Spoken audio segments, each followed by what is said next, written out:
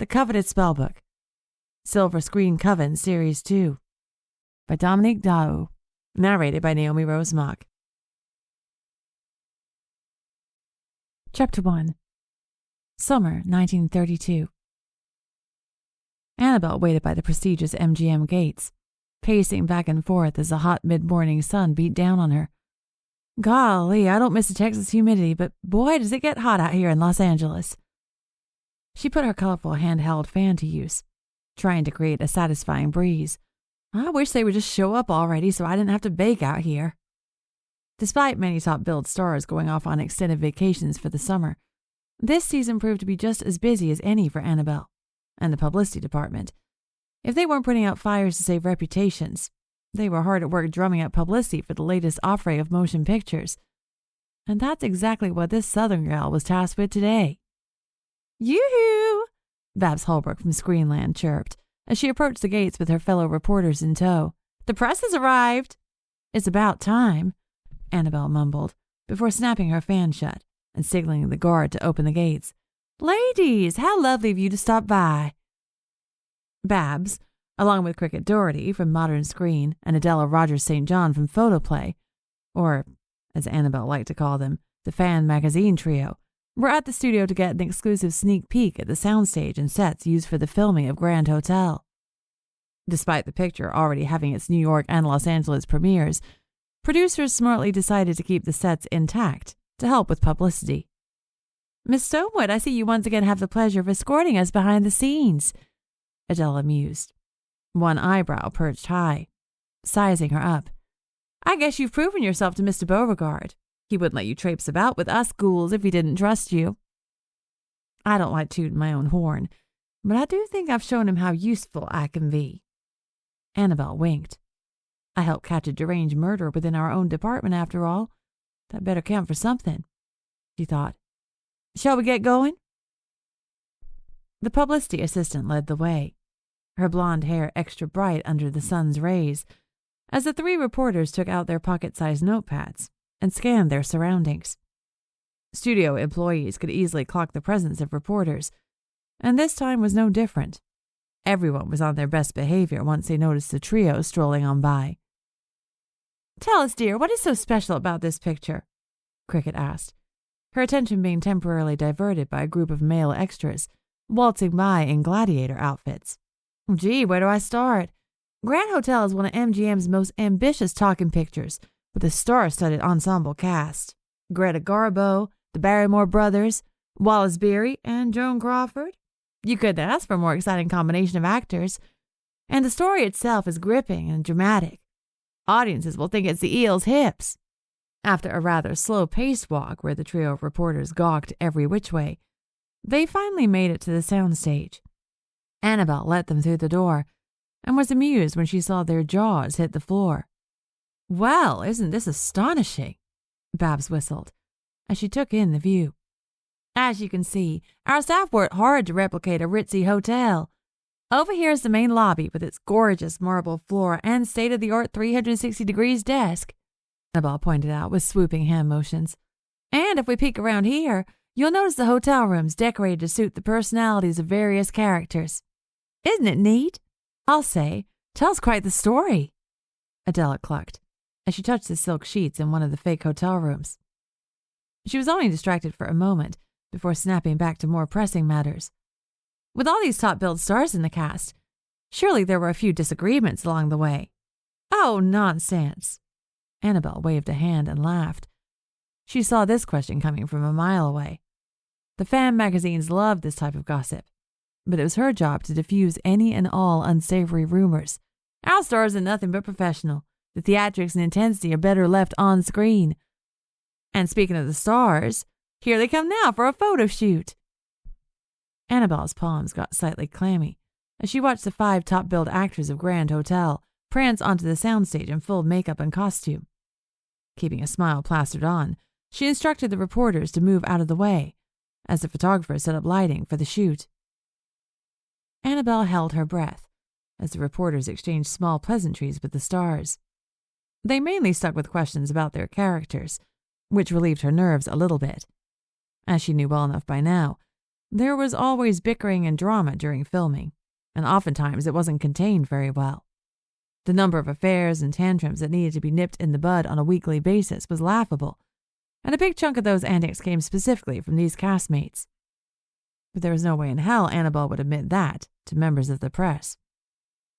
Once the lighting was set up, the 3 dames came and stood by Annabelle to watch the photographer do his work. He instructed the actors into poses that caught the light at just the right angle, and this delighted the trio to no end. "I sure hope we get some of these publicity stills. They're magical. Look at how exquisite Miss Garbo looks in front of the camera," Cricket exclaimed. "She is one of our biggest box office stars for a reason," Annabelle replied. Greta Garbo was also a very quiet and private person, who Annabelle had kept bumping into during her first weeks in the publicity department, when she was trying to solve a murder on set and help rising star Clover Halliwell through some personal troubles. She always bumped into Miss Garbo at the most inopportune times, and was certain the Swedish star thought she was loony. The thought made her cheeks go red. After another hour of fielding questions, both formal and nosy, Annabelle escorted the dames back to MGM's front gates. It occurred to her that she had developed a rapport with these journalists, which was no small feat for a new publicity assistant. It was a delicate balance between the two professions, trying to divulge just the right amount of information to keep the public intrigued, without going overboard. "You are right. This picture seems grand indeed." Babs shook Annabelle's hand with a vigor that startled her. "Please do send over the publicity stills at your earliest convenience. They will match up perfectly with my article." Adela shot the other dames a side eye. "My readers will be over the moon about it." "Don't forget Modern Screen as well, honey. We do have a very young and hip readership." Cricket shot Adela a scowl. "Chorus, I'll make a note of it. Have a nice afternoon, ladies." Annabelle stifled a giggle as she watched the 3 fan magazine reporters bicker as they walked away, trapped in a competition of their own. Showbiz sure is a strange business. Chapter 2. After such a hectic morning fielding an onslaught of questions, Annabelle was famished. She hightailed it to the commissary, the thought of a cucumber sandwich and a refreshing cola nearly making her drool. Certain departments had set lunchtimes while others were dependent on how production was going, making the commissary packed with studio employees all day. Annabelle waited patiently in line, humming the latest Ruth Edding tune to keep her sane. She picked up her sandwich and beverage once she made it to the front of the line, then pivoted to her usual table in the far corner, where her friends were already waiting. It wasn't a snazzy private seating area like Louis B. Mayer and Irving Thalberg had, but it did the trick. May, Velma, and Mila smiled and made space for her as she approached. "Hey there, Goldie. Your hair looks like it's gone a few shades lighter," May commented, between bites of her tuna salad. "It always happens during the summer months when the sun's beating down on my head." Annabelle waved the comment away and took a huge bite of her sandwich. "Golly, I was hungry." "So how'd it go with those gossip gals?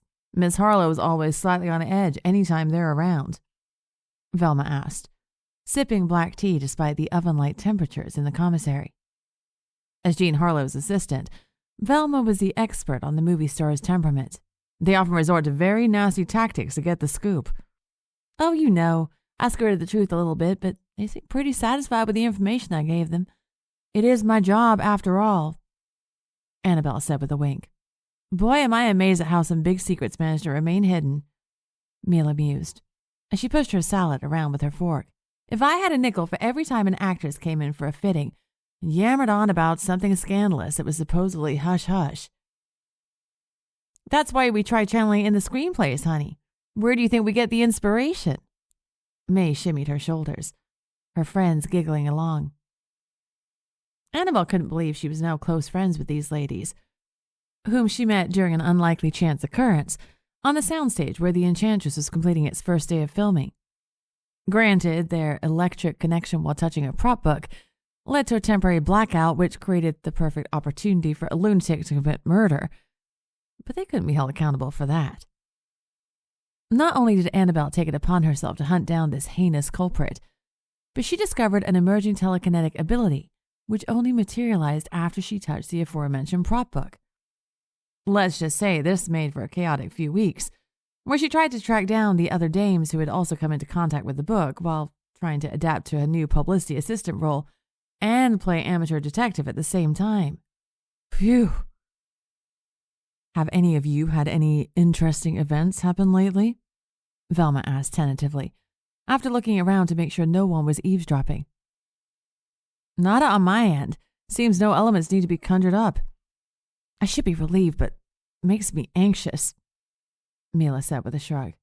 You? I've been getting minor visions here and there, but nothing worthwhile. I wish I could control the input somehow. It can get quite exasperating. Velma frowned. So much for a passive power.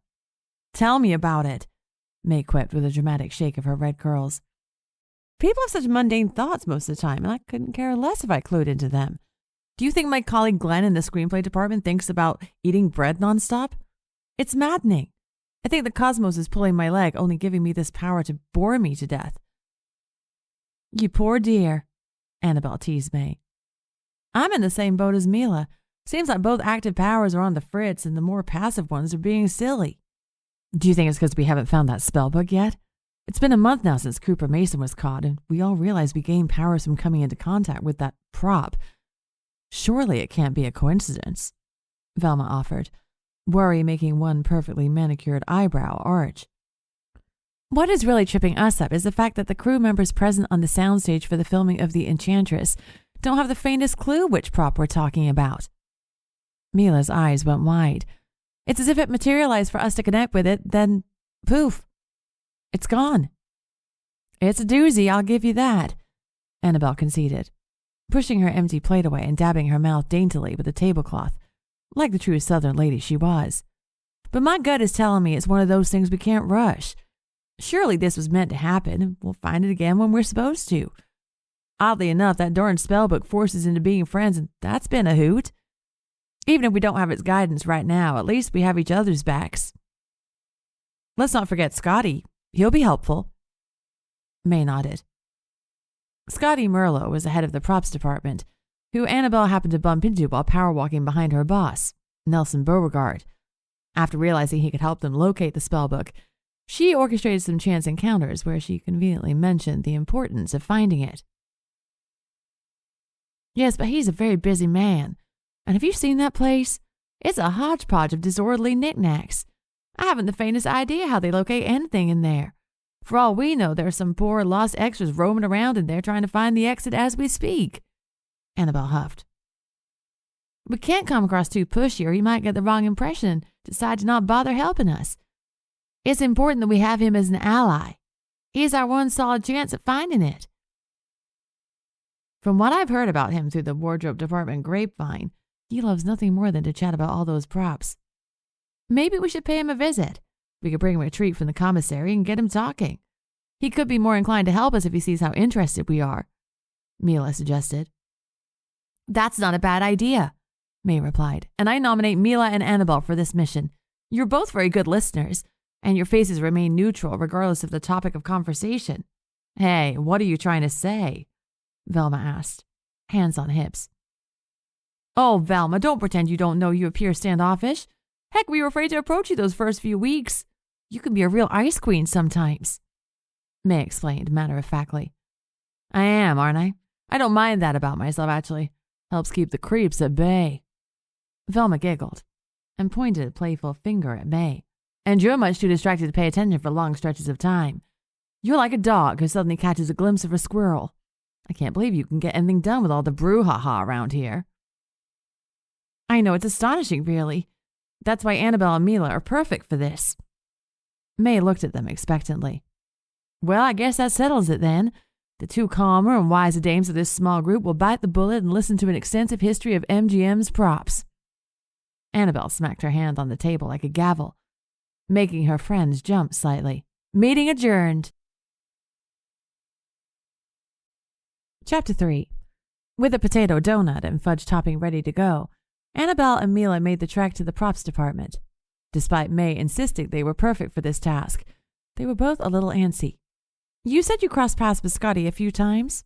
Mila asked, her gaze straight ahead as they skirted around a trolley filled with extras decked out in ballerina tutus. Yes, on purpose. I guess he's a creature of habit and sticks to his routine, so it was rather easy to plan. I tried mentioning the Spellbook in passing, and I could tell it piqued his interest, but I hadn't the faintest clue if he's made an attempt at finding it yet," Annabelle explained, hoping he at least looked around a little bit. "Well, I guess it's a good thing we're stopping by. I sure hope he doesn't think we're pushy," Mila said, trying to shake off her nerves. "Nonsense, we'll be as cool as cucumbers." Annabelle gave her a pat on the shoulder as they approached the front door. "Here goes nothing." They stepped inside and were surprised by what they saw. This department wasn't remotely organized like the others. There was no front desk area with a receptionist diligently taking calls. Instead, it was a wide open space, with no natural light peeking through, and very minimal overhead lighting. There was an array of furniture strewn about in some form of orderly fashion, with long tables stacked with smaller inanimate objects actors had to interact with during scenes. "This reminds me of my abuela's house, but she didn't think of renting out her junk," Mila commented, picking up an ornate handheld mirror and gazing at her reflection. "She could have put her unhealthy habit to good use." "It's mighty gloomy in here. I don't like how that big dresser is casting a warped shadow against the wall. Looks like a giant coyote," Annabelle noted with a shiver. Although the sun was treacherous outside, she would much rather cook out there than be in this strange space. "Can you see anyone?" "No, but I hear voices echoing somewhere." Mila grabbed Annabelle's hand and forced her along. "Let's find this Scottie fella." They weaved through a maze of partitions, lounge chairs, and taxidermized bears until they found the source of the voices. A middle-aged man with a sparse comb-over of gray hair was perched atop a stepladder, instructing delivery men to unroll an extremely long carpet with intricate Egyptian gold detailing out on the floor. "Please be delicate, gentlemen. This carpet has come a long way, and I'd hate to see it ruined now. You need to unroll it a little more." The man on the stepladder turned his attention when he noticed the two dames standing at his right, gawking at the carpet. "Annabelle, what a pleasant surprise." "Hello, Scottie. My friend Mila from the wardrobe department wanted to stop by and see what you hide up in here. I hope we're not catching you at a bad time. We brought you something sweet." Annabelle held out the donut. She swallowed her unease of this building and switched on what she liked to call her congenial personality. "Well, isn't that the berries?" Scottie exclaimed, turning his attention to the delivery man before stepping down the ladder. "That'll be all for now. Thank you, gentlemen." Scottie Merlot, the head of the props department, could rarely say no to a treat. He didn't hesitate to grab the donut from Annabelle's outstretched hand and took a healthy bite. He had overseen this department for over a decade now, which basically meant he had started accumulating props even before Metro-Goldwyn-Mayer managed to create MGM, as it was now known. He had been there at the inception of this prestigious motion picture studio, and it didn't hurt to butter him up a bit before they had to double down on their requests for his help and insight. "This is very impressive," Mila offered. "You must have an intricate system in order to keep track of everything." "Of course, I have these numbered tags I place on each item, and I write them down in 2 catalogs, one to track the number and origin of the item, and another to know which production they're being used in," Scottie explained after swallowing the rest of his donut with a satisfied sigh. "Not only is the history of the items fascinating, because I search high and low to find the best prices, but the stories they gather from being on set are a hoot. See this red velvet lounge chair? We had fixed one of the legs because John Gilbert and Greta Garbo were too intense during a kissing scene." "Oh my, I bet the cameraman got a laugh out of that," Annabelle chimed in, although she was sure that timid Garbo was more likely mortified by the ordeal. "And this coat stand with brass details turned into a weapon once." Erich von Stroheim, who was directing Queen Kelly at the time, became enraged when he noticed Gloria Swanson and Joseph Kennedy were visiting what was supposed to be a closed set. Turns out there was a bit of bad blood there, and Miss Swanson had no grievances about parading around with her lover while still married. Scottie stage whispered the last part of the story, even though no one else was around. Annabelle and Mila followed Scottie around for an impromptu tour, filled with anecdotes for each item they crossed, even for something as commonplace as a pocket watch. These stories were interesting, but they came here with a purpose, and they were trying to find the perfect gap in this one-way conversation to mention the spellbook. You see, I instruct my team to catalog everything extensively, but really all the fun tidbits are up here. Scottie tapped his noggin. Seems the whole history of these props is kept in a secure vault in my mind. You don't say. That's impressive, to say the least. Mila held her breath before saying the next part. What about the red spellbook from the Enchantress? I'm sure it has some bewitching stories as well. Yes, Annabelle had mentioned that book. It's rather strange because I can't find it listed in my catalogs. I don't remember seeing it myself. And I make it my job to approve everything you see here. Scottie frowned. I'm starting to wonder if it's materialized on its own or someone snuck it onto set without getting our department's approval. Dearie me, that would make it a pain to track down. Annabelle blurted, her exasperation clear in her tone. Why are you gals so hell-bent on finding it? Is there something you're not telling me? Scottie leaned in with a mischievous grin. There is something rather important contained in it. Mila started off, hoping her friend could come up with a plausible fib that would intrigue this gossip-hungry man. As you must know, this was the last picture Clover Halliwell filmed before she decided to take an extended trip to Europe, and that whole nightmare happened with Chuck Thorne being murdered on set by her obsessed fan. Annabelle scrunched up her face to drive the feeling of worry into her audience. She opened some of those horrific letters by the killer while on set, and she confided in me that she hid them between the pages of the red spellbook, not ready to face them. And now that this ordeal is behind her, she doesn't want someone stumbling upon these deranged letters and using them to exploit the scandal again. She sent me a telegram asking me to find the spellbook, to take out the letters and destroy them. Gee whiz. Those letters must be horrible, Scottie said, with a glint in his eyes. The story had definitely caught his attention. Do you see why we were hesitant to tell you? We need to find the spellbook and keep things on the down low. Miss Halliwell has been through enough, Mila added for good measure. Not to worry, ladies, your secret is safe with me. Scottie winked. I'll do my best to find this book pronto.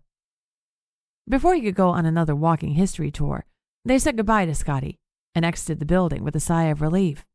We can cross that off our checklist now, Annabelle said, shielding her eyes from the blinding sun. Good call coming up with that story about Miss Halliwell wanting us to find the book. He seemed more than eager to go on a scavenger hunt. I just hope he doesn't go blabbing about it to everyone, Mila said, as she repositioned her raven braid. He's harmless. He likes to gossip, that's all. He won't find any letters either way, but I do hope he finds a spellbook for us soon. If anyone on this entire lot can do it, I'll bet some kale on him. Annabelle whipped her handheld fan out of her pocket and aimed it at her face. Chapter 4. Hi, Annabelle. Lovely day, isn't it? Ginny greeted her when she walked through the front doors of the publicity department.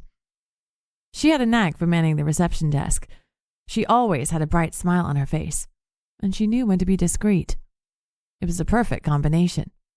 And it's a busy one. What I wouldn't do to be lounging on the beach with an ice cream cone right now, Annabelle replied, wanting to cool down after her fourth brisk walk across the lot that day. She was looking forward to sitting down for a few hours and handling paperwork.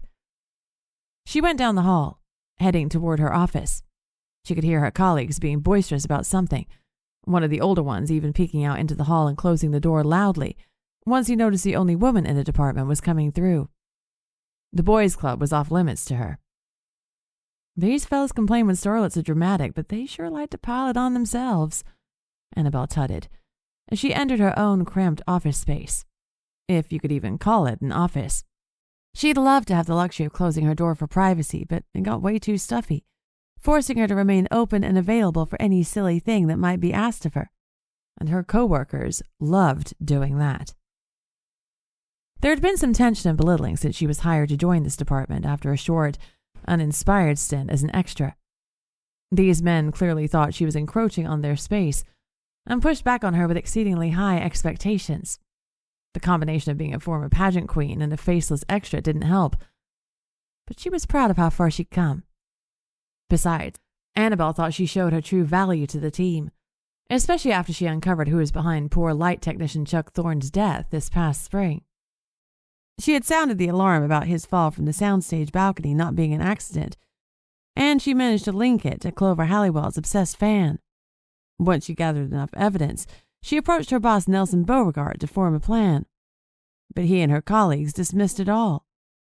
Annabelle, the silly dame, was making a fuss over nothing, of course. But they sure were flabbergasted when it all ended up being true, and the murderer ended up being an employee of our department, no less. Annabelle mumbled to herself as she sorted out telegrams into a neat pile on the corner of her desk, loving the satisfaction of tidiness. To say it was a shock to find out Cooper Mason was Clover Halliwell's deranged fan who killed her married lover was an understatement. The fact that Annabelle Stoneward, of all people, had managed to connect the dots leading to his capture was dumbfounding to them. Since then, she could detect a small shift when it came to their perception of her. Her boss, Nelson, was now respectful of her since she had gotten him out of hot water on numerous occasions, and the rest of the department half-heartedly followed suit. When she spoke up in meetings, she could detect a mixture of admiration and resentment on their faces. In other words, they were impressed by how clever she was, but they were peeved it was making her stand out instead of them. She possessed an insight and nerve they never would have. "Knock, knock," Nelson announced, as he knocked rather forcefully on her doorframe. "Speak of the devil," Annabelle mumbled. "What was that, Stonewood?" Nelson cocked his head. "Oh, it was nothing, just talking to myself." Annabelle waved a hand to clear the air from her thoughts. "What can I do for you?" "How'd it go with those gossip vultures this morning?" he asked, stepping into her office and lighting a cigarette. "They behave? I once had to stop a fistfight between Cricket and Marie Dressler, of all people." "It was no clam bake, but they seemed rather satisfied with the tour and sneak peek at the photo shoot," Annabelle replied. "They didn't try pulling any fast ones on me this time, but I did notice some tense competition amongst each other, which was amusing." "I guess there has to be a top dog for those silly magazines, too. Being a fast writer must be a hot commodity for them. It's always about who breaks the story first." Nelson sighed and shook his head. "I had a lengthy meeting with Mayor and the higher-ups this morning. Turns out MGM will be hosting a big picnic cookout to celebrate the Summer Olympics here in Los Angeles." "How exciting!" Annabelle exclaimed. She was a big fan of outdoor sports, and she was looking forward to catching a few of the events herself. "Not all the nations have arrived yet, but the ones who are already set up at the Olympic Village are invited," Nelson explained. "It's going to be one hell of a cookout. We have assistants from various departments helping out, and I'm assigning you to this project." "I positively love a picnic cookout. We have a big Southern cookout every 4th of July, and it is a hoot. We invite the entire extended Stonewood family, which is quite a big bunch. Everyone has a grand old time, although someone always gets too deep into the moonshine and hollers on about how armadillos are evil and they're trying to take over the world. Usually that's Uncle Ricky." Annabelle blabbered on. "I wouldn't get too excited if I were you. This requires a lot of planning." Nelson shot her a quizzical look before continuing. "There'll be a few star speeches at the beginning, so those need to be written up and delivered. Then we need to organize decorations and plan out some fun games. This will be like a musical production. It needs to be perfect. Of course, we'll need to coordinate some extensive tours of the lot and have some fun facts prepared. We need to view this as an opportunity to promote our motion pictures and studio to the foreign masses. Think of it as a publicity pageant of sorts." "I already have some game ideas up my sleeve, cornhole being an obvious choice." Annabelle was scribbling things down in her notebook. "And I'm sure they'll go on without a hitch, especially with no moonshine in sight." "Oh, one more thing. The cookout is this Friday evening," Nelson added, as he calmly exhaled rings of smoke. "This Friday? Jiminy Christmas!" Annabelle nearly shot through the ceiling. "But there's so much to prepare." "You're a smart gal. You can sort it out." Nelson shrugged before slowly walking out of her office. "I'll put you in contact with the others helping out. It'll be fine and dandy. You just gotta hop to it." "There's no need to panic," Annabelle told herself, taking a deep breath. "I love cookouts and I'm great at planning. I usually have more time to coordinate a whopper of an event like this, but I'll be all right. I'll just need to forgo sleep and dedicate every waking moment to this shindig." Chapter 5. "Rats, why is this trolley so darn bumpy?" Annabelle grumbled. She was hunched over in a rickety seat on the red car, frantically trying to write down ideas in a notebook sprawled across her lap. Her mind was still racing with spiffy decorations and games for the Olympic-level picnic cookout, Mr. Beauregard had unceremoniously dumped on her, and she knew it was always best in this case to write them down before they slipped out of one ear. But her current mode of transportation was making it hard to avoid nauseousness. Annabelle was so absorbed by the ping-ponging of thoughts in her brain that she nearly missed her stop, having to raise her voice to prevent the driver from closing the doors on her and continuing with his route. He shot her a dirty look, but she countered with one of her pageant-winning smiles before hopping off, her notebook clutched to her chest like a baby. "Not a soul in sight, as usual," she quipped, as she entered the boarding house and closed the door behind her. She sighed dramatically as she crossed straight into the kitchen to pour herself a glass of water. It was only once she downed her glass that she noticed someone had scribbled a message on the notepad next to the communal telephone in the hallway. Whoever wrote it down did so in a hurry, but after a little effort she managed to sort it out. "Isabel, your mother called from Texas. Give her a ring when you have a chance." "I'll take a wild guess this message is for me. I'm the only one from out of state living in this place." Annabelle laughed. "It's a shame they didn't get my name right, but at least they remember where I came from." Annabelle picked up the receiver and waited for the operator to connect her all the way to the Lone Star State. She looked around, trying to find a good spot to have this chat. Luckily, the telephone's extension cord was long enough that she could drag it out to the small porch, out beyond the kitchen. She sat down on the old wooden rocking chair and waited for her mother to pick up. She sent letters home every week detailing how things were going, but she had an inkling of why her mother was calling. "Hello, Stonewood residence." Her mother's voice finally crackled on the other line after a full minute of ringing. "Hi, Mama, it's me," Annabelle replied, butterflies suddenly skittering around in her stomach. It was the first time she heard a family member's voice since she moved out to California. "Oh, my darling, I've been waiting for your call," her mother chirped. Mary Belle Stonewood was a kind and soft-spoken housewife who knew when to be direct and stern. Despite her father, Clinton Stonewood, doing all the manual labor around the farm with Annabelle's 3 brothers, Billy, Will, and Tim, it was widely understood that Mary Belle was the one running the place. Not only did she manage their farming business, but she also managed their only daughter's pageant career. Fellow competitors and judges always got a kick out of the striking resemblance between mother and daughter, although Mary Belle's hair was much more golden, what with all her time spent ordering the men around under the sun. "Is anything wrong? These calls across state lines ain't cheap," Annabelle exclaimed, her drawl always becoming more pronounced when she spoke with family, or anyone remotely southern for that matter. "Did Tim fall off a horse again? That boy's beyond reckless, I tell you." "Sweetheart, you can be such a worrywart sometimes." Her mother laughed. "Everyone's fine. No broken bones to report. Actually, I'm the one worried about you. Worried about me." Annabelle tried making her response sound as nonchalant as possible, but she wasn't sure it was coming across that way.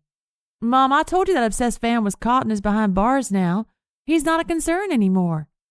You should have seen the look on your father's face when I read your letters to him. He couldn't believe this was all going on behind the scenes at a major motion picture studio." Mary Belle cleared her throat. "But it's not about that. I could sense even in writing that you were holding back. I gave birth to you, Annabelle Stonewood, and I've rarely seen you hold back since you came into the world. But that's what I'm sensing when I read your letters. Now, let's be on the level with each other. Something bothering you?" "The solving of a murder wasn't enough excitement for you, Mama?" Annabelle guffawed, trying to downplay the situation. She had been extremely close with her mother her entire life, always confiding in her about even the most mundane happenings. But now that she had a pretty hefty secret power to hide from her, it seemed like an insurmountable task to not blurt it out. And clearly her mother had picked up on it. "Like I relayed in my letters, the switch from extra to publicity assistant hasn't necessarily been smooth sailing, and you know how much pressure I put on myself to do well. Just a small-town girl from the country who's trying to make things work in the big city." "You sure, honey. If it's all too much for you out there, you can always come home," Mary Belle replied. "No one will think any less of you. Positively, that's all it is." Annabelle sighed, a tinge of homesickness coursing through her. "But I do like it here, I promise. And you know how stubborn I am. I don't give in that easily." "And how I love that hard head of yours despite the headaches it's caused over the years." Mary Belle laughed, We'll give 'em hell if you need to, and you know where to find us if you need some life counseling. Thank you, Mama. I appreciate you taking the time to call me." Annabelle's eyes were tearing up. "Now, I gotta get going. I'm helping organize a big picnic cookout for the Olympic athletes in town. It'll be at least 10 times bigger than the yearly Stonewood barbecue. I'll tell you all about it in my next letter." "Golly, make sure there's no moonshine in sight," Maribel exclaimed. "Goodbye, Annabelle. I'm already looking forward to your next letter." Annabelle put the receiver down and stared straight ahead at the setting sun, her heart thumping in her ears as she briefly pictured herself back home on her parents' porch. It was the first time she had lied to her mother, and it didn't feel good at all. She had formed friendships based on these bewildering powers that emerged within each of them, and it was all too new to open up about with anyone outside their small bubble. What if her family thought she was losing her marbles and dragged her out of town kicking and screaming? No, she couldn't take that risk. "Maybe it'll all make sense once we find a spellbook, and then once things settle down, I could talk about it with Mama," Annabelle whispered, as she rocked back and forth in the old chair on the shabby boarding house porch. The possibility she didn't even want to contemplate was the one where she could never tell anyone else about this new gift of hers. She pushed the thought way down and locked it away in the recesses of her mind. Who knew being gifted with a snazzy power would lead to such a heavy secret? Chapter 6. With all the running around and preparations going on, Annabelle hadn't noticed the rest of the week fly by, and here she was lugging herself through the studio gates on Friday, knowing this was the last blitz of setup before this evening's Olympic picnic cookout. "It's a big day, Miss Stonewood," Nelson Beauregard barked as he waited for his assistant outside the doors of their building, his tone for both excitement and anger sounding eerily similar. "It sure is," Annabelle replied, grateful she'd forced down a cup of bitter black coffee from the boarding house kitchen before her morning commute. Her boss always seemed to be in an excruciatingly good mood when she felt run down. "I want you to give 110% today. Just think of it as one of MGM's grand productions," Nelson explained as he opened the door and let her in. He stepped in the reception area to continue their conversation. "The festivities won't be caught on film, but the expectations are still high." "Yes, I'm aware. We've received all the games and decoration supplies. They simply need to be set up," Annabelle said, knowing they need a small army to get the whole hoopla finalized before all those foreign athletes showed up for some well-deserved barbecue. "Not to worry, all departments have freed up reinforcements today, including Ginny. She'll be there as well." Nelson turned to face his timid receptionist. "Isn't that right?" "Am I?" Ginny pointed at herself quizzically, Nelson's stern nod leaving her no other option. "Yes, I am." "Splendid. Not to worry. Us fellas can manage ourselves for a day without you. Now, off you go. Those decorations aren't going to hang themselves," Nelson quipped as he shooed them out of their department. "Isn't it pleasant being bamboozled first thing in the morning like that?" Annabelle asked, as the two dames started walking. "I had an inkling I'd be asked to help. It's too bad we won't witness our colleagues trying to manage the telephone and the appointment calendar. That'd be a hoot." Ginny giggled, readjusting her glasses. The main area for the picnic cookout was on the opposite end of the studio lot, on an enormous space of open field that, when shot from the right camera angle, looked like the beginning of a rolling countryside. It was definitely the most natural-looking space for such an event, and Mr. Beauregard wasn't kidding when he said there'd be reinforcements. This picnic basically had a whole production crew running around left and right to ensure everything was up to snuff when they called action on this shindig. "Jeepers, what do we help with first?" Annabelle exclaimed. She pulled her checklist out of her pocket, going down the list to see where they'd be useful. "Annabelle, over here!" Mila called from a distance, waving them down. Well, look who also got roped into this fiasco," Annabelle teased, as she walked up to her friend with Ginny in tow. "Ginny, this is my friend Milagros from the wardrobe department. Mila, this is Ginny, our receptionist." "How do you do?" both shy dames said in unison, before laughing. "My supervisor insisted I add some glamour to the potato sack race." Mila lifted a few brightly colored sacks, which were clearly made from higher-end material than the usual variety. "And I've been sewing non-stop. They're expecting quite the turnout tonight." "You don't say." Annabelle looked around at the sea of sacks surrounding her friend. There were at least 100 of them. "How big is this race going to be? Here, let us help you set these up." The three of them started sorting them out in color-coordinated piles and placing them in designated spots. They were at it for about 10 minutes before Annabelle was called away by various assistants. She had somehow become the head organizer after she took it upon herself to coordinate the handful of star speeches and the order of the lot tour. Now everyone bombarded her with questions. Miss Crawford has an extensive nighttime beauty routine when she is needed on set early, so please don't schedule her speech later than 6 o'clock. We're filming a Mad Scientist movie on Soundstage 9, and it's important that no one touches the props. They're extremely sharp. Do you think we should have a troupe of singers and dancers following the group around for the tours, or will that be a tad too much? Annabelle took a deep breath and answered all the questions to the best of her ability. She was both honored and baffled that these MGM employees wanted her opinion. Heck, it was the first time she felt noticed and acknowledged by her peers. When the sea of questions finally died down, she had lost 2 hours of her time. She power-walked back to the spot where she'd left Mila and Ginny, hoping they weren't sore at her for being whisked away. Boy, now I know why Thalberg needs some quiet time. You can't think straight when everyone buzzes around you, Annabelle quipped as she approached her friends. How are things going over here? I see you've made some swell progress. We sure work well as a team. Mila winked at Ginny and got a smile in response. Most of the games are ready. Now we need to move on to balloons. Mila turned and pointed to bunches of inflated balloons tied with ribbons and weighed down with rocks. They clearly outnumbered the fancy potato sacks, which was a shock to say the least. Golly, where should we start putting them? Ginny asked with wide eyes. Anywhere and everywhere, I guess. Annabelle shrugged. Mila, how about you start with those rows of lampposts? Ginny and I will do these wooden signs. Mila nodded and dragged a bunch of balloons to her designated spot while Ginny and Annabelle dragged a stepladder over to a wooden sign at the entrance of the clearing. Are you sure you don't want me stabilizing this contraption? Annabelle asked as Ginny climbed the ladder. I'll be fine. We'll save time if you go tie some balloons to that cluster of picnic tables over there, Ginny replied. If you say so. Annabelle grabbed her own cluster and got to work on the picnic tables. Things seemed to be going smoothly. Nothing broke, and no one had gotten into a fight.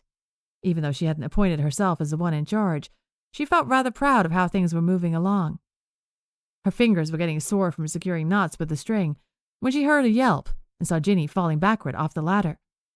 Annabelle was too far away to physically help, but without a moment's hesitation she flicked her wrist, and to her surprise, Ginny magically righted herself. You all right? Annabelle ran over, as did Mila. It had happened so fast that no one else in their vicinity seemed to have noticed the near fall. They probably glanced over when they heard the yelp, didn't see anything out of the ordinary, and got back to work. I was falling off, I was certain of it, Ginny gasped, as she shakily stepped down to solid ground. Then I felt a force push me back into position, but there wasn't a soul behind me. How strange. Mila shot Annabelle a nervous look. I'm sure it was the wind, Annabelle quickly added. The leaves are barely rustling in the trees. Ginny responded incredulously. How would that be? I ain't no scientist, but the wind can do some zany stuff. Annabelle wanted to smack herself on the forehead. If she was going to use her powers to prevent accidents like this, she'd have to come up with some better excuses. Don't forget luck, Mila chimed in. You can never count that out. Well, I think this is as good a time as any to break for lunch, Mila said, after a moment of awkward silence passed between the three of them. I think we could do with some sandwiches. She linked arms with Ginny and started walking, shooting Annabelle a dirty look as she lagged behind. All Annabelle could do was mouth the word sorry. Her telekinetic power had remained dormant for a few weeks now, but it sure chose the perfect moment to make a public appearance. Chapter 7. Thank you all so much for joining us here at Metro Goldwyn Mayer Studios. It's an honor for us to host such talented athletes from around the world. Louis B. Mayer spoke on a small podium in front of the large crowd gathered on the set of an open field. Everyone stood very still to listen to the studio's head manager address them. Even the birds and other ambient noises seemed to hush up for this speech. We have some delightful activities planned for you, so please dig into this mouth-watering barbecue and enjoy yourselves. Annabelle was already exhausted from her day of running around to decorate for this grandiose picnic, and now she had to dig extra deep to find a level of enthusiasm suitable enough for her role as one of the hostesses/go-to persons for all these guests. She had dutifully remained by the gilded front gates to welcome and guide the throngs of international athletes to the designated cookout area, and now that everyone had congregated in the right spot, and Mayor had given his opening speech to announce the start of the meal, Annabelle felt like she'd have a spare moment to recharge and possibly nibble on some ribs. Geez, Louise, you're drinking more coffee? How many cups is that now? Velma chided, as she approached her friend who was hovering under the shade of a tree, off to the side of the hubbub. I've lost count. Must be close to a bucket worth by now. And to be frank, I'm not certain it's having much of an effect other than making me shaky. Annabelle chuckled, watching her hand make the contents of her paper cup quiver. So, what do you think so far? Oh, you know me and my reclusive ways. I wasn't exactly pleased when Miss Harlow asked me to tag along to this social gathering. I'd much rather be at home listening to my radio programs, but what isn't half bad? Velma shrugged. Annabelle followed Velma's gaze to where her boss, the blonde bombshell Jean Harlow, was hypnotizing guests with an elaborate story. That's when she noticed one of the men kept casting quick glances in their direction. Looks like one of those fellas is interested in what he sees. Annabelle nudged her friend in the ribs. Maybe he prefers raven-haired beauties over blondes. That's Nigel Penrith. He's an Australian modern pentathlon athlete, Velma explained, coyly averting her gaze. We've chatted a bit, and he seems like a swell guy. You don't say. Annabelle tried to discreetly analyze him, without blatantly staring. With that muscular physique and that dashing face, he could almost pass for one of our top-billed stars. I know, isn't it the berries? Velma giggled, one of the few times Annabelle had witnessed her put forth a softer demeanor. I do hope we get to talk more before the night is over. Great, so you get to laugh and flirt with an athlete while I'm stuck herding all these people around the studio for tours. That seems fair, Annabelle quipped, crossing her arms over her chest. Hey, don't blame me. You're the one working in the publicity department. Velma gave her friend a wink, as Miss Harlow waved her over. Don't wait up. Her boss seems kinder and easier going compared to mine, Annabelle mumbled, as she watched her friend walk away. Resigned to her fate, Annabelle armed herself with a plate and got some food, strategically eating in a spot mostly hidden from view, so she'd have a moment of peace. She had to admit the barbecue and side dishes were pretty tasty, even if they weren't Southern. After giving their guests enough time to enjoy their meals and chat, she got the ball rolling for the remaining celebrity speeches. They went relatively well, although Buster Keaton's morphed into a bit of physical comedy, which completely omitted the prepared speech she handed over. This knack for improvisation always gave her a bit of heartburn, but everyone seemed to enjoy it. Then came the part she was the least excited about. The big group spread out to play the various games that had been so thoughtfully organized, which also led to a constant flow of small tours around the lot, hosted by none other than Annabelle Stonewood herself. Now over here you'll see an astonishingly accurate replica of Central Park in New York City. Our set decorator team is so talented, they brought the Big Apple to us, she announced, as she started a tour. As we walk along the outdoor sets, you'll notice we've brought to life many different locations from around the world, and through various time periods. Lucky for us, these sets do a splendid job of transporting viewers on screen, which is one of MGM's main goals in customer satisfaction. The group of about a dozen foreigners in front of her were an odd combination of transfixed with what she was saying, yet too distracted by all the hoopla to fully pay attention. Annabelle had never met Olympic athletes before, but she assumed they followed strict schedules at all times, meaning this picnic cookout abroad could be their one time to let loose before the big sporting event started. This created a palpable excitement in the air, and it didn't help that some cheeky guests clearly snuck in some hooch. Annabelle soldiered on as best she could, keeping a steady pace, as she moved past the sound stages where she listed the movies currently in production. Then she encroached on the big department buildings, having to paint a vivid image of what went on behind closed doors, since she couldn't traipse in there with loose guests. And here we have the props department. They have the hard task of decorating the sets you see on screen, including all the tiny details like pens, books on shelves, and whatnot. Annabelle paused in front of the building to give a little spiel.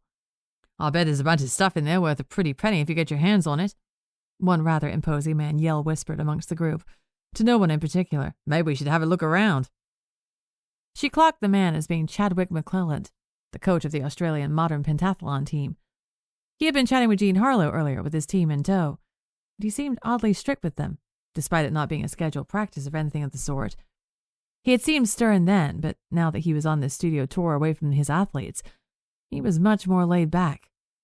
Even a little too laid back. Maybe the hooch was to blame. I'm afraid that won't be possible. Our security team won't allow it, Annabelle addressed his comment, noting it was now the third time this Aussie fella alluded to taking something with him as a party favor. It wouldn't be the first time some visitor left the studio with an MGM souvenir to then try to pawn it off to make a quick buck. Shall we keep moving? Next up, I can give you a sneak peek of some sets which are being built for some secret projects. The group started moving away from the props department when Annabelle noticed Scottie walk out the front door and wave at her. His colleague Ethel came out behind him with her face all scrunched up, creating an odd contrast to Scottie's usual exuberance. "We need to talk," Scottie mouthed, comically cupping his mouth to little effect, since he wasn't yelling. "Busy. Monday," Annabelle mouthed back. The last thing she wanted was for this tour to get overrun by one of his long-winded anecdotes. Scottie was a nice man, but bless his heart, he could get chatty. Scottie looked slightly disappointed, but nodded in agreement. He turned around and nearly bumped into Ethel, clearly not knowing she had been standing right there. He did a comical move with his arm before they both snuck back into the props department. "Is it true Mayor himself is trying to ruin John Gilbert's career?"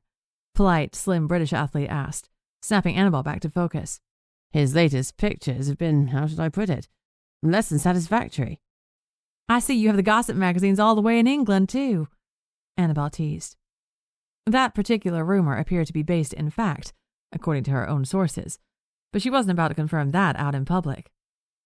"It's a bunch of baloney. Why would the head of this prestigious studio purposely try to destroy the career of a top-billed star who's brought in a hefty sum for us?" That seemed to open the floodgates with the semi-scandalous questions. Turns out athletes could be just as nosy as journalists.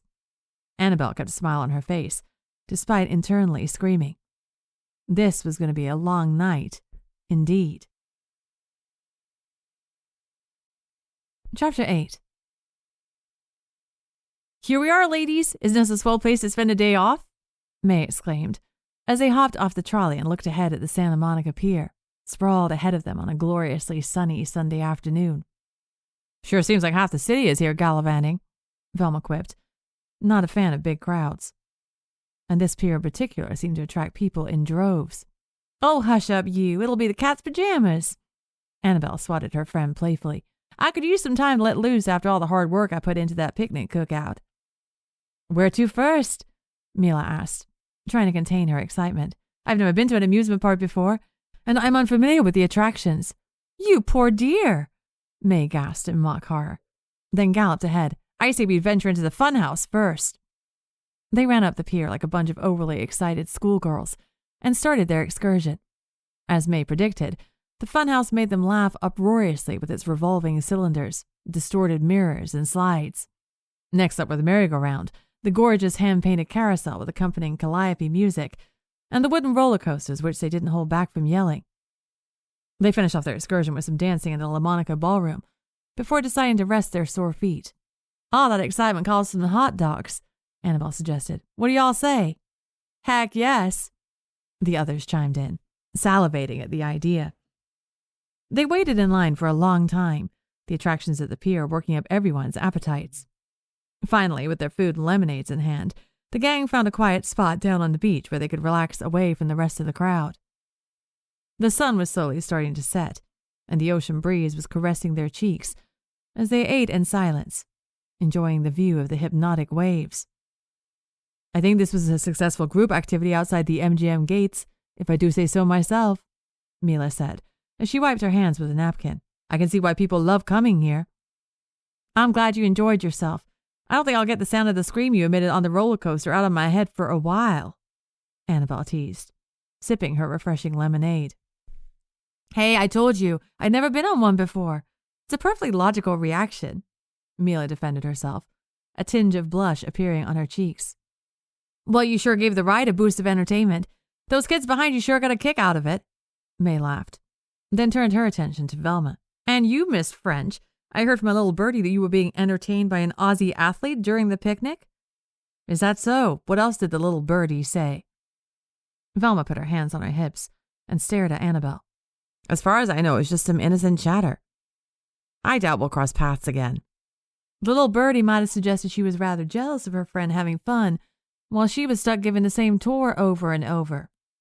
Annabelle shrugged nonchalantly. "Did everything go well at least? You must have been pooped after a day like that," May responded. I bet I could give some top-notch studio tours. Point is to keep them on track, honey. You can do that with your writing, but not so much in person, Annabelle replied. And yes, I'd say overall it went well. Although I did have a telekinetic flare-up earlier in the day when Ginny almost fell off a ladder when we were setting up decorations. Boy, was that unpleasant. But I think we covered it up pretty well, all things considering. Mila chimed in, always the stable head of the group. And I don't think anyone else was paying attention, so that was a plus. Very true. Annabelle gave her a smile before rummaging in her purse and pulling out a bunch of napkins. Golly, I forgot to have all these snazzy MGM monogram napkins in my purse. The caterer had too many and insisted I hand them out along with the party gifts as the athletes left. They seemed quite excited about them, actually. Anyhow, would anyone care for any? The others reached over and grabbed some napkins for themselves. Only moments after collecting her own little pile, Velma felt that familiar full-bodied jolt as she slipped into a premonition, the outside world slipping away. The image was hazy and dim at first, but started getting into focus. It was Scottie rummaging in a corner of the darkly lit props department, dressers and various desk-like furniture stacked precariously high on the wall behind him. Scottie was so focused on finding something that he didn't notice that imposing stack of furniture tilt forward, and by the time he turned around, it was too late. He released a strangled scream as the tower fell on him. That's when the image started fading away, and Velma snapped back to reality on the beach with her friends giving her a worried look, the MGM napkins clutched in her hands. I have a feeling that wasn't a pleasant premonition, May said with an exhale. What did you see? Mila leaned over and put her hands on Velma's shoulders to stop her friend's slight shaking. It was Scottie Merlot from the props department, Velma said, between sharp intakes of breath. He was somewhere in the props department and rather large pieces of furniture fell on him and crushed him. Jiminy Christmas, Annabelle gasped. I take it it's unclear if he's badly injured or worse? Velma nodded, her face still ghostly pale. This whole ordeal was contradicting the jolly day and setting they were still in. What about time? Was there anything you saw in the room that would indicate when this happened? May asked. I'm afraid not. I have no way of knowing if this already occurred or if it's preventable. Velma gulped the rest of her lemonade, trying to regain her composure. Are you thinking what I'm thinking? Mila glanced at Annabelle. If you're thinking we need to stop by MGM Studios on this splendid Sunday evening, then yes, we're thinking the same thing. Annabelle sighed, getting to her feet. So much for a worry-free day. Chapter 9. Boy, I did not expect our fun excursion on our day off to end like this, Annabelle said, as she nervously fidgeted with her bracelet. I'll say, and what perfect timing for this contraption to be moving at a glacial pace, May quipped, once again glaring at the back of the driver's head. The gals had spent a pleasant Sunday afternoon at the Santa Monica Pier, which was cut short by Velma suffering an unsettling premonition. They were now aboard the red car, impatiently waiting as it did its numerous routine stops on its slow journey to the intersection of Washington Boulevard and Overland Avenue in Culver City, the home of Metro-Goldwyn-Mayer Studios. How are you feeling, Velma? Mila asked, her voice the most calm and soothing of the bunch. I felt better, Velma muttered, leaning forward in her seat and rubbing her temples. I'm trying to trigger another vision, get it to show me more, but it's a bust. I don't think visions are something that can be forced.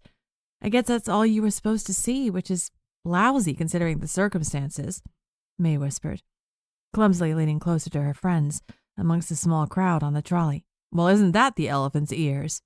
Velma quipped sarcastically. Don't fret, we're almost there, Annabelle added for reassurance, although she was equally on edge. It was officially dark by the time the red car pulled up in front of the studio gates, the last hints of pink sky having faded from view, as the four of them piled out the exit. They ran up to the security guard, who only glanced at them briefly before returning his attention back to his newspaper. Isn't it a little early for the Monday morning shift, ladies, or are you that eager to get back to work?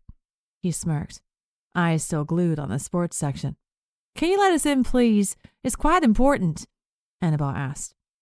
It's life or death, May exclaimed, before clamping a hand over her mouth. What could be urgent on a Sunday night? The guard asked, setting down his newspaper and taking a good look at them. She's being silly. I just forgot something rather important on my desk, and I need to retrieve it now, Velma added, keeping her voice even despite her nerves.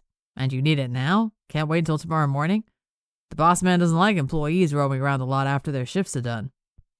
The guard crossed his arms over his chest in what was supposed to be a defiant pose. No, it can't. Velma glanced at her friends and soldiered on.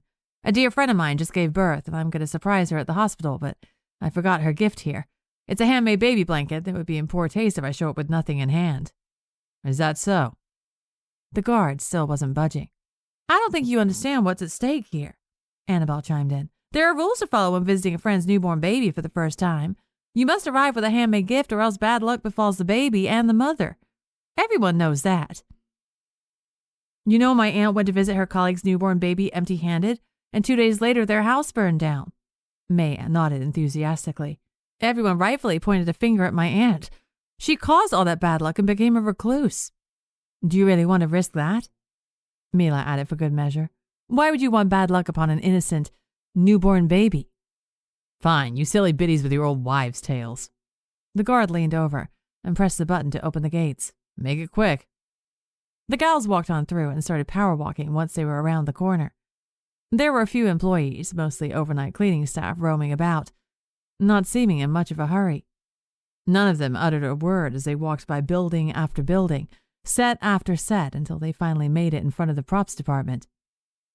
Things seem pretty uneventful from here, Annabelle panted, looking around. Doesn't look like commotion occurred. Maybe we just missed it, Velma asked. I think there'd be quite a hubbub if that were the case. May fanned her face with her beaded purse. Maybe we need to go inside to make sure things are copacetic, Mila offered. We came all the way here, after all. All right, I'll go have a look around, but May needs to come with me, just in case, Velma replied. I had a feeling you were going to force me to go with you. May sighed, leaned down, and picked up a largish rock. I have a weapon for protection. Let's go. Before May could finish her sentence, a scream was heard from deep within the props building. The four of them froze in place as a tall, lanky man with a broom in his hand burst through the door. He's dead! Call security! The man yelled, his voice spreading out into the night air like a foghorn. Are you certain someone is dead? Who is it? Annabelle approached the man, dodging the frantic flailing of his broom. Maybe we need to go check. No, don't go in there. The man gripped her with his free arm, his eyes wild. It's Scottie Merlot. Oh, he's been crushed to death. It's horrible.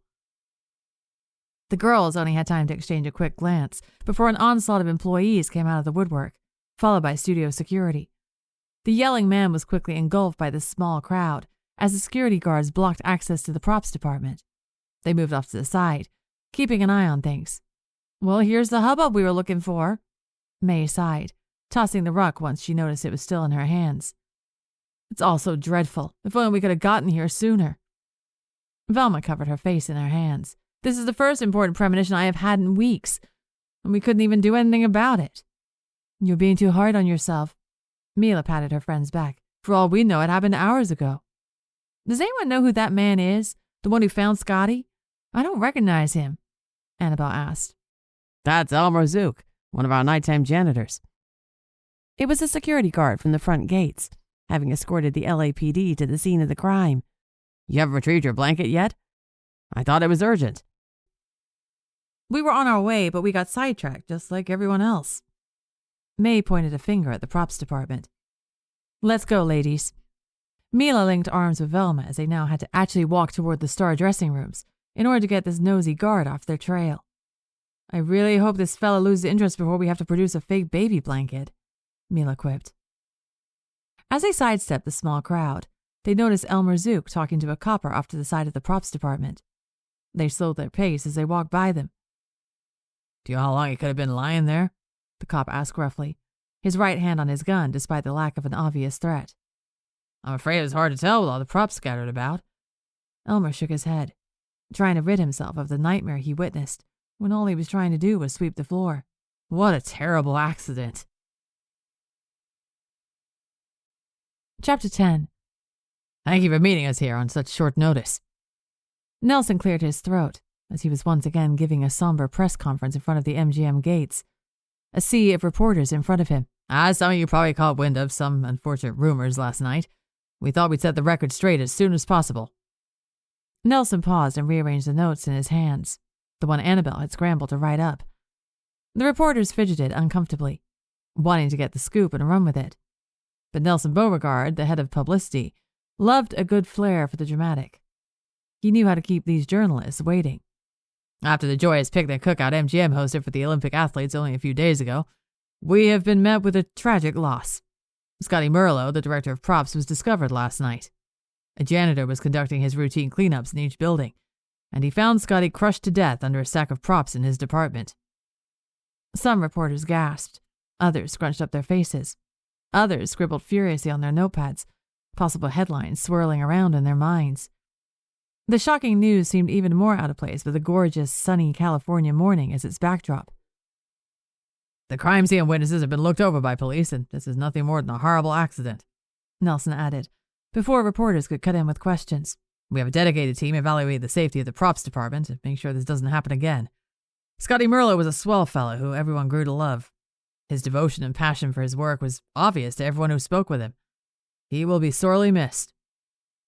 As his speech didn't leave much room or need for questions, the gathering of reporters slowly spread out to go type this surprising bit of news.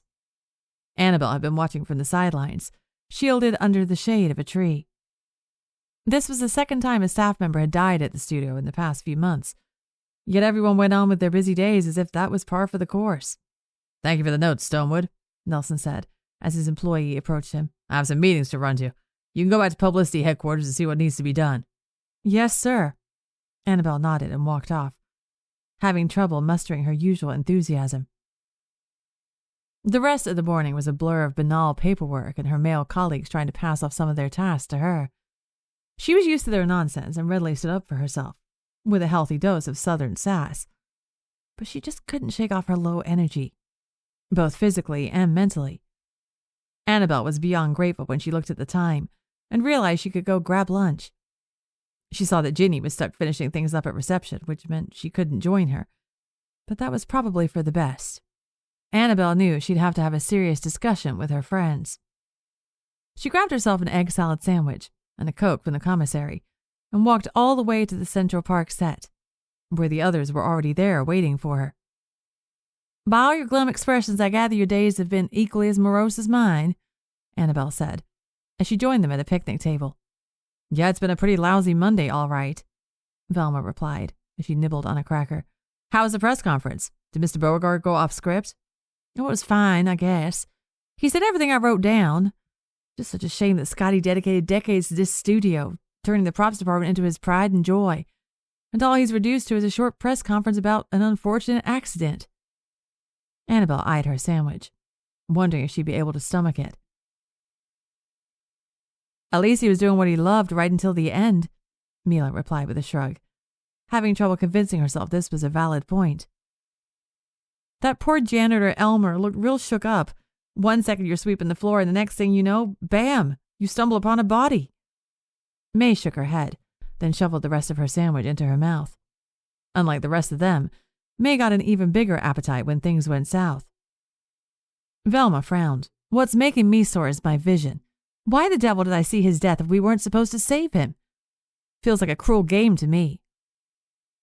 They all fell silent for a moment, staring at the ground as the sun's rays peeked through the trees. Annabelle happened to look up and noticed May was doing her telltale mind-reading face. Looks like she's picking up a signal. She's also getting better at controlling the horrible face she makes, Annabelle commented. Kind of. Velma smirked. Well, out with it, ladies. You were all thinking the same thing, and we shouldn't be afraid to be honest with each other. May stood up and put her hands on her hips, choosing to ignore the comment about her mind-reading face. There is one big reason Scottie Merlot's death feels like a big blow. More to us than anyone else. The gals looked at each other, guilty expressions across their faces. It's the Spellbook, Mila sighed, her voice extra small as she avoided eye contact. Scottie was the only person willing and capable of helping us find it. His death brings us back to square one. Ding, ding, ding! We all thought it, and I got the message loud and clear. May tapped her head. It hurts to hear out loud, but it's true, Annabelle agreed, How unlucky are we that our most valuable resource for finding this needle in a haystack has suddenly died? I hate to point out the obvious, but at least we're alive, Velma quipped. At least none of you has the vision of his death in your noggin. Sorry, Velma, I didn't mean to make light of things. It just adds an extra worry, you know? Annabelle got up and went to give her a hug. Despite her bristly exterior, Velma allowed it. We've managed to get by so far without the book, and we'll keep going until it's found, Mila said, a calm smile on her face. It might just take a little longer, that's all. We'll get through it together. Gee, what would we do without you, Mila? You always know what to say, May replied, patting her on the shoulder. Panic, I presume, Mila blurted, eliciting a laugh from the others for the first time that day. Chapter 11. Mila had spent all night tossing and turning, thinking about what her mother had said during supper after she mentioned Scottie Merlot's death. What a sad thing to happen at your place of work, mija, her mother, Dominga, said, as she plated the bean stew. And you being there when he was found? Oh, that gives me goose pimples. Did you see the body? Her younger sister, Isadora, asked, as she dug into the stew. Isadora! Dominga gave her daughter an admonishing look. She often babied her youngest daughter, even though she was well into her teenage years. What? I was simply curious. Isadora shrugged. No, thankfully we didn't. Based on the way that janitor yelled, I think it's safe to say we were better off not catching a glimpse of the crime scene. Mila shivered. And you said he was in charge of the objects? Dominga asked, pointing a fork at her eldest daughter. Of the props department, yes, Mila corrected her. Despite having moved to the United States from Mexico before giving birth to her children, her mother still struggled with using the correct English words. Props, Dominga nodded, filing the word away for future use, before snapping back to attention. It would be hard for the rest of his team. A kind word can go a long way in situations like this. It wouldn't hurt to go chat with them and express your condolences. You were there that night, after all. I don't know how people go about these things in big American cities, but it's what everyone would do in our small town in Mexico, whatever hardships happened, and it was always appreciated. Mila had gone to bed thinking their family could have used that community support when their father died suddenly the year before of a heart attack. The small number of Hispanics they knew nearby lent a helping hand, but it quickly became apparent that Mila had to go out and find a job, so her mother didn't have to clean hotel rooms day and night to support the three of them. It was tough out there. Many businesses intentionally turned a blind eye when it came to hiring Mexicans, but luckily that wasn't the case with MGM. The wardrobe department put stock in her sewing skills over her ethnicity. By the time her alarm woke her up the following morning, Mila had decided she'd go to the props department and pay her respects to Scottie's team. It didn't have to be something elaborate, as long as her genuine intentions shone through. Can I have that bouquet of orange poppies, please? Mila asked the clerk at the small flower shop on her commute to work. She felt the brightness of the flowers would convey joy and optimism. Unfortunately, joy and optimism weren't the feelings she was greeted with when she clocked into the wardrobe department. One of the most difficult directors on their roster had called in, demanding new costumes for a Myrna Loy picture, which was currently in production. And this fella didn't mince words, barking that he wanted everyone to drop what they were doing in order to get his priority done. Some people truly think the world revolves around them, Mila sighed, as she got to work prepping the urgent outfits with the rest of her colleagues, putting the flowers to the side. It was only well into the morning, once the crisis was under control, that she took her delayed break time to go to the props department. From the outside, the building looked as normal as ever. No obvious outward hint at a tragedy having occurred 2 days prior. She clutched the bouquet in her hands, getting jittery at the idea of walking through the front door. Maybe I could leave them out here, Mila mumbled, although she knew that would look funny, since there weren't any other bouquets nearby. As she was standing there trying to work through her nerves, Ethel Castor opened the door of the props building and stared at her with a look that made Mila feel like she was trespassing. Hello, I came to offer my respects, Mila said, as she extended the orange poppy bouquet toward Ethel, cursing herself for not being more eloquent in this moment. Come in, I'll put them in some water, Ethel replied after an uncomfortable beat of silence.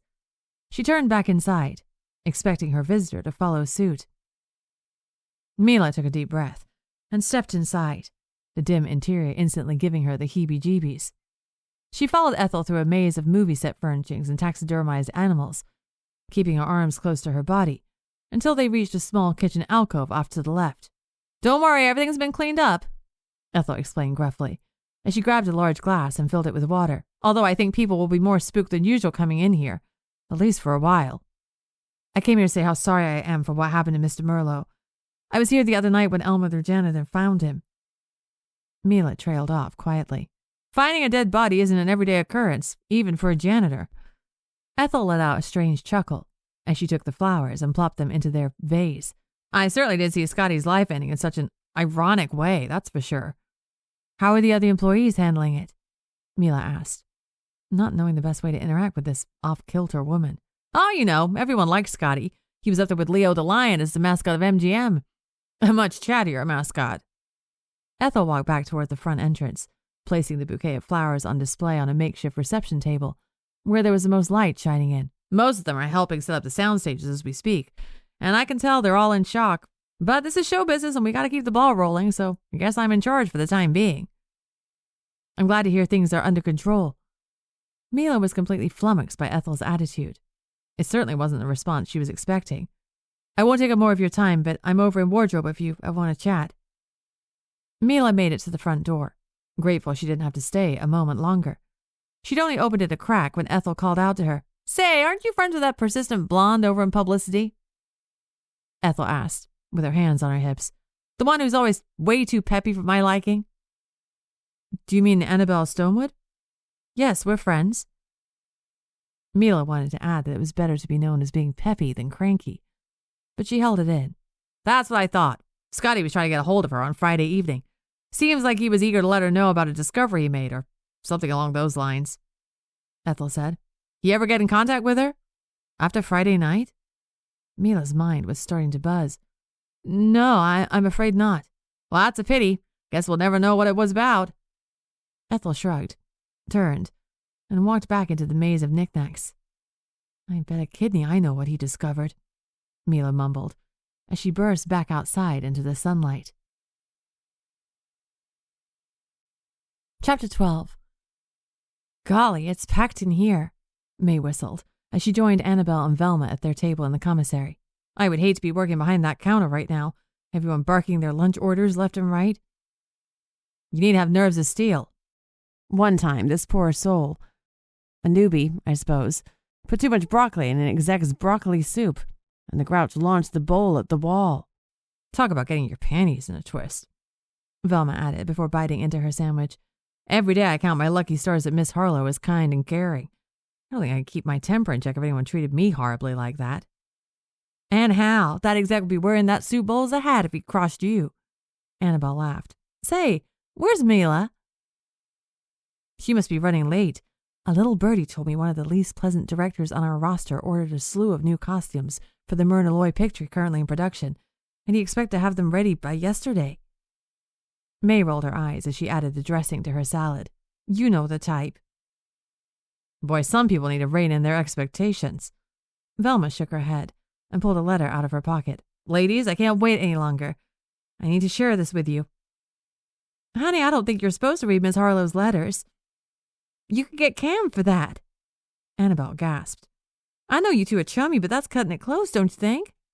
"Oh, don't blow your wig. Yes, the addressee is Jean Harlow, but the letter itself is addressed to me. See?" Velma pulled the letter out of the envelope and turned it around, the opening line clearly indicating it was for Miss French. She pulled the letter in close before her friends could read it. "I bet I know who that's from." May waggled her eyebrows. "Wait, are you telling me that Aussie athlete reached out to you?" Annabelle asked. "I sure am." Velma smiled big. "Nigel and I had a grand old time chatting during the picnic cookout, but their group got chartered away to various activities before he could ask me for my phone number. To be fair, I thought it wasn't going to amount to anything more than a pleasant conversation, since he's only in America for the Olympics, and their coach is very strict about what they can do while in town. But he decided to send a letter to Miss Harlow and address it to me. He thought that would be the best way to reach me, considering the circumstances." "What a smart fella. So he's asking you out on a date then?" May asked, as she cleaned up the remnants of the salad on her plate. "Positively. He invited me over to the Olympic Village to show me around." Velma took a sip of water, nerves flashing across her face. "But I'm not so sure it's a good idea." Why not? I'm sure you'd have a hoot, Annabelle replied. Is it because the entire group might be roaming around too? Yes and no. Nigel and the other athletes are only here temporarily, and I wouldn't want to really take a liking to him only for him to leave in a few weeks. And you know how I can be in big groups. Velma shrugged. A little cold. Yes, we're aware. May teased, Velma throwing a piece of lettuce in her direction. That's a bunch of baloney. You're overthinking it. All you need to do is keep in mind that this is only for fun and for a limited time. Annabelle chimed in. Not many people get to say they've been invited to the Olympic Village by a world-renowned athlete. I think you should accept his invitation. I guess that's one way of viewing it. Velma bit her lip. I think I'll ponder on it a little. I just don't like making rash decisions. Suit yourself. I'm sure Jean Harlow herself wouldn't hesitate to... May was cut off by Mila's frantic appearance, panting as she slid into a chair next to them. Gee whiz, Mila, what's gotten into you? Annabelle was alarmed. Mila was not known to be frazzled, and it put her on edge. I'm sorry I'm late. It's been a horrendously busy morning. Something important has transpired, and I hightailed it here the moment I could get away from wardrobe.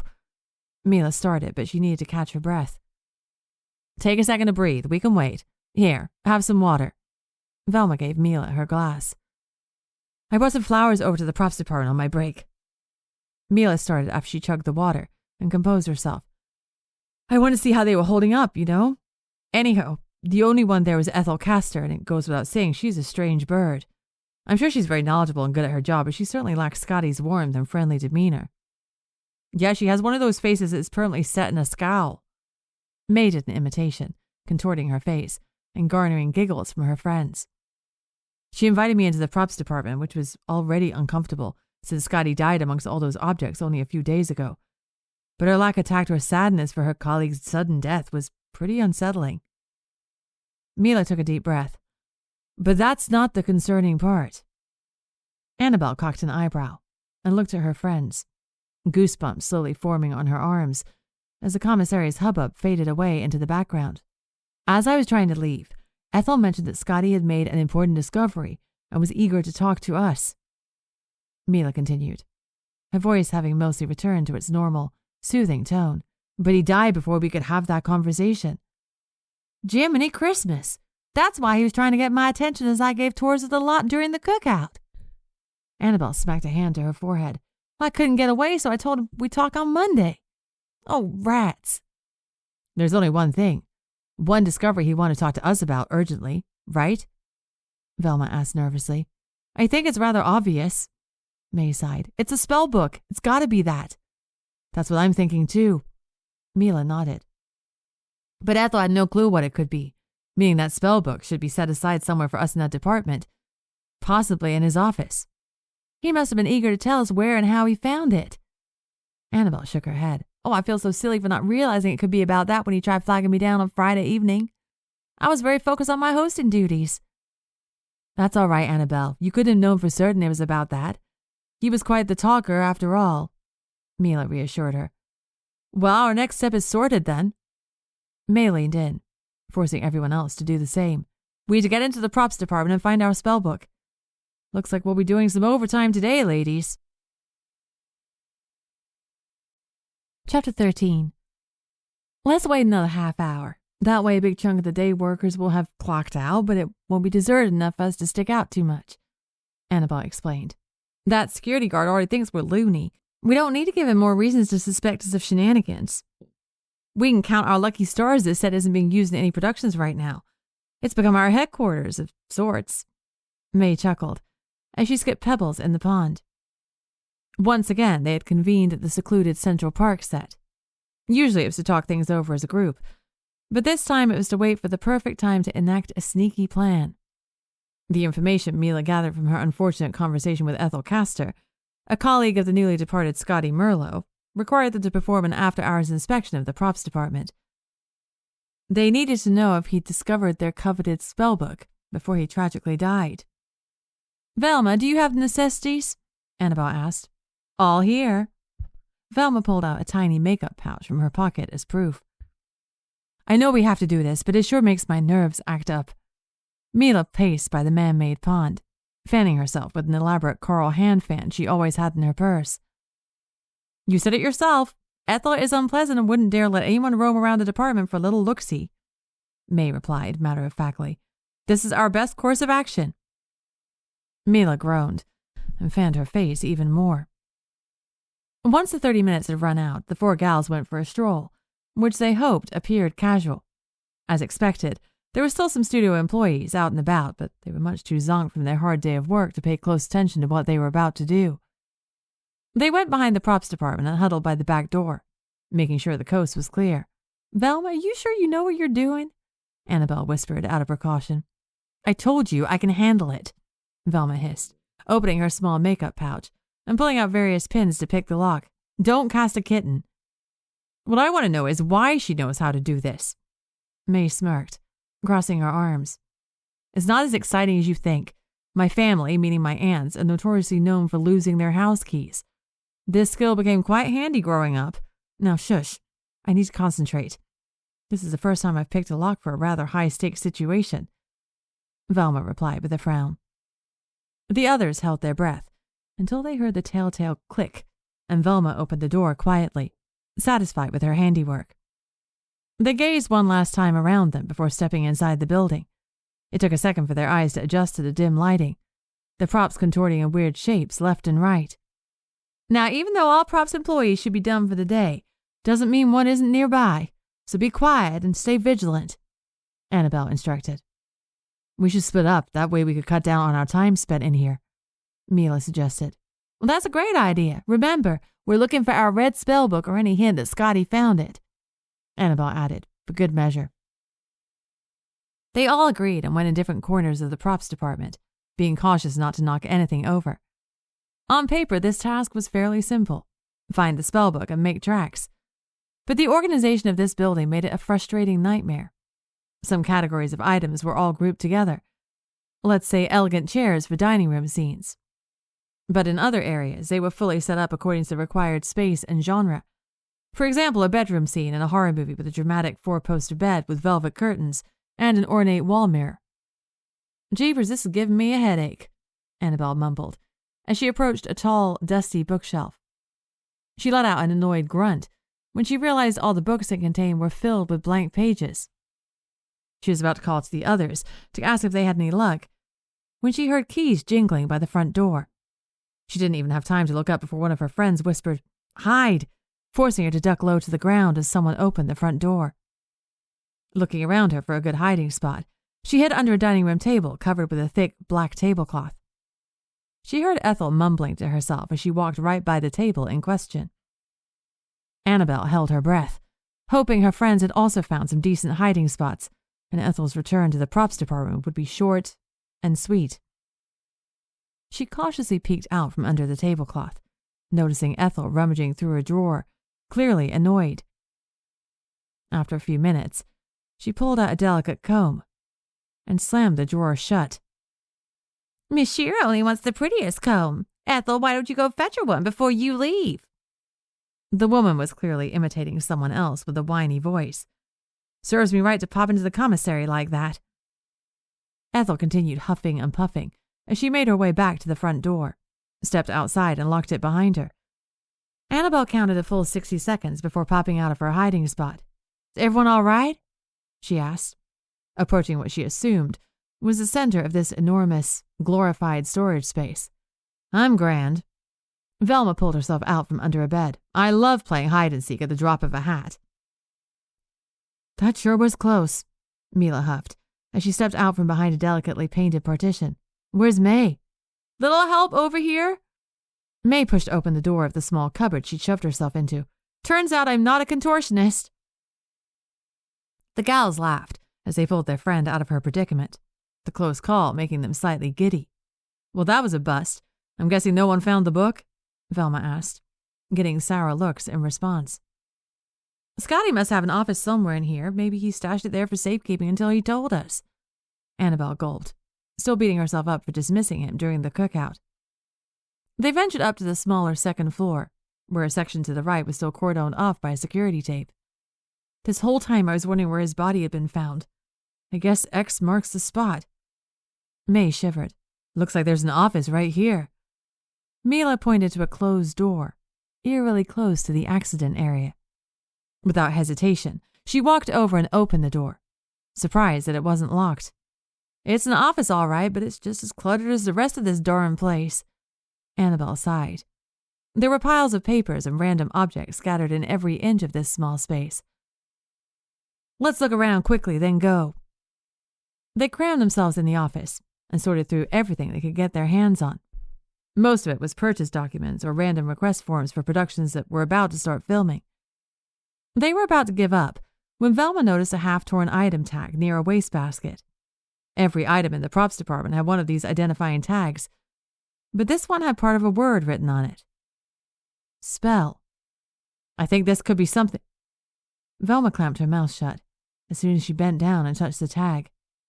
Her mind careened her into a dim premonition where Scottie himself was in his office, writing out the word Spellbook on the tag and attaching it to their red book.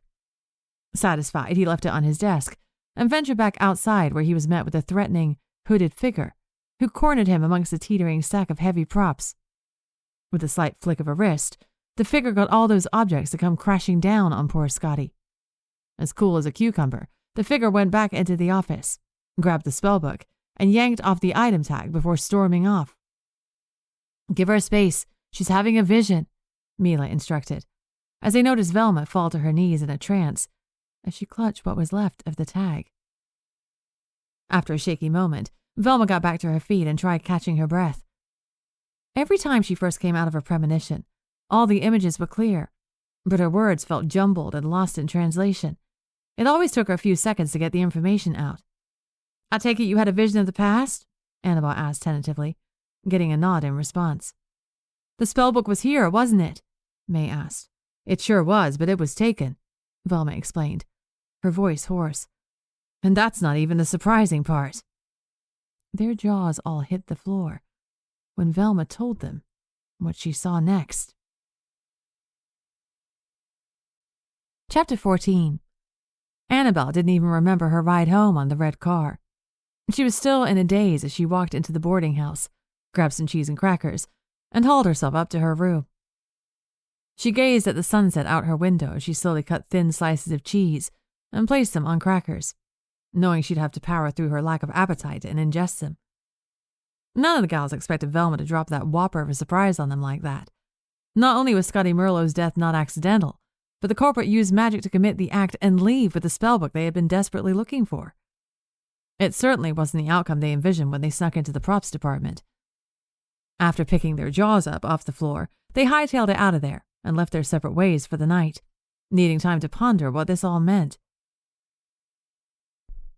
This is more discombobulating than the time everyone found out that Billy Koppel tried bribing pageant judges with promises of prize cattle, then tried lighting the stage on fire when she was ousted in front of a crowd. Annabelle sighed before changing into her pajamas and washing her face. She didn't need an intuitive gift to know that she would be tossing and turning all night. It was obvious from the moment her head hit the pillow that sleep would be elusive. Velma's words kept ringing in Annabelle's mind. Someone came in here and used their power to make Scottie's death look accidental, then walked away with our spellbook. There was a lot to unpack with that sentence. She wiggled her feet until they were free from her bedsheet, allowing the slight breeze from the combination of the ceiling fan and open window to cool them down. Despite what they all previously thought, Scottie was not crushed to death accidentally, and if Mila hadn't gone to pay her respects, she wouldn't have been on the receiving end of Ethel Castor's comment about Scottie's discovery. This also meant they wouldn't have gone snooping, and Velma wouldn't have had this revelatory premonition. We came very close to not finding this out at all, Annabelle said out loud, as she watched the ceiling fan whir slowly.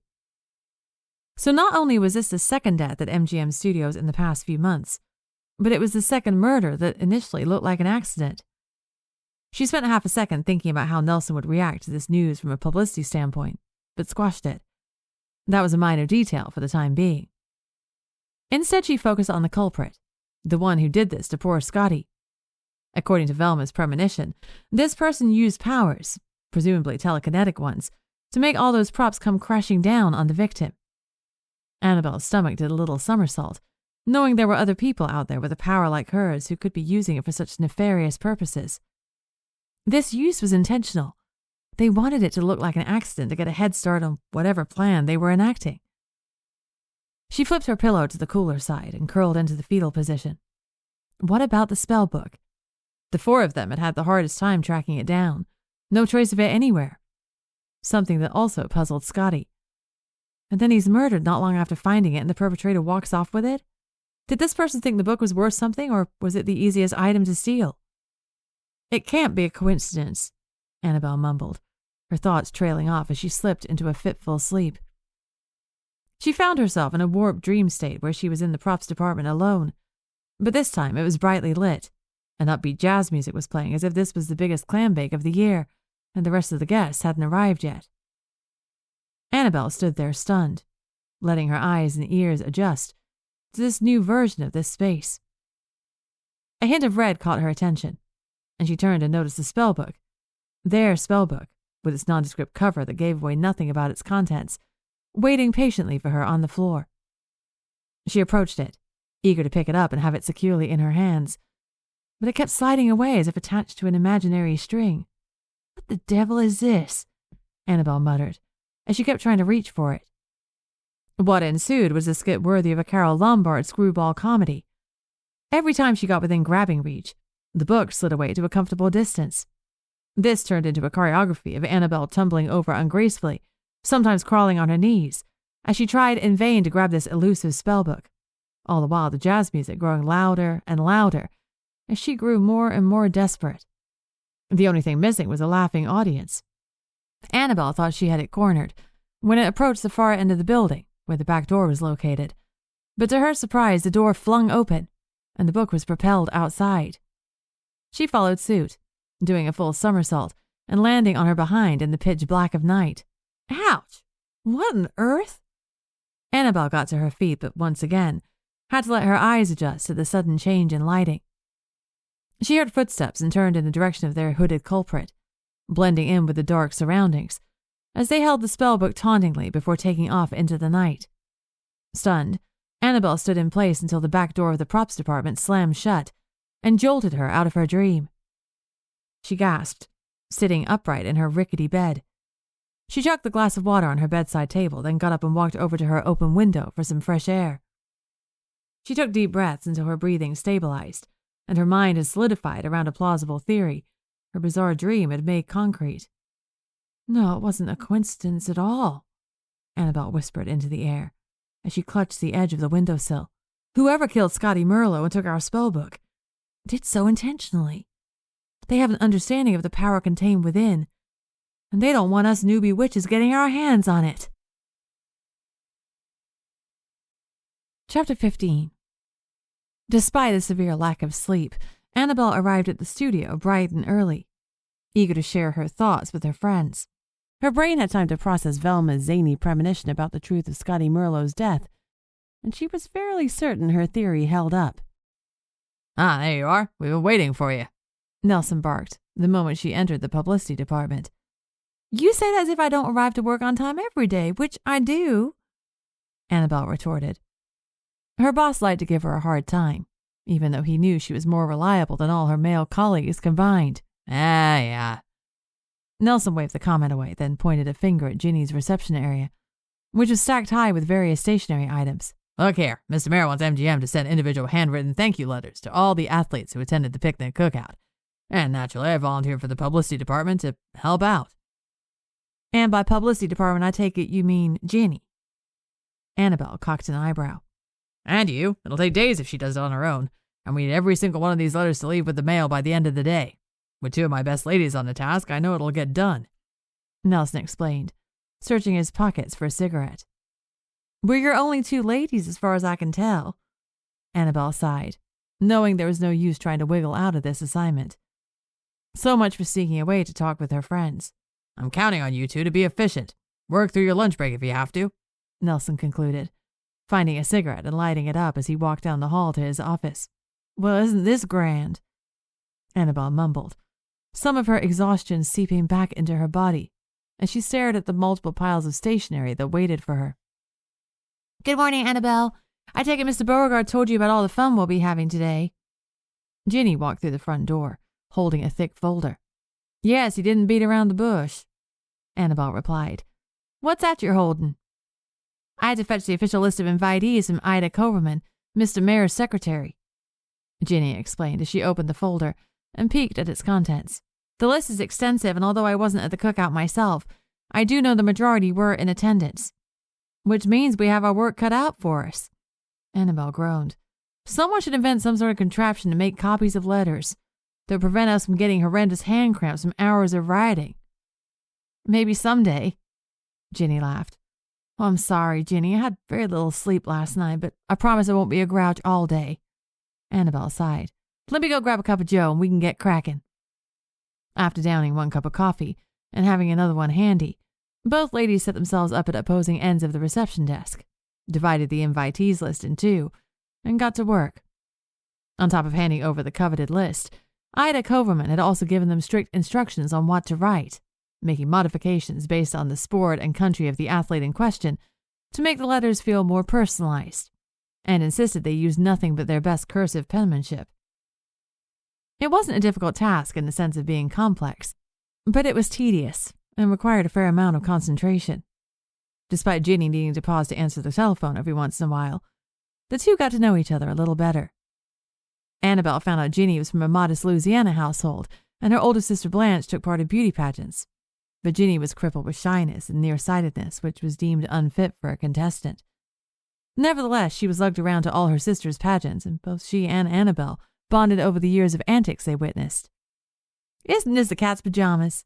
I had no clue you were a Southerner who was familiar with the pageantry world.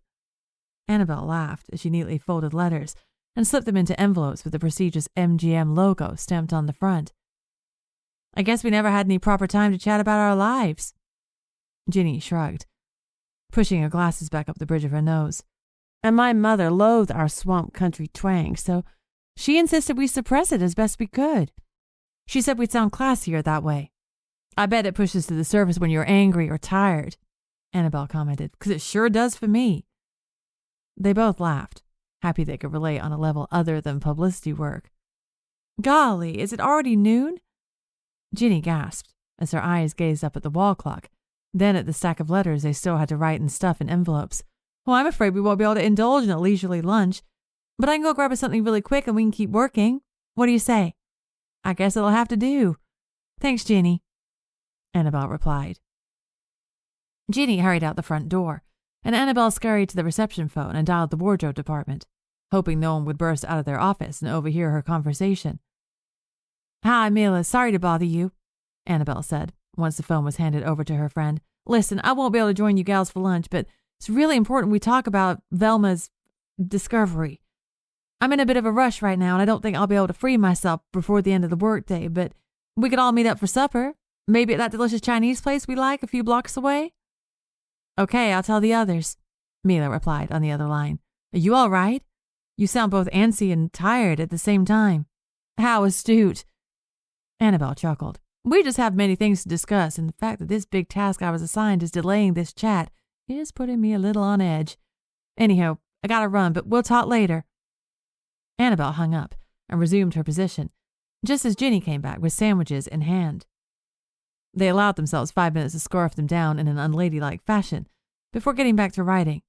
Boy, I've never run out of fountain pen ink in one sitting, but guess there's a first for everything, Annabelle quipped as she took the time to refill the pen with ink. You know, it's such a shame that such a big, extravagant event occurred here, then an employee died 2 days later. I heard some of our colleagues talking. Apparently you were here on Sunday night as Mr. Merlot's body was discovered. Yes, my friend Velma desperately needed to fetch something from Miss Harlow's dressing room. We were already together, so we accompanied her here, Annabelle explained, eyes fixed on the stack of stationery in front of her.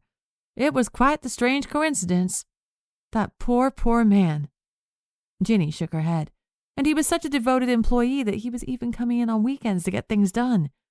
The props department won't be the same without him. It sure won't, Annabelle replied absent-mindedly.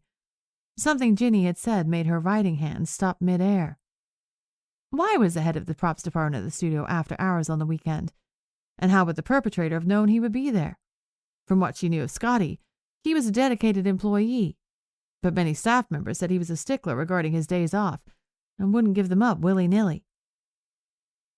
Annabelle's mind rewound to the last time she saw him on Friday evening during the Olympic picnic cookout, when all those foreign guests were around.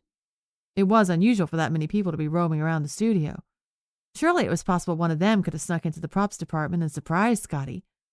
And no one ventured to that building until the janitor did so on Sunday evening. Uh-oh. Ginny's voice made Annabelle snap back to attention. Is your hand cramping up? Something like that. Annabelle cleared her throat. It was more her brain that was twitching about with possibilities. She had been so focused on the shocking newsflash of Scottie being murdered for having found their spellbook by a person with supernatural powers, who then proceeded to steal said book to prevent them from accessing it, that she hadn't really spent time considering who the suspect was. It had been too much to wrap her mind around, but now that she stared down at the pile of envelopes she and Ginny were prepping to send off to all those athletes, it struck her square in the face that one of these lucky recipients might be the person they were looking for. One more subject to add to our discussion later tonight, Annabelle thought, as she forced her pen to paper again. Chapter 16. Are you sure she wanted us to meet her here? Is it possible you misunderstood the restaurant? Velma asked, as she played with the cutlery in front of her. Yes, I'm certain. She's simply running a little late, that's all, Mila replied. A little? A lot would be more accurate, May scoffed. Look, we've been on edge since yesterday's excursion to the props department, and we haven't had proper time to discuss it all. We'll wait as long as we have to, Mila shot back, with a tone that surprised her friends.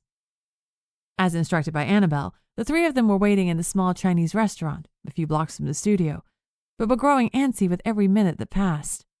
And they'd been waiting for a solid 45 minutes already.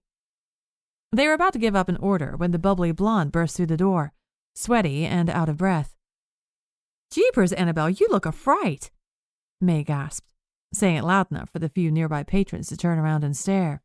Yes, well, Mr. Beauregard bamboozled me and Ginny with the task of handwriting thank you letters to every athlete who attended the picnic cookout on Friday, Annabelle explained, as she plopped herself down on a chair. He insisted all of them were sealed in envelopes and sent off today, which means we had to have an unpleasant talk with the fan mail department since all letters going in and out are managed through them. Boy, are they unpleasant. Even Ginny's last nerve was being tested.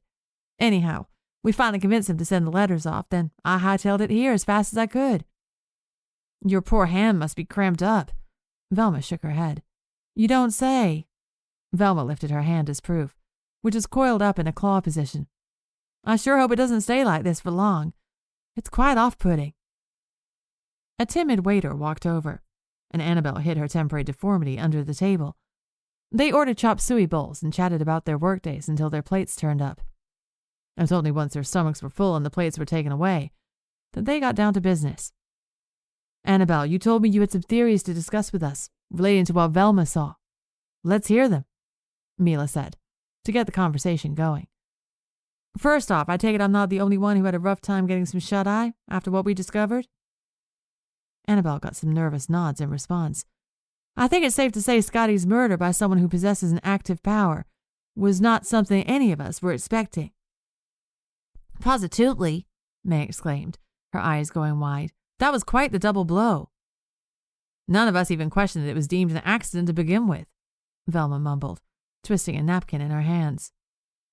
Once I worked through the shock of that, there's something else that dawned on me. Why the devil would someone take off with our spellbook? Someone with powers, no less. Annabelle looked each of her friends in the eye, and she let that sink in. Was it because it was a small prop that seemed to be worth some kale? I find that highly unlikely. I think this person killed Scottie Merlot and took our spellbook because they are somehow aware of its significance, and they don't want us, the gals who recently discovered our own abilities because of this book, to get our hands on it. So you're saying there is someone out there who knows we've come into contact with the spellbook, but doesn't want us to absorb the full knowledge contained in its pages to really put our powers to good use? Mila asked. That's what I'm driving at, yes. Annabelle agreed, then took a sip of water. Jiminy Christmas, May whistled. Doesn't it give any of you the heebie-jeebies knowing at least one other person out there knows about us? And they are willing to commit murder to stop us from realizing our full potential? Well, it doesn't reassure me, that's for certain. Who knew that us coming into contact with that spellbook would open up such a rabbit hole? Velma quipped, before staring at Annabelle. What do you propose we do about it? How do we even determine who our likely suspect is? Well, that was my next point. We already know Velma had her vision on Sunday. When we arrived at the studio, Elmer, the janitor, made the discovery of Scottie's body.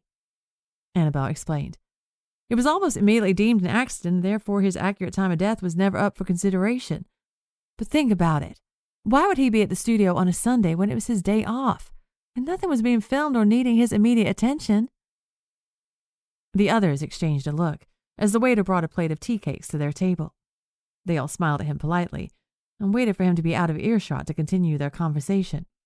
So you're thinking he was killed long before his body was discovered? Velma asked, reaching for a tea cake. Yes. I also think we should cross off Saturday for the same reasons as Sunday, which leaves us with Friday, Annabelle replied, knowing they put two and two together. The picnic cookout. He tried intercepting you, Mila whispered. Could have happened then. Oh, brother. There were hundreds of people on the lot that evening, and the majority of them were guests, May interjected. How do you suppose we narrow it down? Well, we do know someone who's been invited to the Olympic Village. Annabelle trailed off, as they all turned their gaze toward Velma. Jeez Louise.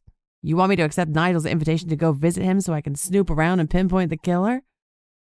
Are you mad? Velma stuttered. Why not? Most of the guests from the picnic are holed up there, and you receiving an invitation means your presence amongst them won't be strange.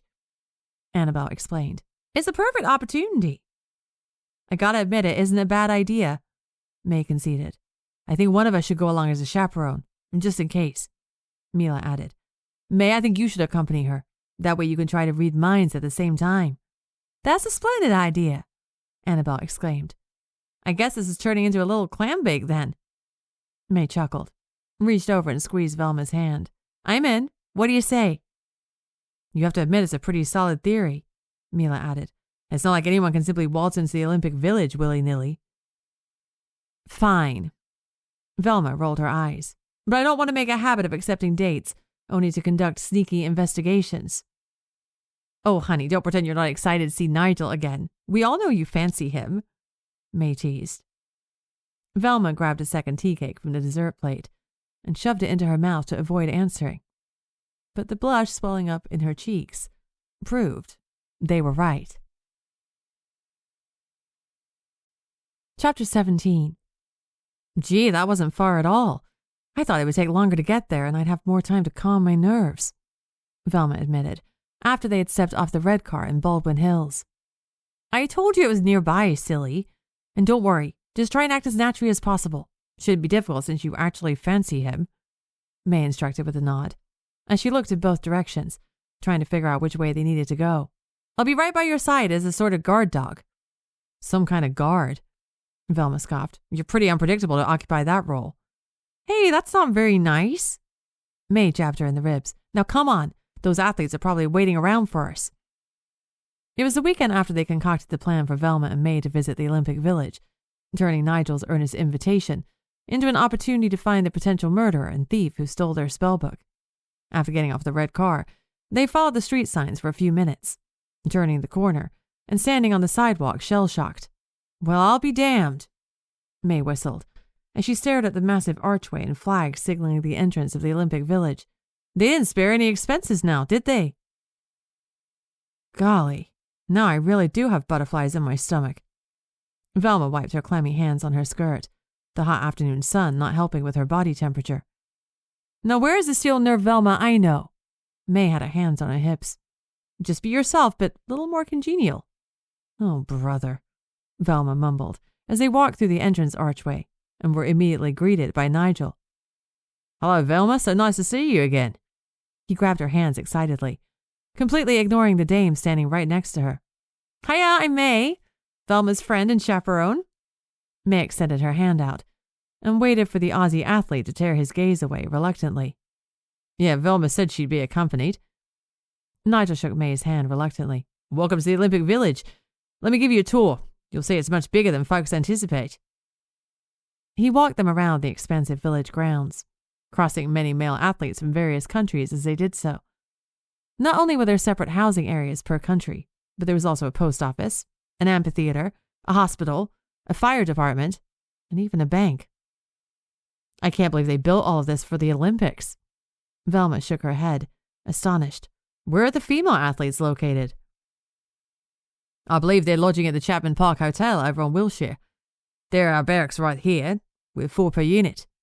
It does the job, but luckily we get to spend more time outdoors. Nigel replied, flashing a dazzling smile, as he came to a halt. Speaking of which, would you ladies care to watch us train for the big event? Coach Chadwick wants us to practice fencing and equestrian show jumping. That'd be the berries. It was Velma's turn to smile. They followed Nigel as he guided them to a big, open running track area with stadium seating all around. He escorted them to seats close to the track, then jogged away to join his team as they were being debriefed by their stern-looking coach in the quite large grassy patch at the center of the running area. Tell me what you're thinking so far, May asked as she looked around. This is a lot to take in. I had no idea the village was this big. Velma did a sweeping motion with her hand to illustrate her point. Nigel does seem quite pleased to see me, which is reassuring. Traveling overseas as a foreign athlete to give a world-class performance to win a medal must be rather intimidating and high pressure. You don't say. Look, seems their coach is anxious enough for the lot of them. May nodded in the direction of the Aussie huddle. They were too far away to make out words, but their coach was speaking loudly and pointing at each of them intensely. That's Coach Chadwick. He seemed equally intense at the MGM cookout when their group approached Miss Harlow and me, Velma explained, readjusting the hat on her head to shield her eyes from the sun's glare.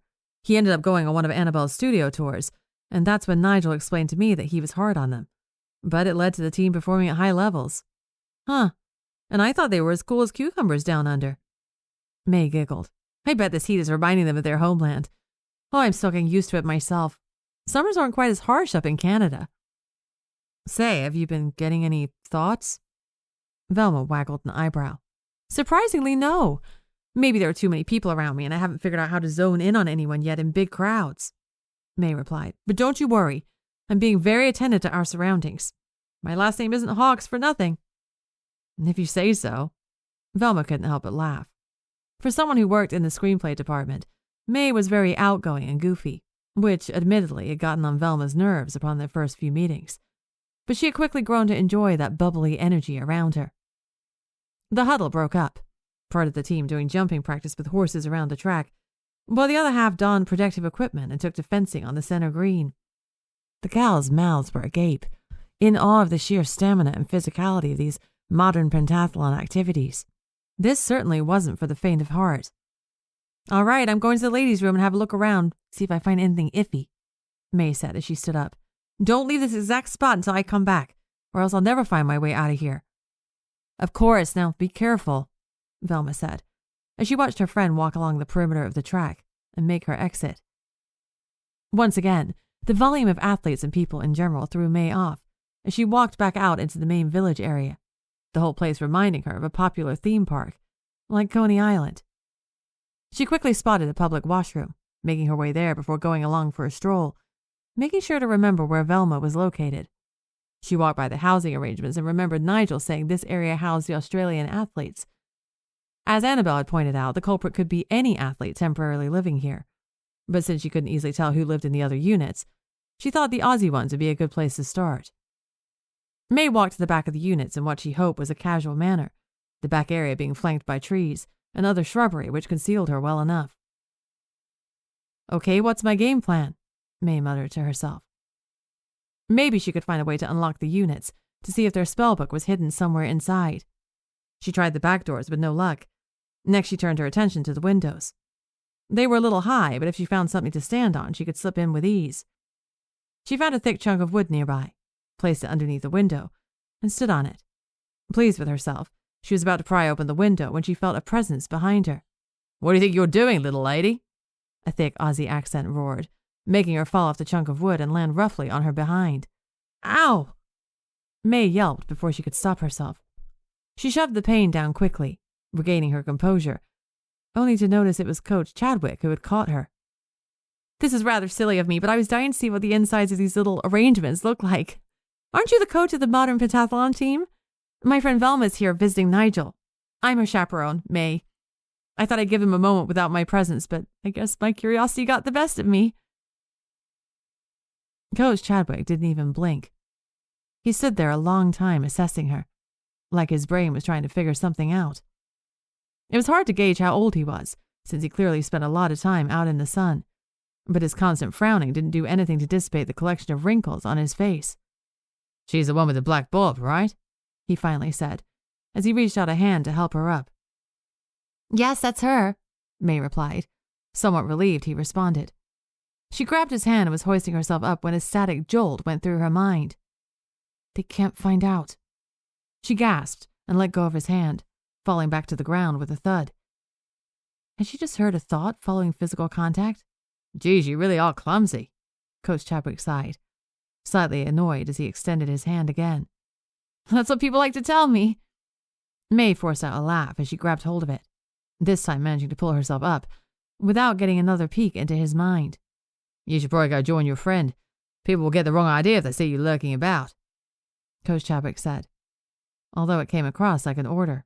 Will do, is the only thing May managed to squeak out before making a controlled, mad dash to the running track. On the one hand, she was giddy with this new way of peeking into someone's mind. It would come in handy when she got used to it. But on the other hand, she got a bad feeling from this Aussie coach. And if his thought snippet was any indication, he was hiding something significant. Chapter 18. Mila was up even before her alarm went off. It was the start of a new week, and she couldn't wait to hear how Velma and May's visit to the Olympic Village turned out. Her mind was already racing with possibilities as she tried to get dressed, creating haphazard outfits that she kept having to adjust. Once her clothes were under control, she turned and gasped at her unruly mane in the mirror. Goodness, I need to tame this mess, she mumbled as she weaved her hair into a braid, which she pinned at the nape of her neck. That's much more presentable. She left her room and walked into the kitchen, the smell of huevos rancheros filling her nostrils. You know you don't have to make breakfast for us, right? Mila said, as her mother was plating the eggs for her and her sister. We're perfectly capable of doing that on our own. I know, mija, but I was already making some for myself. Wasn't trouble to make more, her mother replied, placing the hot plates on the dining room table, as both her daughters took a seat. However, I do insist you keep making the morning coffee, Isadora said, as she took a sip from the cup in front of her. You always know the right quantity of cinnamon and sugar to add to the brew. Mila and I can't seem to figure out that sorcery. Mila glanced at her mom as she sat down, noticing right away that she pursed her lips at the word sorcery. She would surely collapse if she knew what her eldest daughter was now capable of, even if she couldn't control any of the elements yet. Do you have a busy day ahead, Milagros? You're eating as if I never feed you, her mother quipped, always insisting on using her full name instead of her preferred nickname. Yeah, there are some important things that need to be discussed regarding costumes, Mila replied, knowing full well costumes would be the last thing she could focus on when so much was hanging in the balance. You know, maybe you should make us some spiffy outfits sometime. Ones inspired by Joan Crawford, maybe? Isadora gave her sister an expectant look. The last thing I want to do in my free time is more sewing and mending. Besides, Miss Crawford's glamorous costumes would look downright silly on you. What are you going to do, wear a sequin or feathered evening gown to go to the drugstore? Mila scoffed, eyebrow arched, as she took a sip of coffee. Hey! Isadora exclaimed, amused and surprised by her sister's tone. I'm sure I could find a more interesting place to wear an eye-catching outfit. I won't hold my breath then, Mila quipped with a wink. You sure are exuberant this morning, her mother said as she gave Mila an inquisitive look. Usually it's only Isadora who is full of, what is the word? Oh yes, sass. I guess it's contagious today. I must go now, much to do. Mila finished her breakfast in one last big mouthful and stood up. I'll see you at supper time. By the time she walked onto the studio lot, the heat was already rising, and so was Mila's antsy energy. She didn't have proof. Obviously, her new gift wasn't foresight, but she had a strong feeling her friend's excursion to the land of foreign athletes would bear fruit. She made a mental note to throw herself into her work so she could stay sane until their planned lunchtime discussion. Mila made her way to the wardrobe department, timidly saying good morning to her colleagues as she went to her workstation.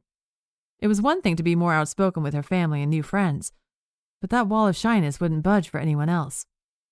That's something she envied of Annabelle, May, and Velma. It was natural for them to speak up for themselves. It was quite ironic, then, that fate would bestow her the very active power of manipulating the elements. She turned the corner and noticed her workstation was piled high with what looked like soldiers' uniforms from the Civil War. It made her pause. Had she completely forgotten about her task that was needed? "Good morning, Milagros." Her supervisor, Astrid, popped her head into the workspace. "This is dreadfully last minute, but all these costumes need these colored patches sewn into the right forearm. It's for extras in a large battle scene, and the director is being rather insistent about this pesky detail. Most of our team is working on intricate ball gowns for Adrian and Dolly Tree, so you're the only one I could spare. I hope you don't mind." "Not at all," Mila mumbled, but her supervisor was already walking away. She sighed as she stared at the thick pile of costumes on her table. "So much for not letting my mind wander. This will be one of the dullest sewing assignments I've done so far." She reluctantly sat down and got to work, humming tunes and narrating movie scenes in her head to stop imagining theories about the Olympic Village. Mila's workstation was off in the corner of a big storage space, racks of clothes often placed here and there, blocking her from view of whoever entered the area. In most cases, she'd pop up to make her presence known, but today she decided to remain still and mute when she heard two people walk in.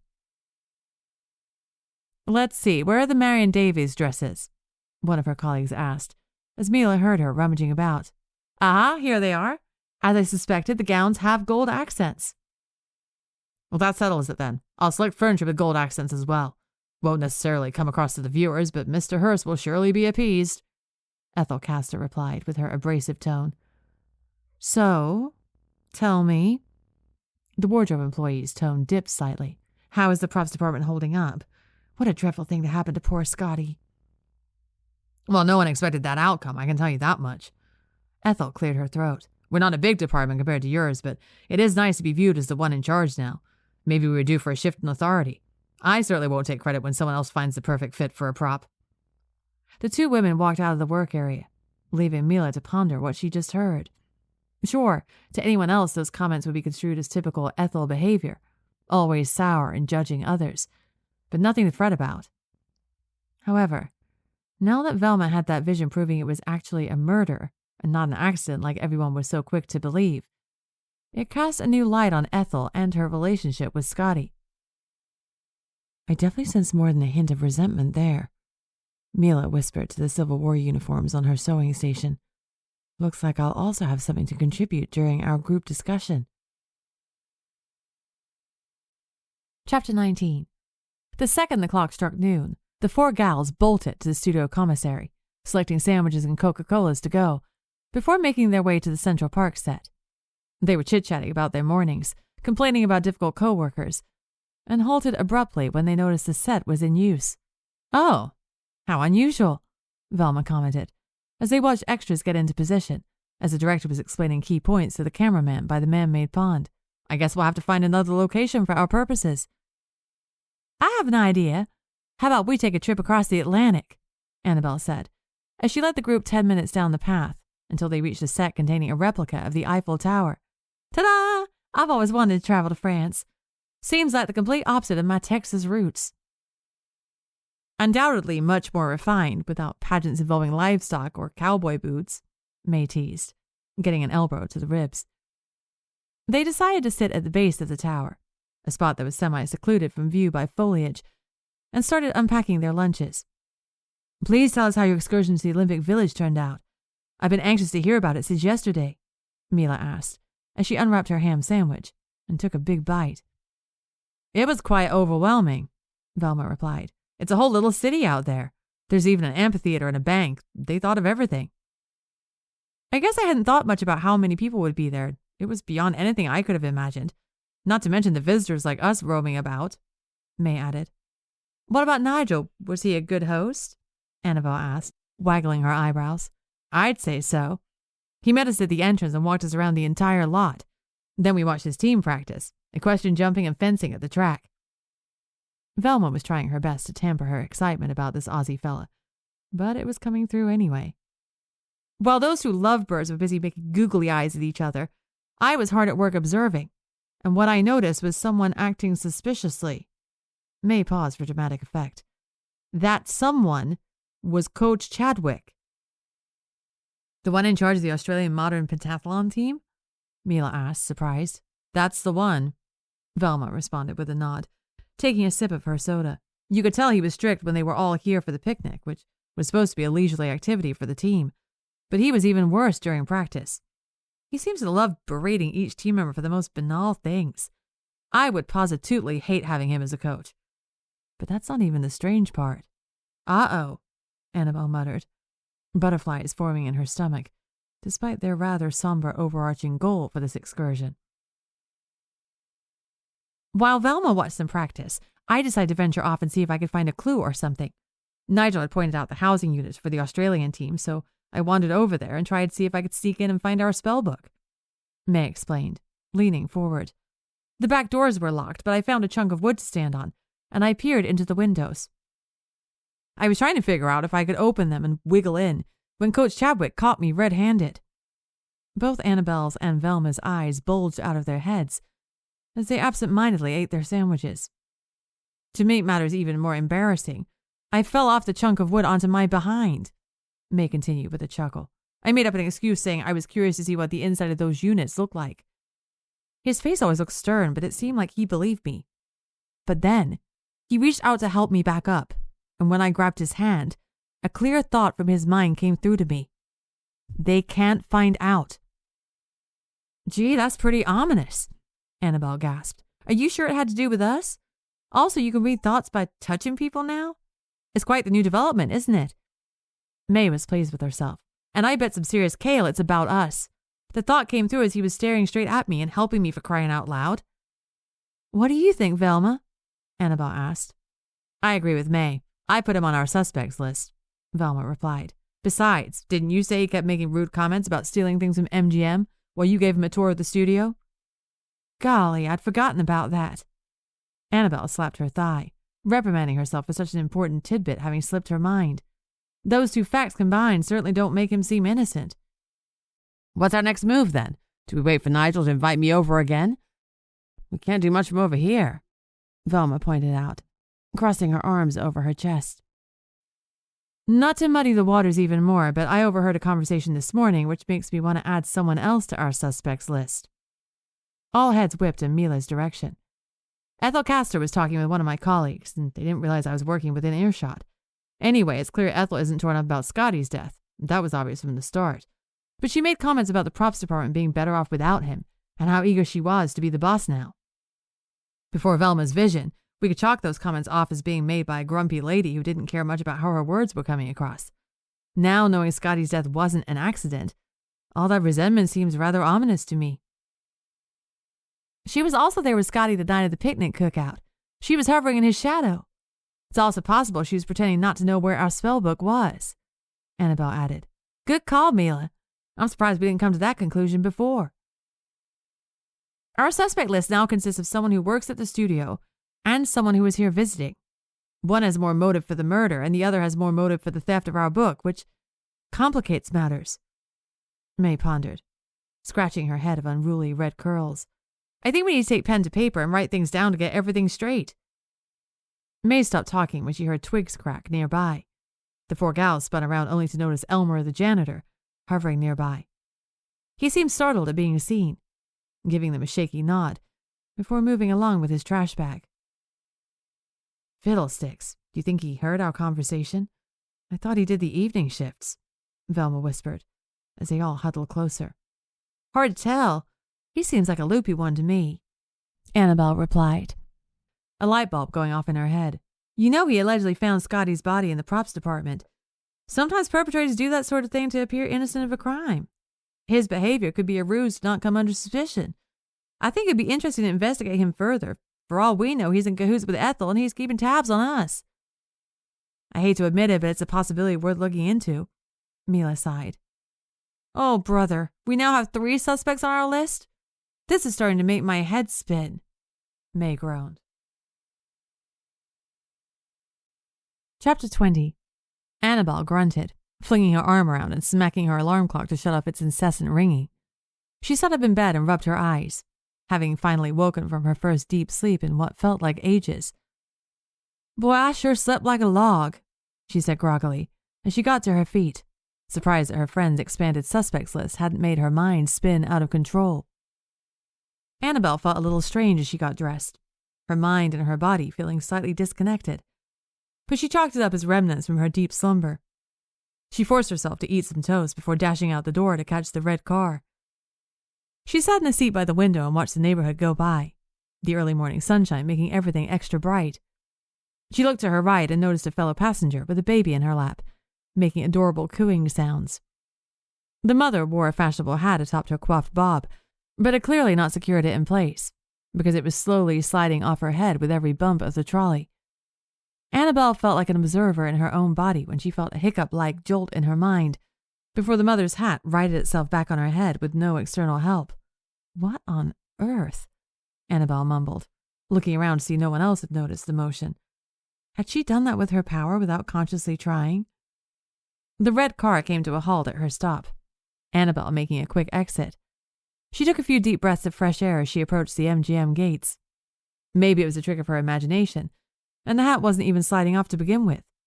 Good morning, you look nice and rested, Ginny chirped with her quiet voice, as Annabelle walked into the publicity building. Yeah, it's been a while since I've slept that well. Annabelle frowned, only half paying attention to her surroundings. Well, gee, why do you seem so bothered by it? Ginny asked, clearly feeling comfortable enough around Annabelle to be direct. What's nothing, I guess my brain's still in a fog from the deep slumber. Annabelle pushed her weird feeling aside and smiled brightly. Have a nice day. She had barely set a foot in her office when Nelson barged in with a cup of coffee in hand, clearly about to deliver another important task to his assistant. Morning, Miss Stonewood. I have a special project for you, Nelson announced as he hovered in her doorway. Please don't tell me the high-ups want to plan another cookout, Annabelle interjected. I don't know if I have it in me to wrangle such a big event so soon after the first one. No, it's nothing like that. We scheduled some publicity pictures for our latest batch of up-and-coming stars, and I want you there to make sure the poses match up with the crafted personas, Nelson explained, taking a sip of his coffee. One of our portrait photographers is setting up on Lot 8 as we speak. I take it you want me to skedaddle over there right now. Annabelle glanced at her boss's coffee cup and felt that sudden jolt in her mind again before some of the brown liquid bubbled over. Yeah, that's the plan. Nelson grunted as he felt the hot beverage dribble down his fingers. He pulled a handkerchief out of his pocket and wiped the edge of the cup. Sometimes photographers get silly ideas, creating these elaborate poses that don't jibe well as introductory publicity stills. I need you to be on top of it and redirect when needed.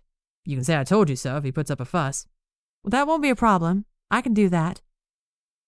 Annabelle replied with a nod, feeling another jolt as Nelson's coffee started bubbling and spilled over again.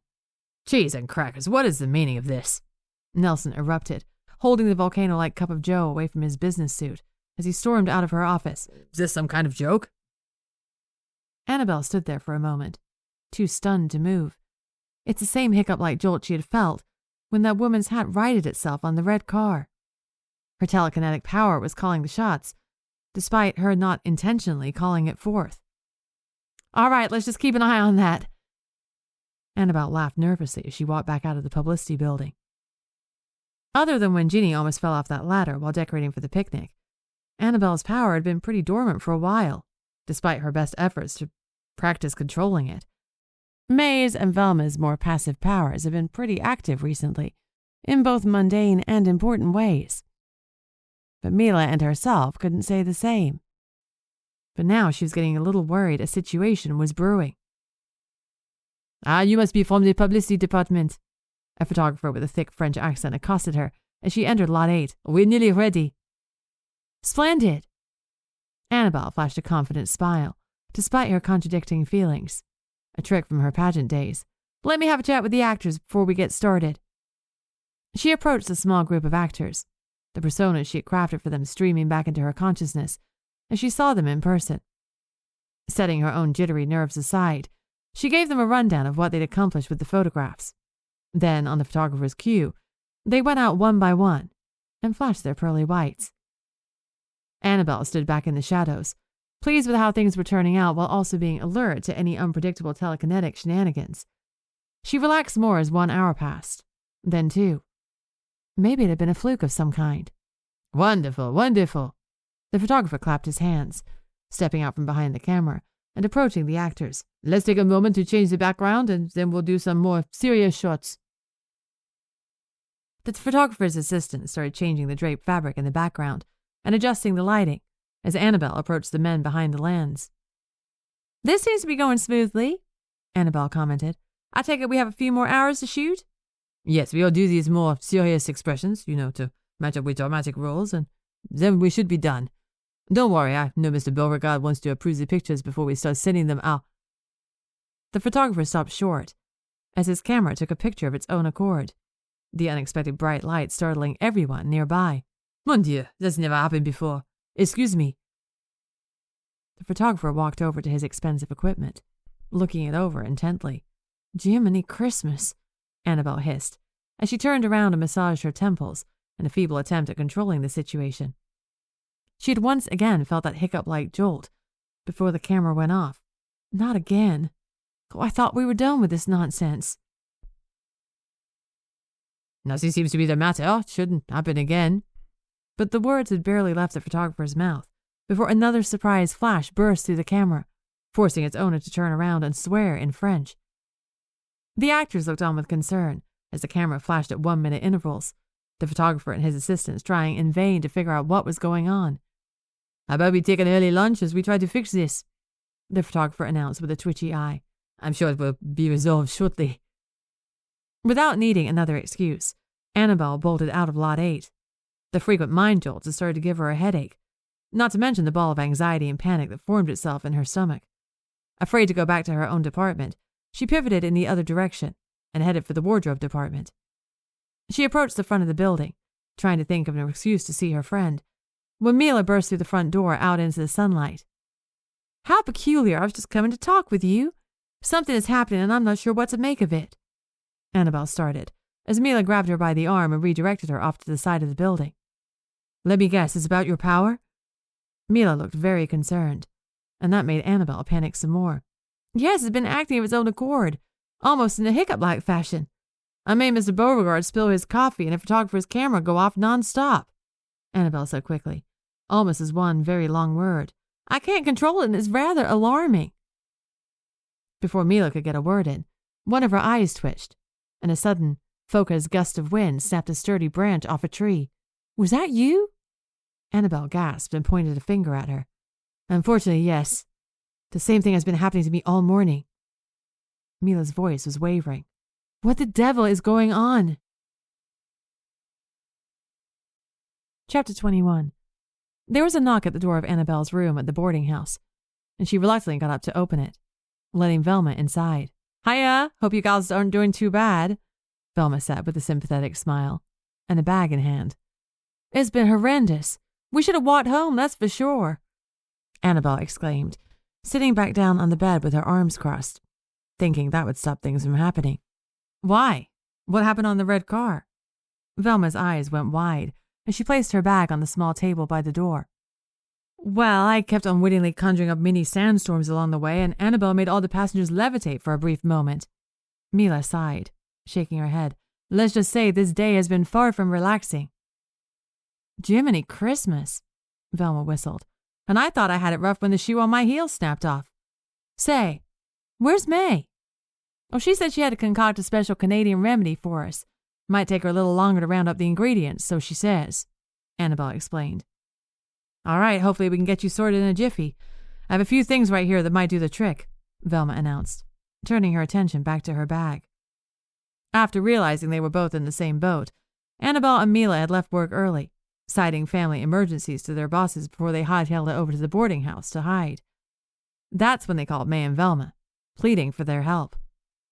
"This one I remember my aunts forced me to take as a child when I was feeling ill," Velma explained, as she placed bottles on the bedside table. "Now, it smells vile, but I do recall feeling noticeably better afterward." She prepared 2 spoonfuls and turned them toward her desperate friends, both recoiling at the stench. "What the devil is this?" Annabelle gagged.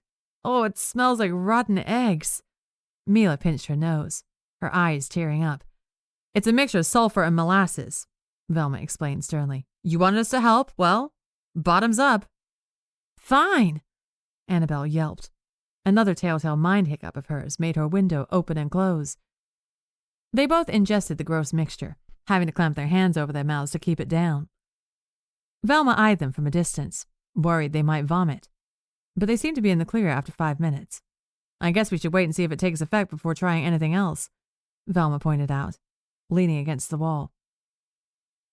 Normally I'd be the one telling stories to distract everyone, but I don't feel up to it at the moment, Annabelle said, attempting to stifle a burp. Oh, Velma, please tell us a story. Maybe something about Miss Harlow? Let's see. Velma tapped her foot on the floor. One of your colleagues in the publicity department organized a lunch interview with this so-called reporter from a little-known paper out in Missouri. Miss Harlow only agreed because it's her home state. Anywho, she insisted I tag along to the restaurant, and this fellow was no good from the start, talking to her as if she was the dumbest blonde on the planet with no hint of class. Velma continued. And the worst part was, he thought he was the big cheese, rattling on about these highbrow works of literature that would make him appear smarter. Little did he know, the blonde bombshell herself is an avid reader. After about 40 minutes of this nonsense, Miss Harlow put him in his place, quoting his precious novels right back in his face.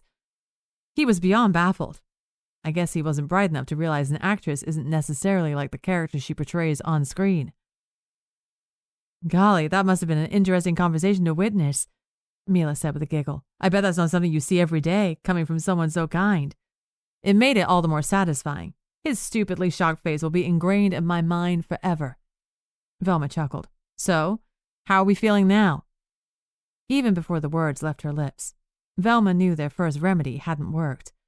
A lone candle on the counter kept flickering to life, then extinguishing itself for the past 5 minutes, not to mention the pair of shoes that was continuously floating in the room.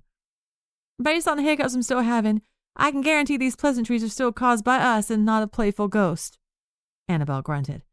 Let's go for round 2, Mila replied. Let's hope this one sticks. Coming right up. This one is traditionally for hiccups and isn't vile, Velma said, as she handed them spoonfuls of sugar. Unfortunately, the sugar was a bust. The candle still flickered, and the shoes still floated about. Their next attempt was cigarettes, which were touted as helping with asthma, but all it did was make the room stuffy and bring on a fit of coughing. This was unsuccessfully followed by saffron, known to help sober people up back in the 14th century. My mouth is as dry as ever, Annabelle whined, watching her shoes bob mid-air tauntingly. Do you possibly have anything stronger, preferably a spirit of some sort which would help us forget this day altogether? Funny you should mention that, Velma said, as she pulled a metallic flask out of her bag, along with 2 small cups. She divided the amber liquid and topped it off with an herb. Some European countries drink rum and peppermint to rid themselves of colds. This is my last remedy, I'm afraid. At least we can get a little tipsy with this, Mila mumbled, before tossing it back, making a face as it burned her throat. You definitely deserve it after the day you've had, Velma shrugged. What do we do if this doesn't do the trick? Will you two be stuck with your powers going bonkers forever? Look, I'm the first one to admit this day has been a nightmare and a half, but I refuse to believe it's a permanent problem. This is temporary. We'll get to the bottom of this. Annabelle nodded, the rum igniting the usual optimist within her. Your power sure has a funny sense of humor. Velma took a swig from her flask as her cloche hat started levitating and circling the room along with the shoes. It's slowly creating a fashionable outfit. The 3 of them doubled over with laughter until their faces hurt. It had been such a stressful day and it all seemed so comical somehow. They had somewhat composed themselves when they heard a knock at the door. I'm sorry I'm late, May panted out, once Annabelle let her in the room. I had to harass my grocer to prep this for me, and let me tell you, he worked slowly. You're right on time. We've run out of remedies, Mila said as she wiped her eyes. Splendid. Let's start with these. May pulled out 2 small vials. These are Benzodrine inhalers. You put it on the edge of your nostril and inhale. Mila and Annabelle took one each, looking at it skeptically. Winters in Canada are treacherous, and these are perfect to remedy a head cold. May then produced 2 mason jars. Then you drink a hot toddy. It's a mixture of hot water, lemon, honey, and whiskey. It packs a punch, but you feel as good as new after. We have nothing to lose at this point. Mila sighed. Might as well, Annabelle agreed. They did as May had instructed, using the inhaler, and then drinking the hot alcoholic beverage as their friends looked on expectantly. The 4 of them remained quiet, watching the floating ensemble and candle show for 5 more minutes, before calling it quits. I'm afraid this isn't working either. Mila looked worried and disappointed. I hate to say it, but maybe we should call it a night, Annabelle conceded. Let's hope a good night's sleep helps. Annabelle stopped talking as a strong buzzing vibrated throughout her whole body. The last thing she saw were her friends levitating, as if being pulled by imaginary strings, as her vision got blurry. Chapter 22. Jeepers, this is sure having the opposite effect of a remedy.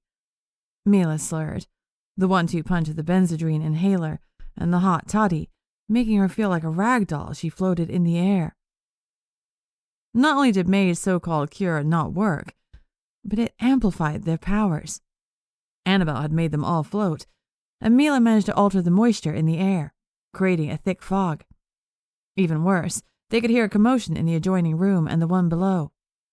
Applesauce! The one time my fellow tenants are home is the time I truly can't control my abilities. Annabelle giggled. It was so ridiculous she couldn't help herself. Wait, you think your wonky powers are spreading throughout the boarding house? Velma asked. Well, I certainly don't think it's a coincidence that they're gasping and bumping around. Annabelle couldn't see her friend due to Mila's fog, but she could picture the shocked expression on her face. Now she was fully laughing. Let's not lose our heads. I'll go have a look, May said, as she floated toward the door. She gripped the door frame and managed to swing it open, the wall of fog extending beyond Annabelle's small room.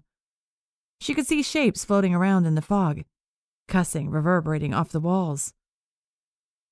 Muppet! Muppet, where are you? May heard the worried voice only moments before something fluffy and white brushed up against her stomach and meowed. Without saying a word, May grabbed the cat, turned it around, and gave it a hefty push toward its owner's voice, hoping it would end up in the right spot. Oh, my precious, there you are! What in heaven's name is going on here? The indignant woman bellowed, followed by a loud bump. There's a situation out there, May said once she awkwardly closed the door. We can't go out there and risk making things worse. I'm terribly sorry about this. I had no idea you'd react that way to that harmless combination. That's all right. It was a surprise for everyone, Mila replied, making contact with the wall. I'm over by the window, and it appears as if nothing is affected out there, Velma said, her hands gripping the windowsill as her legs dangled midair. I can clearly see the night sky, which means this phenomenon is confined to the boarding house. Well, that's all fine and dandy until one of those poor tenants calls the coppers. Well, then what do we do? May blurted in a panic, her arms flailing about. Don't cast a kitten. I might have one last idea. Velma took charge, letting go of the window and floating back toward what she hoped was the center of the room. Let's grab those giggling buffoons and pin them to the wall. Hopefully that'll get their attention. May got a hold of Mila while Velma wrangled Annabelle over to the wall, placing them shoulder to shoulder and having to actively hold them there so they wouldn't float away, which was easier said than done when you were also battling the lack of gravity. Hey, what's the meaning of this? Annabelle asked, indignant. I was dancing. Badly, I can assume, May quipped before she could stop herself, Mila's shoulders shaking with laughter in her grip. That's enough of that. We need to sort this mess out once and for all.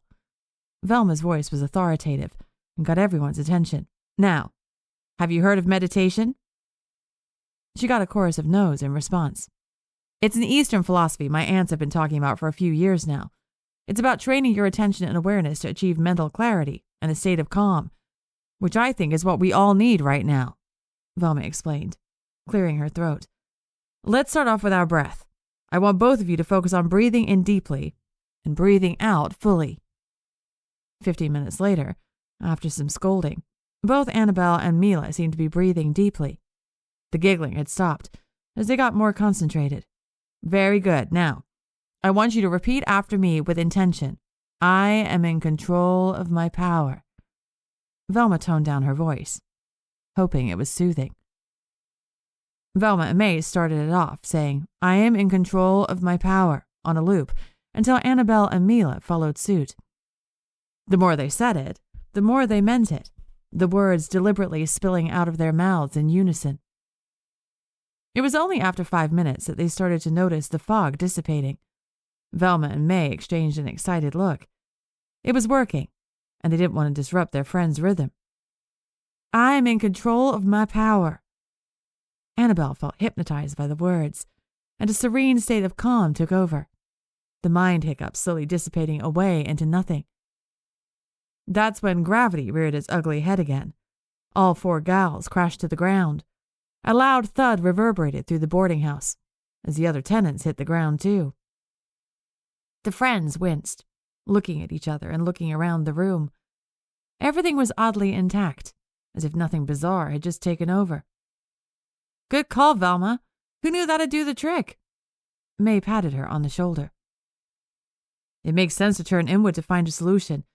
This wasn't a common cold, after all, Mila replied, feeling both relieved and too sober. We can file that one away for future use. Velma nodded, before slowly getting to her feet.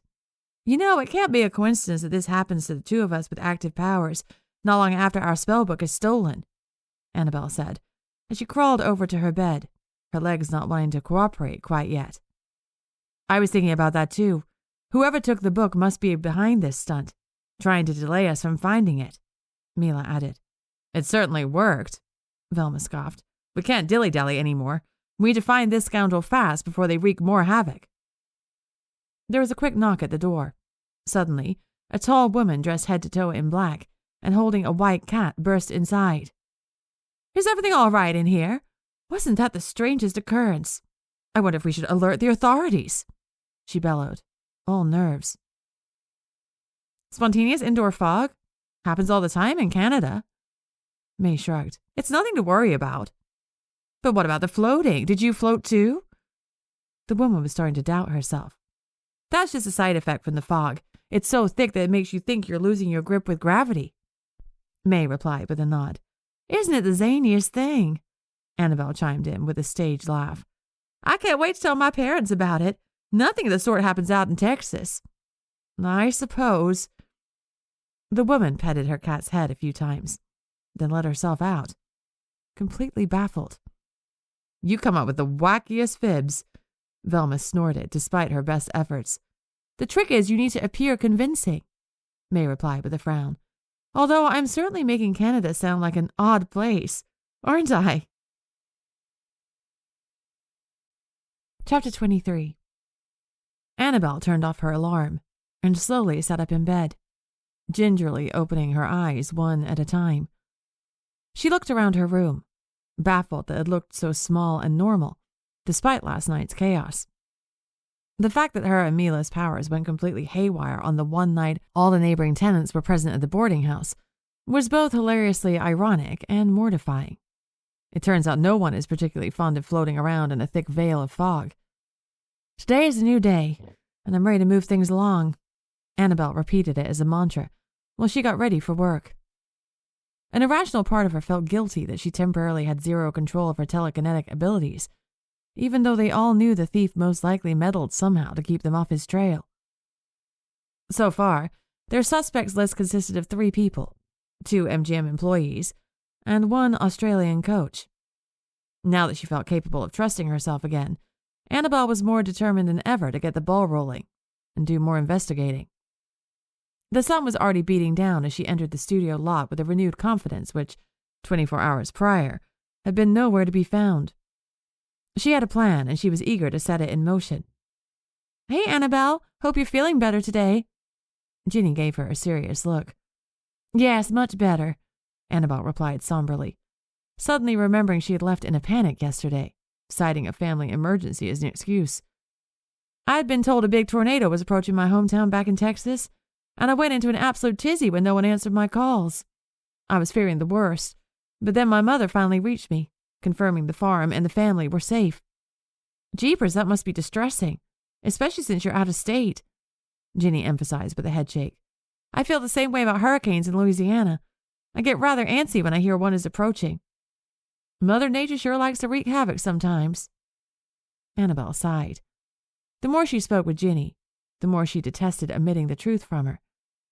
It was a feeling that wasn't sitting right with her.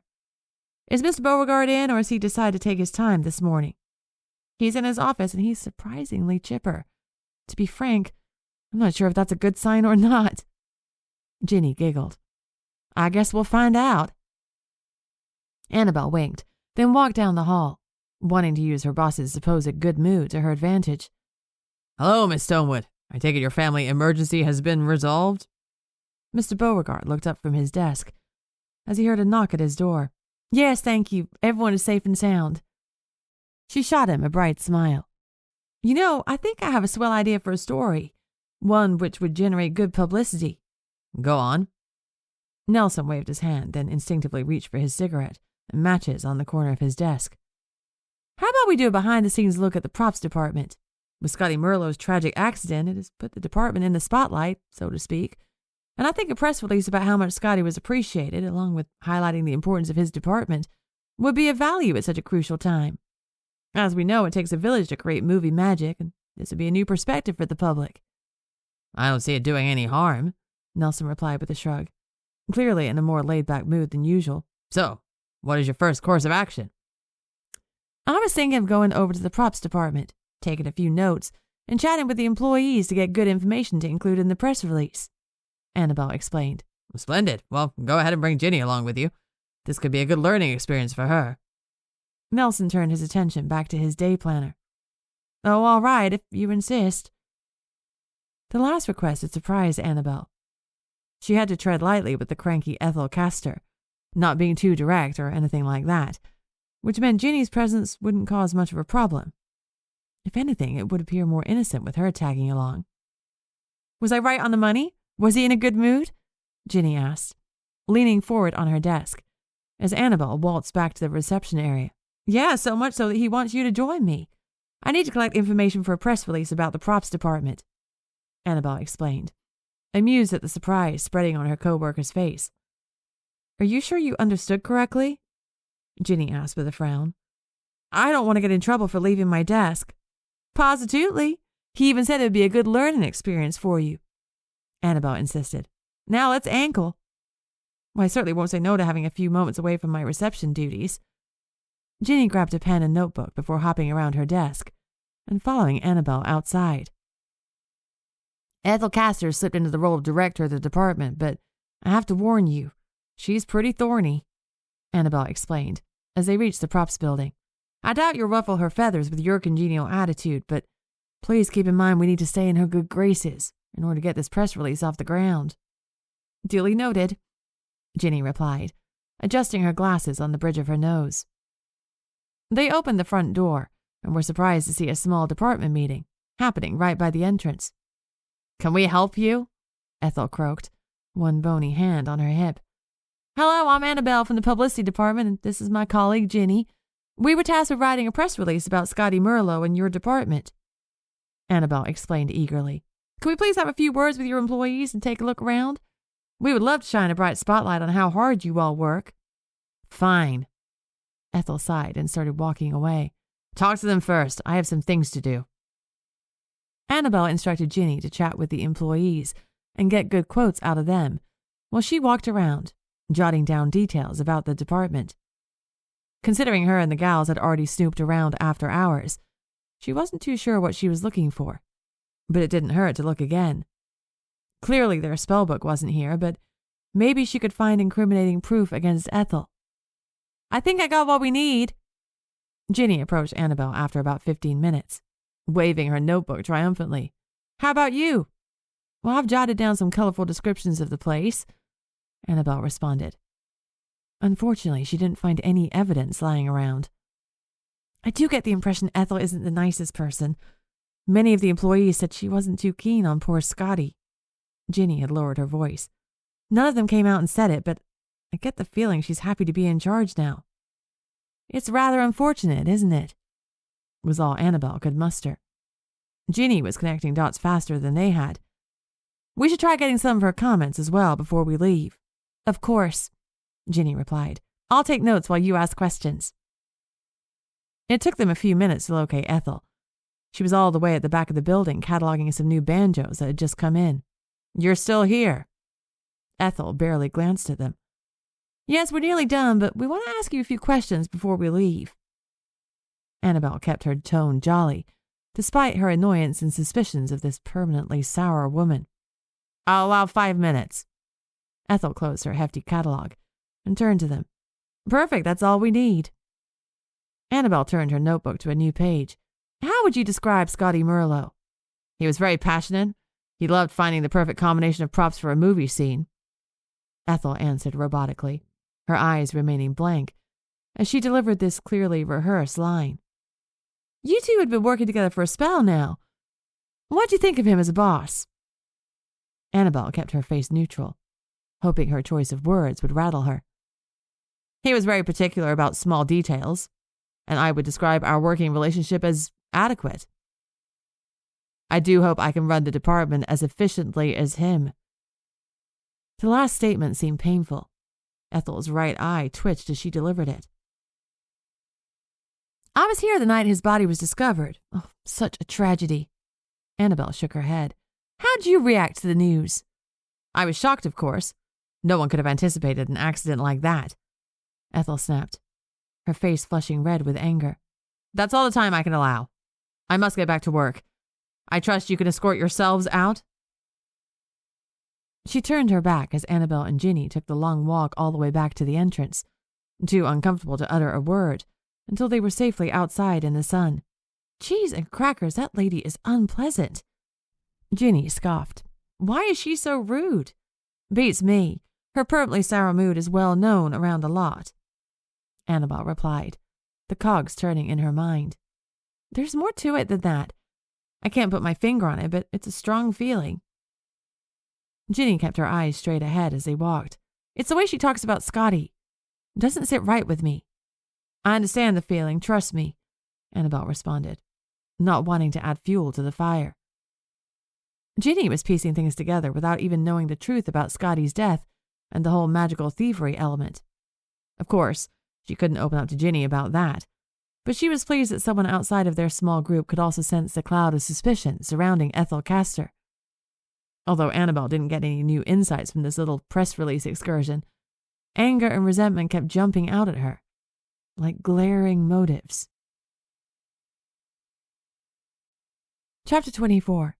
Who knew it'd start raining like cats and dogs out there? May blurted, as she stumbled over to their usual table in the commissary, completely drenched. Looks like someone dunked a bucket of water over you, Velma teased. Boy, am I happy we got in here before the downpour. I'm glad this is amusing to you, May replied, flicking water at her friend. I'm getting in line. I think I deserve a grilled cheese after this ordeal. It's too bad we couldn't go sit at the Central Park set. Mila had to stifle a laugh. May's shoes were making squishy sounds as she walked away. Half the studio employees are crammed in here. It wasn't an exaggeration. Even though many top-billed stars and executives often ate in their private bungalows, the unexpected rainfall had forced the majority of the studio staff and crew into the haven of the commissary. Luckily, it was a big space, but it still felt pretty jam-packed when it was at capacity. I don't think we have to worry that much. It's loud enough in here that I don't think anyone will be paying any mind to our conversation, Annabelle explained, biting into a piece of celery. All right, spill. What happened this morning? May plopped herself at the table and took a big bite of her grilled cheese. Unfortunately, not much. Annabelle sighed. Mr. Beauregard was in uncharacteristically good spirits this morning and didn't bat an eye when I suggested gathering information for a press release about the props department. Although he did want Ginny to tag along with me. Really? That's somewhat unexpected. Velma chimed in, taking a bite of her chicken salad. Did it affect what you wanted to accomplish? For a hot second it threw me for a loop, but her presence was rather pleasant, Annabelle replied. To be frank, she clued in on things faster than we did, and she doesn't even know the entire truth. You didn't tell her the truth, though, right? Mila asked. Ginny is swell, but we can't be revealing our secrets, especially when we don't have a complete understanding of it all quite yet. Of course not, Annabelle retorted, even though her instincts told her Ginny would be a great ally to them. Anyhow, Ginny spoke with the other employees, and they were very cooperative, although they didn't know anything useful to us. I roamed around trying my best to detect any clues, but came up dry. Then we both approached a permanently cranky Ethel, who responded to our questions curtly. I even mentioned I was there the evening Scottie's body was discovered, and she was positively fuming when I asked how she reacted to the news. Every time we talk about this lady, I picture a comically angry cartoon with a red flush going all the way to the top of her head. May chuckled. That's pretty much what it looked like. Annabelle sighed. Overall, my little idea didn't pan out. I didn't find anything incriminating that would help this investigation progress, but the high level of anger she keeps reaching when Scottie is mentioned is surely more than suspicious. We can't cross her off our suspects list just yet. They remained silent and focused on their food, while a large group of extras congregated next to their table, trying to find a place to sit. All these people milling about, trying to have lunch and get through their day, yet none of them knew this inconspicuous group of assistants were trying to solve a murder and relocate their spellbook. Before we all get gloomy, I do have some news that might help things along, Velma announced, once the extras had scurried away. I got a call from Nigel this morning. He's inviting me back to the Olympic Village tonight for a dance performance at their amphitheater. Well, isn't that the bee's knees? Mila exclaimed, not able to hold in her excitement. I think we're all glad May's antics didn't prevent Nigel from wanting to see you again. My antics were all in good faith. I can't help it if that coach thought I was suspicious.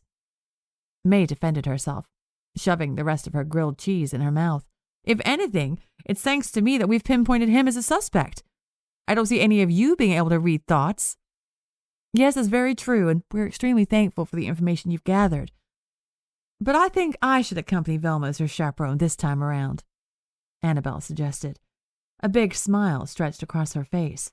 I think I could be a little more subtle with my snooping, and we don't want them to boot us out of the Olympic Village. Oh, don't give me that pageant smile of yours. May swatted at her playfully. As long as you don't make everyone float around in space again, I guess your subtlety will be appreciated. Besides, I have to stay late for some rewrites. Apparently, Clark Gable's character needs to be manlier in his next project, and I'm the one who needs to make it happen. Gee, I thought the manliness came from Gable himself, Velma scoffed. That's what I said. I guess I'll add a scene of him lifting heavy objects or something along those lines. May shook her head. Wait, I have an idea. Mila chimed in, looking around to make sure no one was listening, then leaned in. How about I also find an excuse to stay back? I can tell my supervisor I want to get a head start mending costumes. That way we can try to intercept Elmer the janitor to see if he knows more than he's letting on. That's a grand idea. Makes me feel less lousy about working late, May agreed. My goodness, I'd come in here feeling sore about my morning adventures, but now we have a solid plan in place. Annabelle clapped her hands together, as if she was about to break out in song and dance. 4 heads are better than 1, Mila replied with a nod. Especially if these 4 heads are gifted. Velma winked. Chapter 25. Boy, this sure feels like pulling teeth, May sighed, scratching her head. Rewriting someone else's words is tougher than it looks. She was hunched over her desk, rereading the same script countless times with a red pen, ready to circle the perfect passages to expand on. She took a moment to stretch her neck and shoulders, admiring the setting sun framed in the window in front of her. Although she had been tasked with staying late for rewrites, May was actually grateful for this quiet time. You'd think the script department would be a calm space on account of all the writing that needed to be done, but in truth it was often pretty rowdy in there. At least no one's silly thoughts are intruding in my mind, May said out loud, satisfied there was no one there to reply. Despite being able to hunker down and concentrate when needed, May was plagued with the annoying habit of chiming into every conversation in her vicinity. Her parents gave her grief about it growing up, her nickname becoming Magpie May for her constant chattering. Little did they know she couldn't comment when people's thoughts radio broadcasted to her, forcing her to keep her mouth shut and rein in her chatterbox tendencies. Bingo! Here's a good spot to add a manly scene for Mr. Gable's character, May chuckled, scribbling down in a separate notebook. The things I have to do to spruce up a script. I'm really putting my talents to the test with this task. Growing up in Ontario, Canada, she was the only child of wealthy parents who didn't hesitate to give her everything she wanted. Extravagant birthday parties on secluded islands? Of course. A new pony? You bet. May was embarrassed to admit all these luxuries became dull. Nothing excited her anymore. Heck, even moving to the United States after she won that short story contest had gone rather smoothly because her parents' allowance allowed her to live comfortably. Sure, working in the screenplay department for one of the biggest motion picture studios in the world was an adjustment. After all, there was none of that in Ontario. She observed her colleagues and absorbed their feedback like a sponge, quickly tapping into the perfect script formula based on genre, her favorites being mysteries. After their chance encounter with the Spellbook on the first day of filming The Enchantress, May was the first one to accept this new challenge and embrace the change within herself. Granted, her new telepathic abilities were internal and wouldn't spread panic like Annabelle's and Mila's active powers could, but it was still an adjustment nonetheless, one she had been craving on some level. That book sure gave me a taste of my own medicine, bestowing me with hearing other people's thoughts when I'm the one who can't hush up. Feels like there's a lesson behind that, May mused, tapping the pen on her chin. All this power business was still too new for any of them to properly grasp how to use or control. She couldn't wait for them to sort out who killed Scottie Merlot and took the Spellbook, which is rightfully theirs, so they could finally learn more about their magical abilities. It made her tingly just to think of all the possibilities. May spent the next hour or so typing up her new scenes, the clicking sound of the typewriter keys helping her focus. She prepped the script, making sure to dog-ear the pages containing her changes, so her supervisor would easily spot them, then placed it on her desk in a tidy pile. It's only once she set her fountain pen back in its holder and swiveled around in her chair that she noticed Mila standing in the doorway. Cheese and crackers! May's entire body lifted off the chair in surprise. How long have you been standing there? You'll give someone a heart attack being quiet like that. Long enough to hear you sing Paradise by Leo Reisman from start to finish. Mila smirked. I wasn't singing out loud, May scoffed, standing up and stretching her legs. Very much so. I could hear from outside. You know, for someone who can tap into people's thoughts, you sure aren't aware of when your mouth runs wild. Mila shook her head and tightened her thick braid. That's neither here nor there, May said with a wave of her hand, tossing the comment aside. Are you ready to walk around and track down our perp? If by perp you mean Elmer the janitor, then yes. But make sure you don't use that word in front of him. We don't even have any evidence to classify him as such just yet, Mila explained. All right, let's angle. I don't want to be here until sunrise, May said, and shooed Mila out the door of the screenplay department, making sure to lock up behind her. Did you have trouble convincing your boss to stay after hours? What'd you do to keep yourself busy? It was a piece of cake. All I had to do was mention the extras' costumes for that Civil War picture, which is about to start filming, and she was ecstatic. It prevented her from staying late, and she seemed very grateful about it. So I spent the past few hours sewing important details into each uniform, making sure the historical details are accurate. Mila looked around. Let's start off checking the department buildings and go near the sound stages. The department's area was dead silent. Most office staff worked during the day. But there was more movement and energy once they crossed over to the soundstage area, with many productions taking advantage of the studio's quieter hours, even more so for the outdoor sets, the night sky being a perfect backdrop for moody or scary scenes. What if we can't find him? He could be constantly on the move as well, and we keep missing him, May pointed out, getting exasperated after an hour of strolling around the lot. Let's do a walkthrough of the last few areas we haven't checked yet, then call it a night, if we don't cross paths with him, Mila replied, although she really hoped they could get it over with sooner rather than later. They walked at a leisurely pace for another hour, taking the main paths and the lesser-known shortcuts. They even heard Miss Garbo play music at high volume from the radio in her dressing room, but they deduced that the reclusive star certainly wasn't chatting up the peculiar janitor in private at such a late hour. They were calling it quits, heading to the commissary for a late-night sundae, when they spotted Elmer the janitor outside the building, sweeping the area right by the front door. He was so tall that he had to hunch over to use the broom, giving him an unwelcoming, contorted shape. What are the odds? Mila whispered, despite her surprise, feeling like they had finally stumbled upon the treasure chest they were looking for. How should we go about this? What's our plan? The plan is for you to follow my lead, but remain quiet as I do the talking. Let's go. May linked arms with her friend and yanked her forward before she could protest. Hello there, isn't it a fine evening? May exclaimed as they approached the unsuspecting janitor. Say, weren't you the fellow who found poor Scottie Merlot's body? That must have been a dreadful discovery. Elmer only gave them an annoyed side glance, continuing his hunched sweeping. We were also there that night. Our friend needed to fetch something urgently, May continued, not bothered by his silence. What a shock it's been. Scottie wasn't a top-billed actor, but he was loved by all. Elmer grunted at that, still not looking at them. That's when May tensed up, as that familiar static crackled through her mind. Good riddance. That toad didn't want to hire me in the props department, even after I'd applied a dozen times. What a jerk. Maybe I have a chance to get in now that he's out of the picture. The thought slipped in and slipped out within seconds, but May had heard it loud and clear. Well, have a nice evening, Mila replied awkwardly, having sensed May tense up like she normally did when she dove into one of her telepathic trances.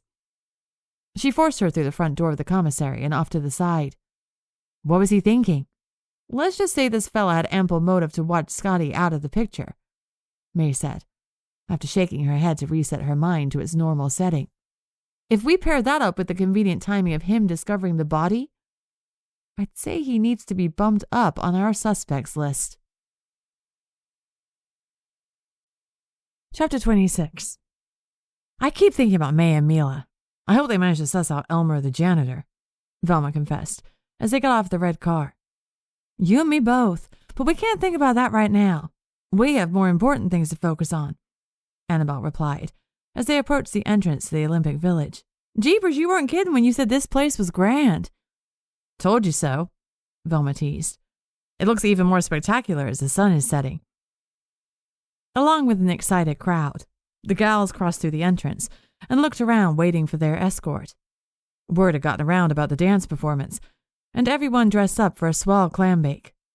Lucky we got the memo about the dress code, Annabelle commented, as she looked around, happy she had chosen a sleeveless green and yellow flower print cotton dress, while Velma selected a peach number with frilly details around the collar. Hello, Velma. What a pleasure to see you again. Nigel waltzed over right out of the blue and kissed her hand, then turned his attention to Annabelle. I see you've brought a new chaperone. Yes, this is my friend Annabelle Stonewood. She works in the publicity department for MGM, Velma explained. You're the one who was giving tours during the picnic cookout. I remember now. Nigel smiled brightly and reached out his hand. I won't be the one giving a tour tonight, you can count on that. Annabelle laughed and shook his hand. This place is mighty impressive. I bet you could get used to living here. It's astounding how they created a city of sorts for the international athletes. It's beyond impressive. Nigel peeked at his watch. We should head over to the amphitheater for the performance if we want good seats. Follow me. I gotta hand it to you. He's quite charming, Annabelle whispered in Velma's ear. And the accent doesn't hurt either. Shush. Velma giggled and swatted her with her purse. They stayed close to Nigel, not wanting to get lost in the big crowd all heading in the same direction. Once the path finally opened up, both Velma and Annabelle gasped at the view. What stood before them was a huge semicircle of bench seats extending out below them, with an ample stage, equipped with curtains, facing them at the bottom. Well, I'll be damned. This is much bigger than I was anticipating, Velma whistled. It's like those pictures of the ones in Greece. And here I thought pageants performed for big crowds. Annabelle shook her head in disbelief. They followed Nigel down a narrow set of stairs and met up with the rest of the Australian modern pentathlon team who were holding seats for them. They said quick hellos and sat down, clocking Coach Chadwick at the other end of the group. Do you know what the performance is about? Velma asked as she adjusted her dress. All we know is it's a song and dance show, Nigel replied with a shrug. That's all the information that was shared with us. They chatted for a bit, Nigel explaining his strict training regimen, while Velma looked on in amazement, until lights flashed on the stage. The show was about to start. You guys are too much, Annabelle cooed in Velma's ear, once she realized she was holding hands with Nigel. Stop teasing me and start being observant. You're not really here as a chaperone, Velma hissed, heat rising in her cheeks just as the first performers gathered on stage. The crowd finally stopped murmuring, and the booming music of the live band off the side of the stage wafted all the way up the amphitheater as an elaborately choreographed number got underway. The show was starting off with a lively performance indeed, and once the second number was in full swing, Annabelle realized what the theme was: the history of the United States. It was genius considering the Olympic Village was filled with foreigners. The historic aspects of the performances seemed a little heavy-handed at times, but the crowd was gobbling it up. "Hey, do I sound like that?" Annabelle asked, poking Velma in the ribs when a twang-heavy Southern performance started. "Surely they're laying it on a little thick." "Your twang really shines when you're angry, tired, or you've had too much booze," Velma scoffed. Annabelle's annoyance was amusing her. Pfft, is all Annabelle could think of as a comeback. An intermission was announced, and everyone started standing up, clamoring toward the stairs to get in line for refreshments. The big crowd was starting to feel like a suffocating blob, and Annabelle wanted to break free. "I'm going to have a quick stroll on my own. I'll be back once the show starts up again," Annabelle explained. "All right, but be careful. Fling things about if you have to." Velma winked, then turned her attention back to her dashing date for the evening. The sun had fully set, but the illumination at the Olympic Village kept things as bright as the stars above. Annabelle managed to break free from the herd and found a nice area away from the center of the village. A well-kept garden with winding walking paths and ceramic statues. "Gee, I guess athletes also need a calming space when they can clear their heads," Annabelle said, pleased she had also found this haven away from the hubbub. Nigel had suggested they have a drink with the team once the performance was over, and Annabelle was trying to sort out what questions to ask and what behaviors to look out for. She cursed herself for not bringing a little notebook, but pulling it out during what was supposed to be a casual encounter would surely raise some flags. "Beautiful, isn't it?" a voice commented behind her. Annabelle spun around and saw Coach Chadwick walking toward her, with a peculiar look on his face, a cross between a grin and a scowl. "Hello, Coach Chadwick. Are you enjoying your evening?" Annabelle kept her tone even, although his surprise appearance spooked her more than she anticipated. "Well, I'd much rather my team be resting in preparation for their Olympic performances, but I guess I can't eliminate all fun activities from their schedules." Coach Chadwick shrugged. "Say, I read about the death of that MGM fella in the papers. What an ironic death." "Scottie Merlot was a devoted employee who was very passionate about his job with the studio," Annabelle replied, a publicity-worthy response. Why was he bringing this up? "Collecting props must be a swell job. I bet you can make a lot of kale off the famous ones you have stored in that department," Coach Chadwick added, his attempt at grinning now long gone. "I recall you making a similar comment while you attended one of my tours of the studio during the picnic cookout," Annabelle shot back, now peeved about where this conversation was going. "Why the fixation on the props department? I can't imagine a nice man like yourself snatching an item, let's say a book, and hightailing away with it." "I'm not much of a reader myself, although a book could easily be snuck out without anyone noticing," Coach Chadwick replied, his face blank. "Please keep me in mind for any upcoming studio tours. I'd love to have a look around again." "Will do," Annabelle replied, with forced cheerfulness, hiding her shaking hands behind her back. She was aching for a valid reason to fling him across the garden like a puppet. He gave her a dramatic nod, then turned on his heels and walked away, leaving her out of sorts in this idyllic space. "What the devil was that about?" Annabelle muttered, as a loud gong crash echoed throughout the village, announcing the end of the intermission. Well, this exchange certainly put me on edge. Chapter 27. "I thought you said this was a bowling alley.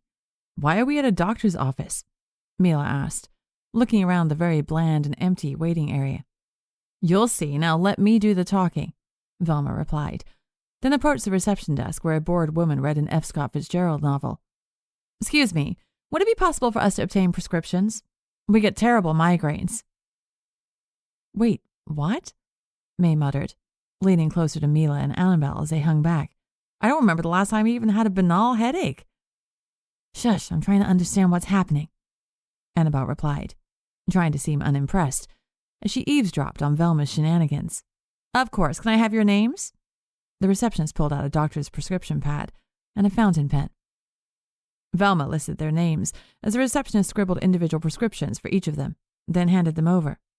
"Now have fun. Doctor's orders," she said with a wink. Thanks. Velma sauntered back over to her friends with childlike glee and handed out the prescriptions. Here we go. Now we're all set for some bowling. I wish I could tap into your thoughts right now because this doesn't make any sense, May admitted, reading off the tiny slip of paper. It says medicinal tincture for migraines. What are you driving at with this? We don't need tinctures to go bowling. You don't, but it sure makes it more fun. Now, follow me. Velma grinned.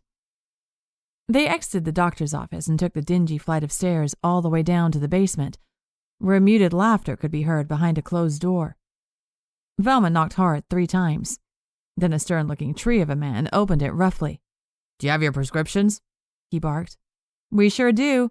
Show 'em, girls, Velma instructed. The others reluctantly held them up, so confused by the scenario they found themselves in.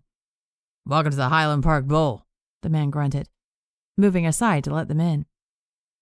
The bowling alley was as lively as any clam bake, everyone chatting and dancing while they waited for their turn, beverages in hand.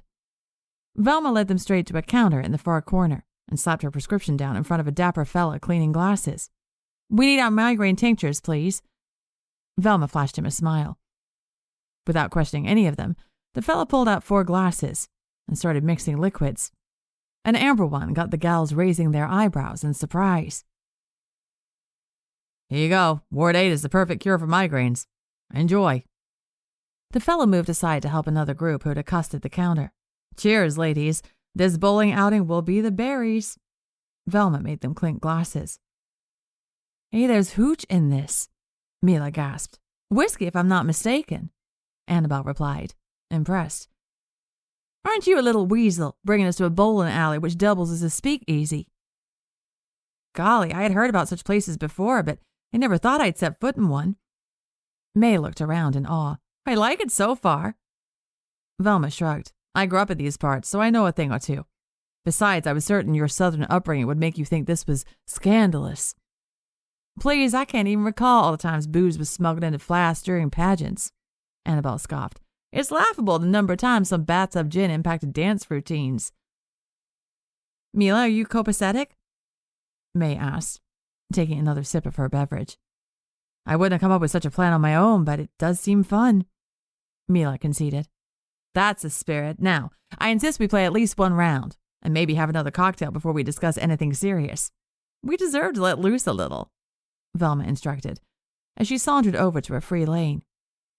The gals' competitive sides came out as the game got underway, teasing each other in good fun. Some were rusty at first, only getting gutter balls, while others excelled right off the bat. Mila and Annabelle were told not to use their powers to sway the game, and May even invaded their thoughts to make sure they weren't fibbing. The past few weeks had been stressful, to say the least, and a night like this was exactly what the doctor ordered. Who knew Mila was an ace at bowling? Annabelle exclaimed, as they sat down after the end of their first game. I certainly didn't expect you to win. Can you believe it's my first time playing? Mila giggled, pleased with herself. Well, I'll be damned. May shook her head in disbelief. You'll have to teach me your trick because I am the worst one here by far. Here we go, round 2. Velma came back with refilled beverages for everyone. All right, let's get serious for a minute. Annabelle looked around, all the other groups having too much of a hoot to care about their conversation. Tell us what happened with Elmer the janitor. Did you talk to him? I wouldn't say talk is the right word. We bumped into him and tried chatting him up a bit, getting grunts in response, so I had to take a little peek inside, May explained, after taking a big sip of her new drink. He was internally fuming about Scottie refusing to hire him for the props department, even though he'd applied a handful of times. He was pretty bitter about it and wasn't overly fussed about him dying. It's not a smoking gun, but it's a rather decent motive, Mila added. And what about you guys at the Olympic Village? Did any clues fall into your laps? I had to play the role of agreeable guest, so I didn't get an opportunity to snoop around, Velma admitted, smoothing down her black bob. You were quite believable in your role. You looked downright smitten, Annabelle teased, before getting back to business.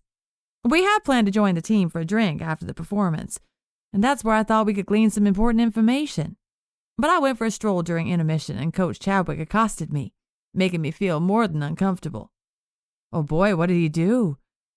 Mila's eyes went wide. I hope you didn't have to use your power on him. No, but he certainly gave me the heebie-jeebies. Annabelle shivered. Out of the blue, he mentioned Scottie's death and how he'd love to visit the studio again and see what's in the props department. He kept mentioning how all the items stored there might be worth a pretty penny. He brought this all up without being prompted. It was very strange. Jeepers, almost makes me wonder if he can read minds too and he's messing with your head. May blurted. Goodness, I'm not ready to consider that just yet. Annabelle took a swig of her drink, the whiskey burning her throat. Even though that entire conversation was off-putting, it isn't outright incriminating. Makes his motive stronger, just like Elmer. Let me get this straight. Both of our investigations last night simply reinforced motives we already suspected to begin with? Velma asked, getting solemn nods in response. I'm afraid this only means one thing. We need to up the intensity to get clear-cut results. It's time to stick our necks out. Agreed, but no racking our brains yet. That could be tomorrow's problem. Annabelle stood up and grabbed a bowling ball. We should enjoy ourselves while we're still in this spiffy joint. I say we put our worries aside and instead put our best foot forward to beat Mila during round 2. What do y'all say? I'm in. No more first-time luck for you, little missy. May pointed a finger at her friend. We'll see about that. Mila laughed mischievously. Chapter 28. Mila was pacing in her workspace, grateful no one else from her department had stayed after hours to observe her antsy behavior.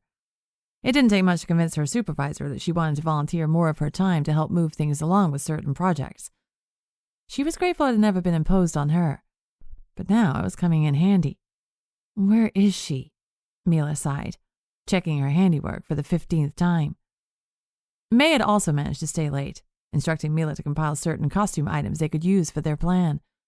It was a stretch and a gamble. She had to be coaxed into agreeing to it, but they hoped it was bold enough to get them solid answers. Mila wasn't known to be a risk-taker.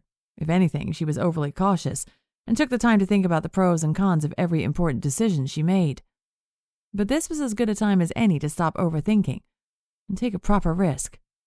Knock, knock! May waltzed in, not looking too fussed about what they'd be doing in a few minutes. Aren't you a doll? You've already prepared everything. Yes, well, I couldn't really think of much else, Mila replied, nervous enough to make an extra strong gust of wind sweep through the open window behind them.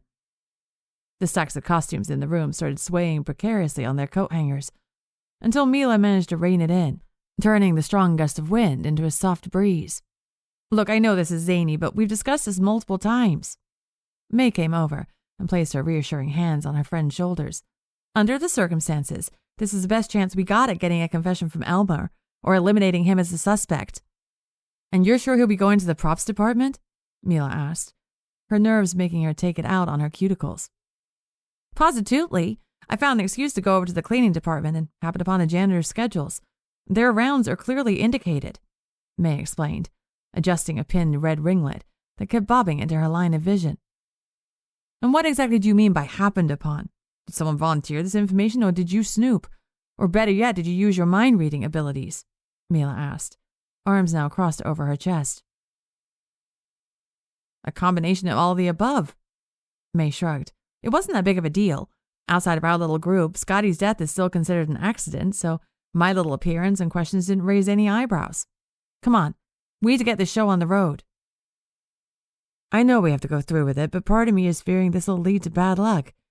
My mother's ingrained many Mexican superstitions into my sister and me over the years, and they're all swirling around in my head.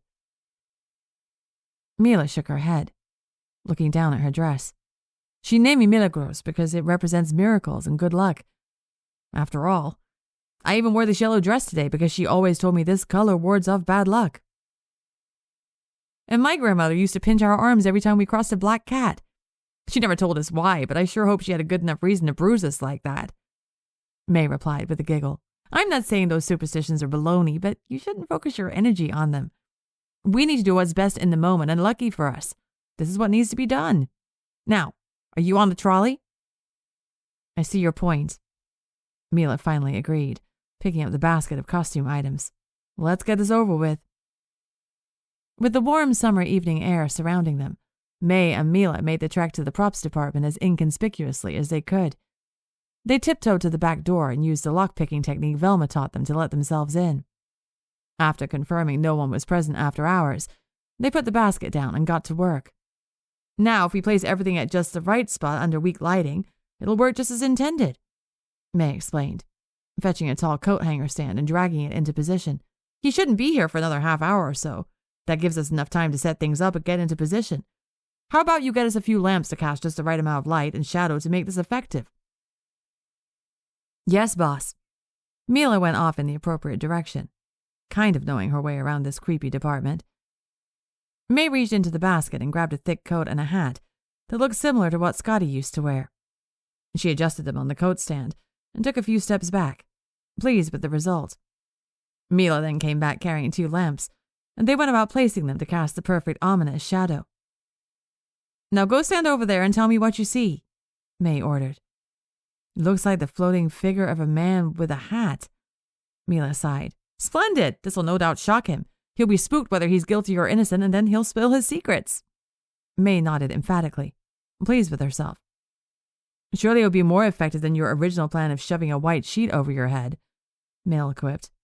I think it's well established now that that's a bad look. Yeah, I was just brainstorming. Now come back here and get into position, pretty please. May smiled broadly. It's nearly showtime.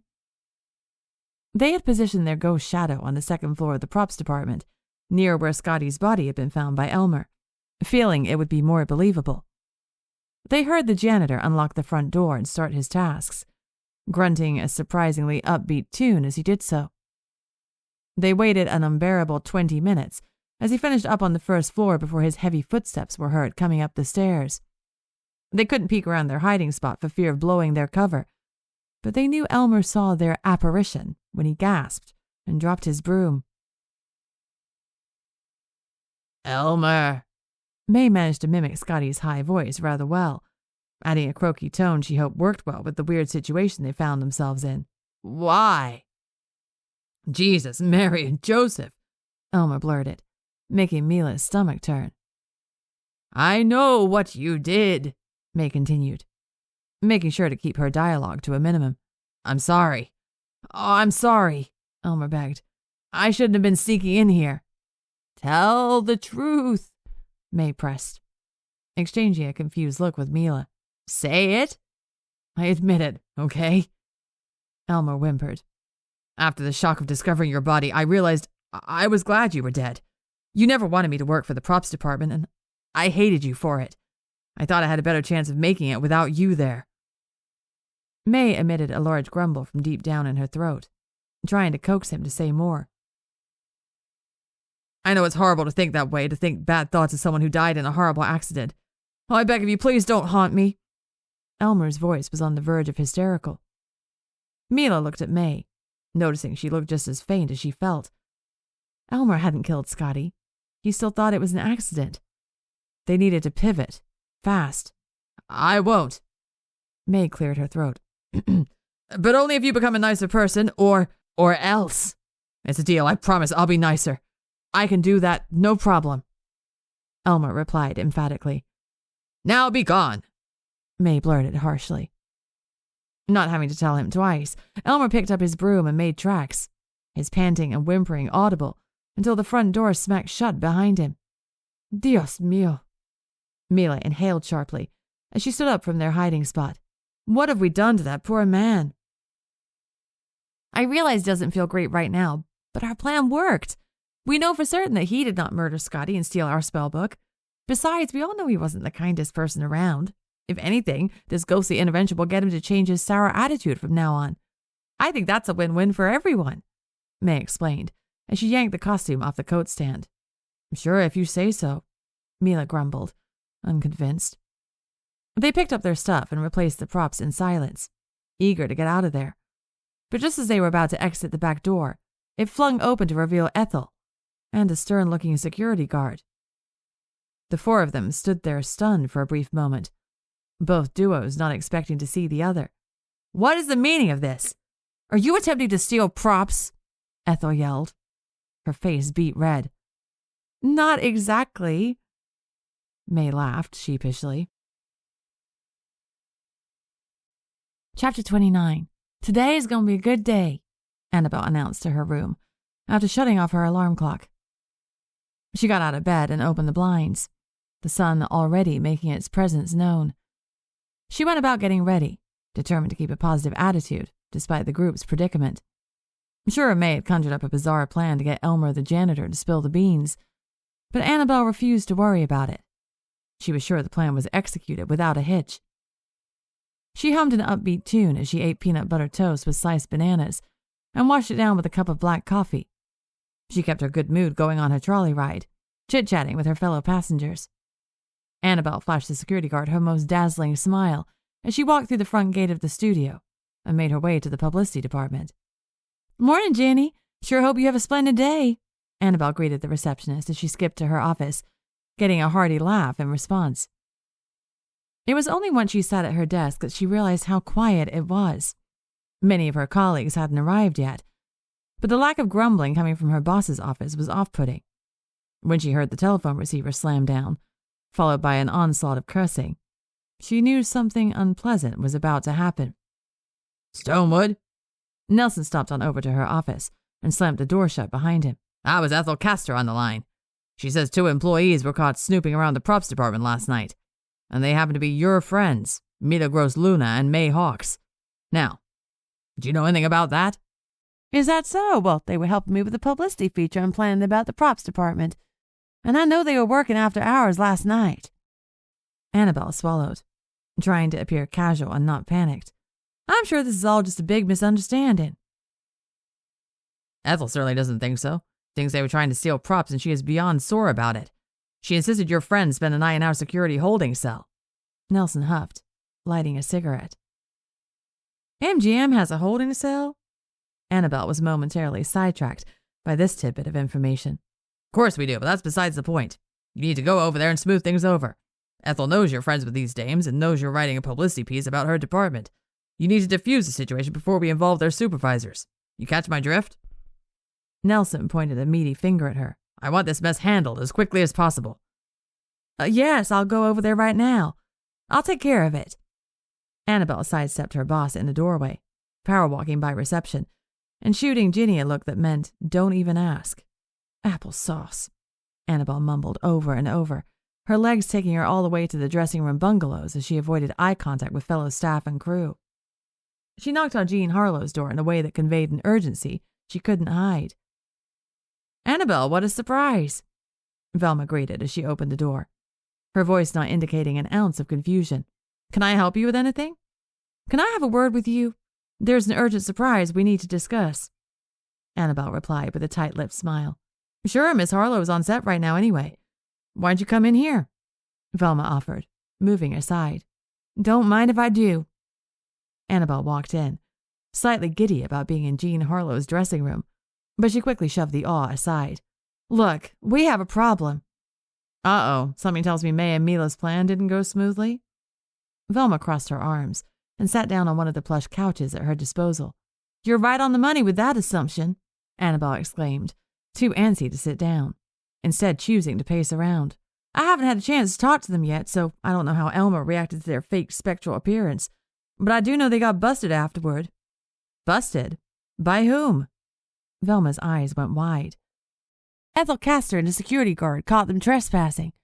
Now that mean lady thinks they were trying to steal props, and they're being held in a security holding cell on the lot," Annabelle explained. "Really?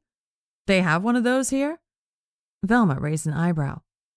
"I guess so. Anyhow, Mr. Beauregard wants me to go over there and smooth things over with Ethel.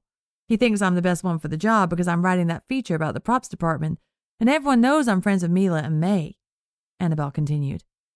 "What are you going to say? You can't reveal the truth. We'll look cruel and bonkers." Velma sighed. What an uncomfortable situation. "I'm not too worried about that part. I can play innocent and fib when needed. But I'm starting to think Ethel is trying to cause us trouble." Annabelle finally stood still and put her hands on her hips. "I see. Well, maybe she's the culprit and she's trying to throw a wrench in our snooping." Velma nodded, connecting the dots. "Well, I'm going with you for moral support. And who knows? Maybe I'll get a premonition or something." "Atta girl. Let's ankle then. We don't want this to last any longer than it has to." Annabelle moved toward the door. They were halfway out when the telephone rang, forcing Velma to backtrack and answer it. Miss Harlow's room, Velma speaking, she answered. There was a silent moment as the person on the other line got their message across. Oh, all right, I'm on my way. Who the devil was that? Is there an emergency with your boss?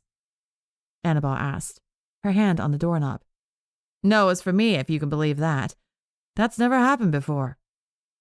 Velma chuckled. Someone is waiting for me at the front gate, and they're in a rush. The guard told me to step to it. Gee, what are the odds? Annabelle rubbed her temples. Okay, here's the plan. I go get Mila and May out of this jam, and you go figure out what's so urgent at the front gate. We can meet up afterward. Are you sure? Velma asked, a little worried. It'll be fine. Now come on. We have places to be. Annabelle shooed her out the door. They both went their separate ways, Annabelle looking back and seeing Velma's black bob weaving through the busy streets of the lot. I certainly didn't think I'd be bailing my friends out of studio jail today, Annabelle grumbled. Good day, my foot. Chapter 30. Excuse me, can you please point me in the direction of your holding cell, please? Annabelle asked the security guard at the front gate, not knowing who else to ask. That's the building right here.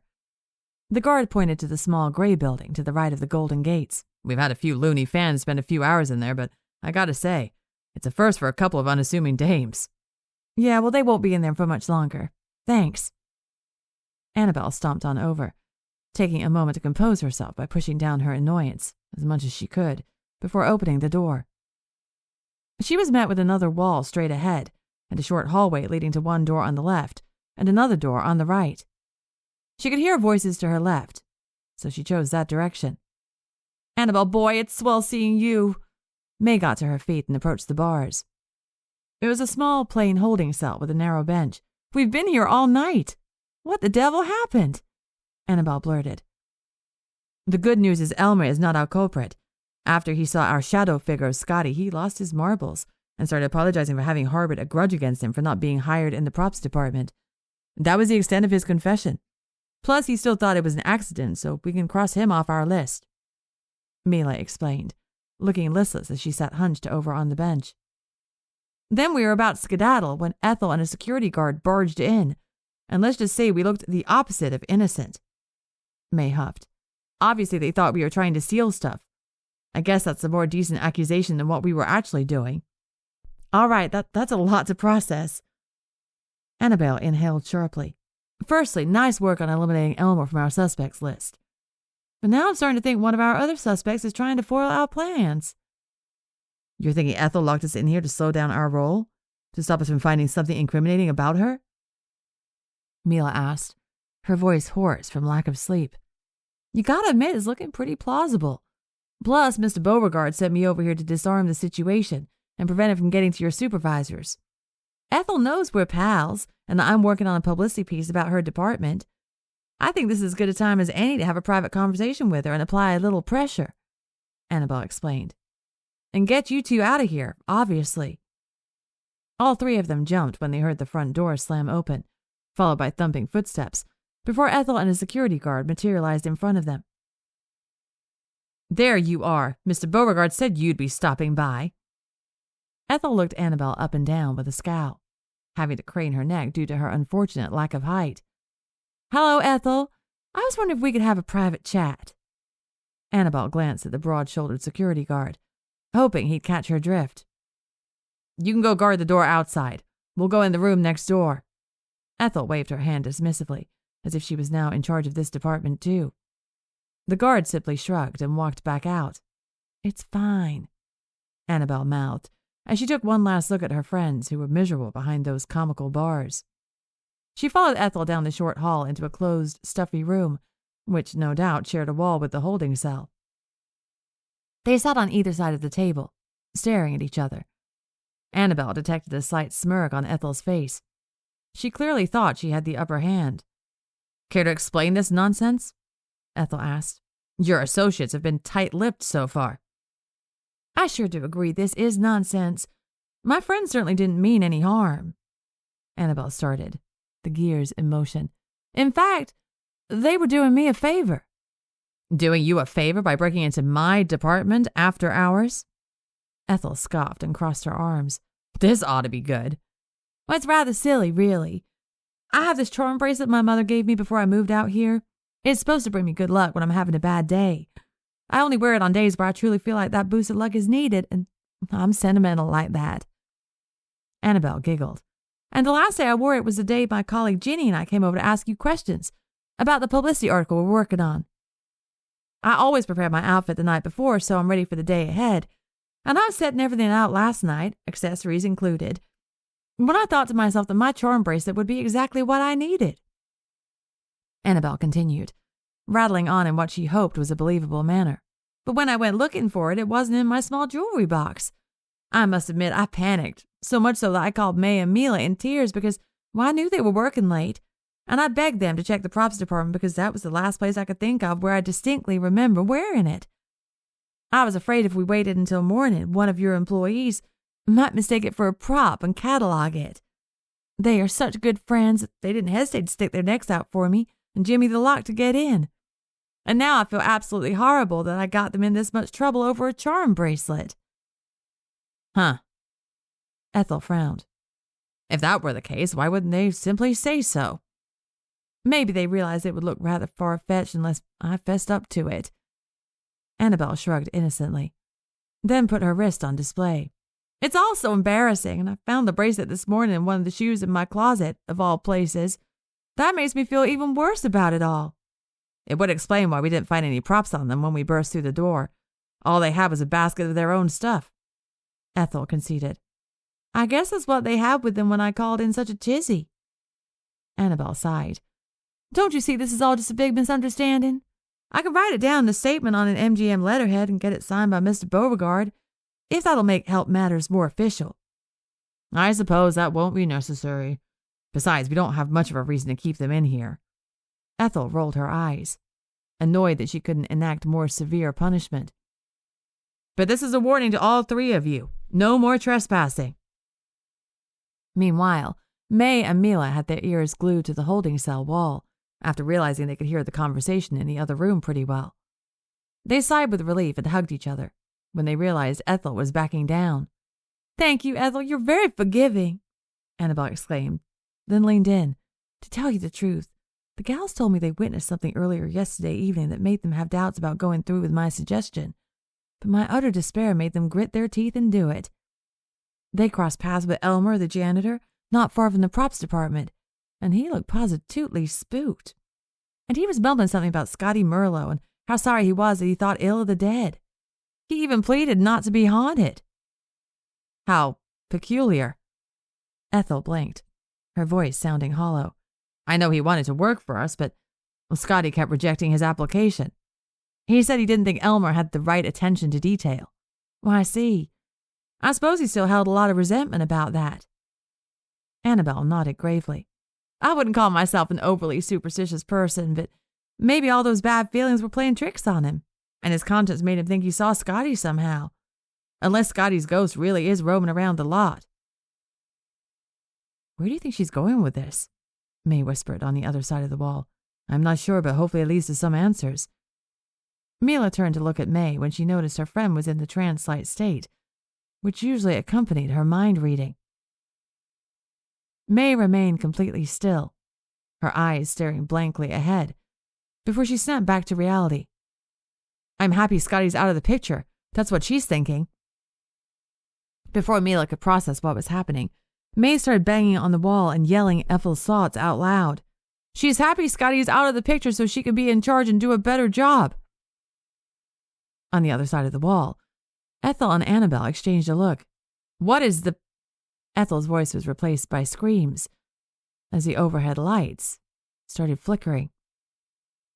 Annabelle could only sit there and watch as grouchy Ethel screamed until she fainted and fell out of her chair.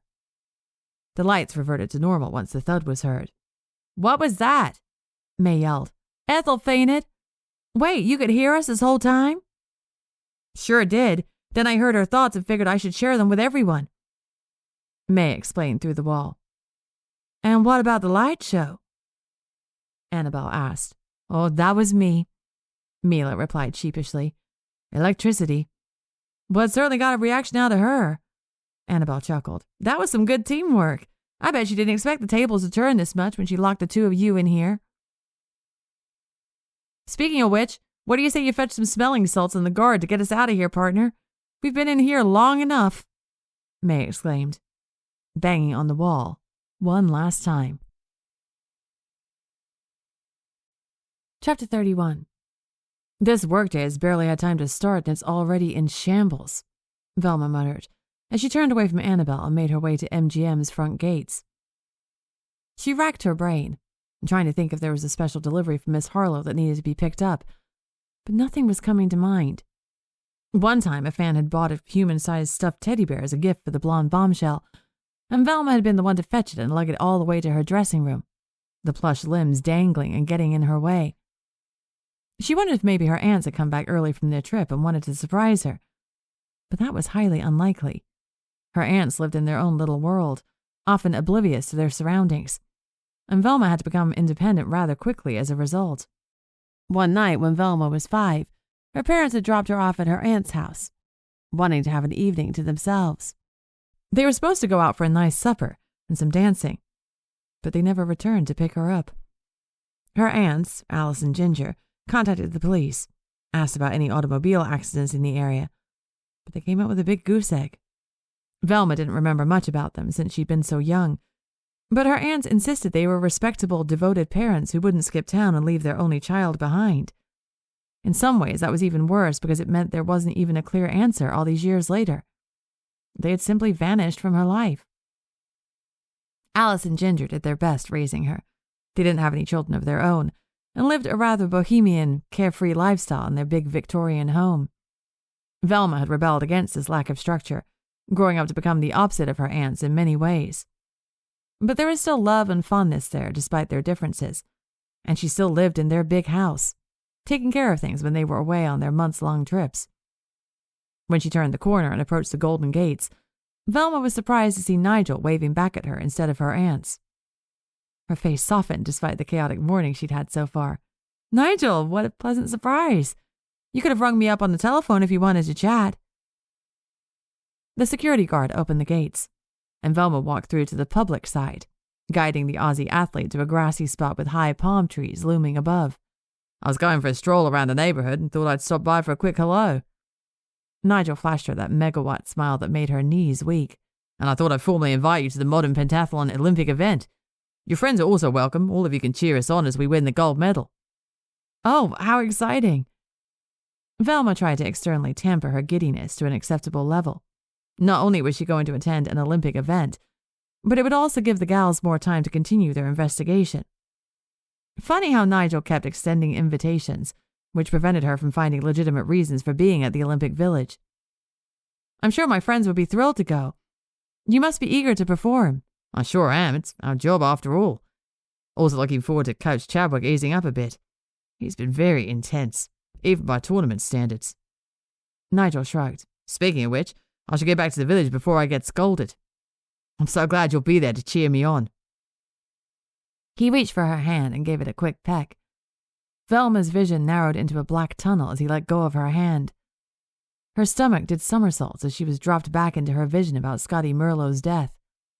Once again, from her vantage point as a fly on the wall, she saw a hooded figure flick his wrist to make the tower of props come crashing down on poor Scottie, his last cry for help lingering in the air, making her throat constrict. The figure hovered over the rubble of props for a moment before stomping into Scottie's office and snatching their spellbook off his desk. Why am I seeing this again? Velma was confused as she was going through the motions of this heartless murder for a third time. Just when she thought the vision would end, it kept going as she saw the perpetrator confidently march toward the back door of the props department and turn around one last time. This last move exposed his face under his hood, revealing a smirking Coach Chadwick as he clutched the spellbook with a blank look in his eyes. The vision spat Velma back out into the real world, gasping for air as if she'd been underwater for too long. The bright sky and colors surrounding her made her eyes water as she clumsily leaned on the palm tree beside her. She couldn't tell how long she had been under, but Nigel was already across the street, walking away from her at a fast pace. She was grateful he was oblivious to what had just happened. I'll be damned, it really is Coach Chadwick. Velma took deep breaths, trying to steady her breathing and shaky limbs. "Hey, are you all right?" The security guard had come out of his booth and was peering at her from between the gates. Yes, just a little dizzy, that's all. Velma forced her body into an upright position, awkwardly turning around to be led back into the studio lot. Gee, I didn't know a little peck on the hand could have such an effect on you dames. The guard chuckled as he closed the gates behind her. This one packed a punch. Trust me, Velma quipped. She sure hoped Annabelle managed to get Mila and May out of the studio slammer, because they needed to have an emergency meeting. Now. Chapter 32. What the devil is taking so long over there? May yelled through the wall of the holding cell. I can't magically move her myself in case she wakes up floating. Annabelle was crouched over her, not knowing what to do. I think I might need some assistance with this dead weight. How about you come over here? I'm sure we can figure something out. Mila suggested calmly through the wall. Annabelle poked her head out the interrogation room, making sure the guard was still outside the building, before she tiptoed over to the holding cell where her friends waited. How about you wave your arm and let us out of this cage? May said, waggling her eyebrows. It's not ideal, but we can help you with Ethel, Mila added for good measure. Fine, but let's be quick. Annabelle squinted and concentrated on the lock. Something clicked after a few moments, and the slammer bars squeaked open. See? I don't have to wave my arms to get things done. Now, follow me and be quiet. They comically sneaked back into the interrogation room, like a bunch of kooky Charlie Chaplin wannabes, and softly closed the door behind them. They walked around the table and stared at Ethel's body on the floor. All right, ladies, the two of you can grab her arms and I'll grab her legs. We should be able to prop her up in the chair, Annabelle instructed. They managed to pick up Ethel with minimal grunting, her head lolling left and right, as they tried to place her in a semi-comfortable position in the chair she'd just fallen out of. Huh, isn't it amusing how she still looks sour, even when she's unconscious? May chuckled, reaching out to poke the woman's face. They all gasped and jumped back, when Ethel's eyes flung open in response to May's touch. There was an uncomfortable moment where the three friends clutched each other and stared at Ethel as if she were a foreign creature, and Ethel offered them a queer look in response, her body so awkwardly placed in the chair. Why are you silly dames looking at me like that? Ethel croaked, readjusting herself so she didn't look like a disjointed rag doll anymore. Why are you two out of the holding cell? Don't you remember? You agreed to let us go and then you fainted, Mila replied, without missing a beat. She didn't dare glance at May and Annabelle, but she hoped they'd run with this fib. I fainted? Ethel scratched her head, still in a daze, and unsure about what had transpired. We have reason to believe Scottie's death wasn't accidental, and you've made it clear that you wanted to be in charge of the props department. Annabelle dove right in, hoping her confused state would lead to the truth. We confronted you about it once the gals were out of the cell and you hit the floor. Yes, it's like you'd read my mind word for word. Ethel's hand went to her heart, her face still eerily pale. Some of us have a knack for it, May replied with a shrug. Now, spill the beans or we'll get the rumor mill going, and frankly, your well-known sourpuss personality will get tongues wagging in no time. What is the meaning of this? I didn't kill Scottie, Ethel blurted, her hand shaking at their insistent tone. The last time Scottie was seen alive was during the picnic cookout for the Olympic athletes, Annabelle replied sternly. I was given the studio tour and we stopped in front of the props department. You were hovering behind him. This is madness. Ethel shook her head. If that's the case, then enlighten us, Mila added. You didn't hesitate to speak ill of him any chance you got, and it sure looks incriminating. Plus, you know the layout of that department like the back of your hand. You could have easily coordinated his death to look like an accident. What did you do after the tour passed by during the picnic cookout? Ethel's eyes kept darting from May to Annabelle, then Mila. She didn't have the upper hand, and she was too discombobulated to revert to her cranky demeanor. She was backed into a corner. I'm shocked you would even come up with such a preposterous theory, but if you insist I prove my innocence, then fine. Ethel took a few deep breaths and sat upright. This is not something I discuss in the workplace because I'm a proud woman, but I have a weak heart. It's been an issue since birth, and it's stopped me from reaching my full potential. The only MGM employees who know are the nurses and Scottie. I've had a few flare-ups here and there, but generally it's under control. Ethel's gaze was fixed on the table in front of her. I barely remember the evening of the picnic cookout because I started feeling ill. I followed Scottie outside when the tour stopped by because I had to tell him to call me a chauffeur to drive me home. I didn't think it was wise for me to drive in my condition. I left shortly after. How do we know this is true? May asked, arms crossed. Well, Scottie called the security guard so a chauffeured vehicle would be waiting for me at the gate. He even walked me all the way there, Ethel replied, a hint of bitterness spiking her words. Let's verify that information right now, shall we? Annabelle stood up and went to the far wall, where a telephone was perched. I'll call the security desk and see if this story checks out. Tell me, Ethel, you seemed angry just telling us that Scottie escorted you over to the gates when you fell ill. Why is that? Mila asked while they waited, leaning back in her chair. That seems like a very kind thing for him to do. Because it makes me appear weak, and I loathe that, Ethel blurted, clenching her fists. That's why I don't like explaining my condition to people. They use it against me to get ahead, and I get left behind in the dust. Annabelle slammed the telephone down on the receiver, making all heads spin in anticipation. Her story is true, Annabelle sighed. The security guard remembers getting a call from Scottie and seeing him escort Ethel all the way to the chauffeured car. She isn't our culprit. See? I'm innocent. Ethel exhaled sharply. I'm sure you didn't commit murder, but I wouldn't say you're innocent. Mila commented with a calmness that made them all lean in. Not everyone is an enemy who's trying to sabotage you. Heck, for all you know, it's your snippy attitude that's preventing you from reaching your goals. And to be quite frank, all MGM staff would have pointed a finger in your direction if Scottie's death had been labeled a murder right off the bat. Annabelle added, with a shrug. It's not doing you any favors. The words settled on Ethel, and she took the time to ponder with no hint of defensiveness. Why are you gals the only ones thinking it's a murder and not an accident? Ethel asked, after a long pause. What do you know that the coppers don't?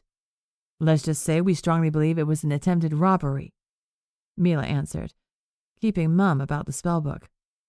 Ethel was reeling enough as it is. There was no need to reveal that part of the investigation. And you think it occurred the night of the picnic cookouts when there were a bunch of guests roaming about? Ethel asked.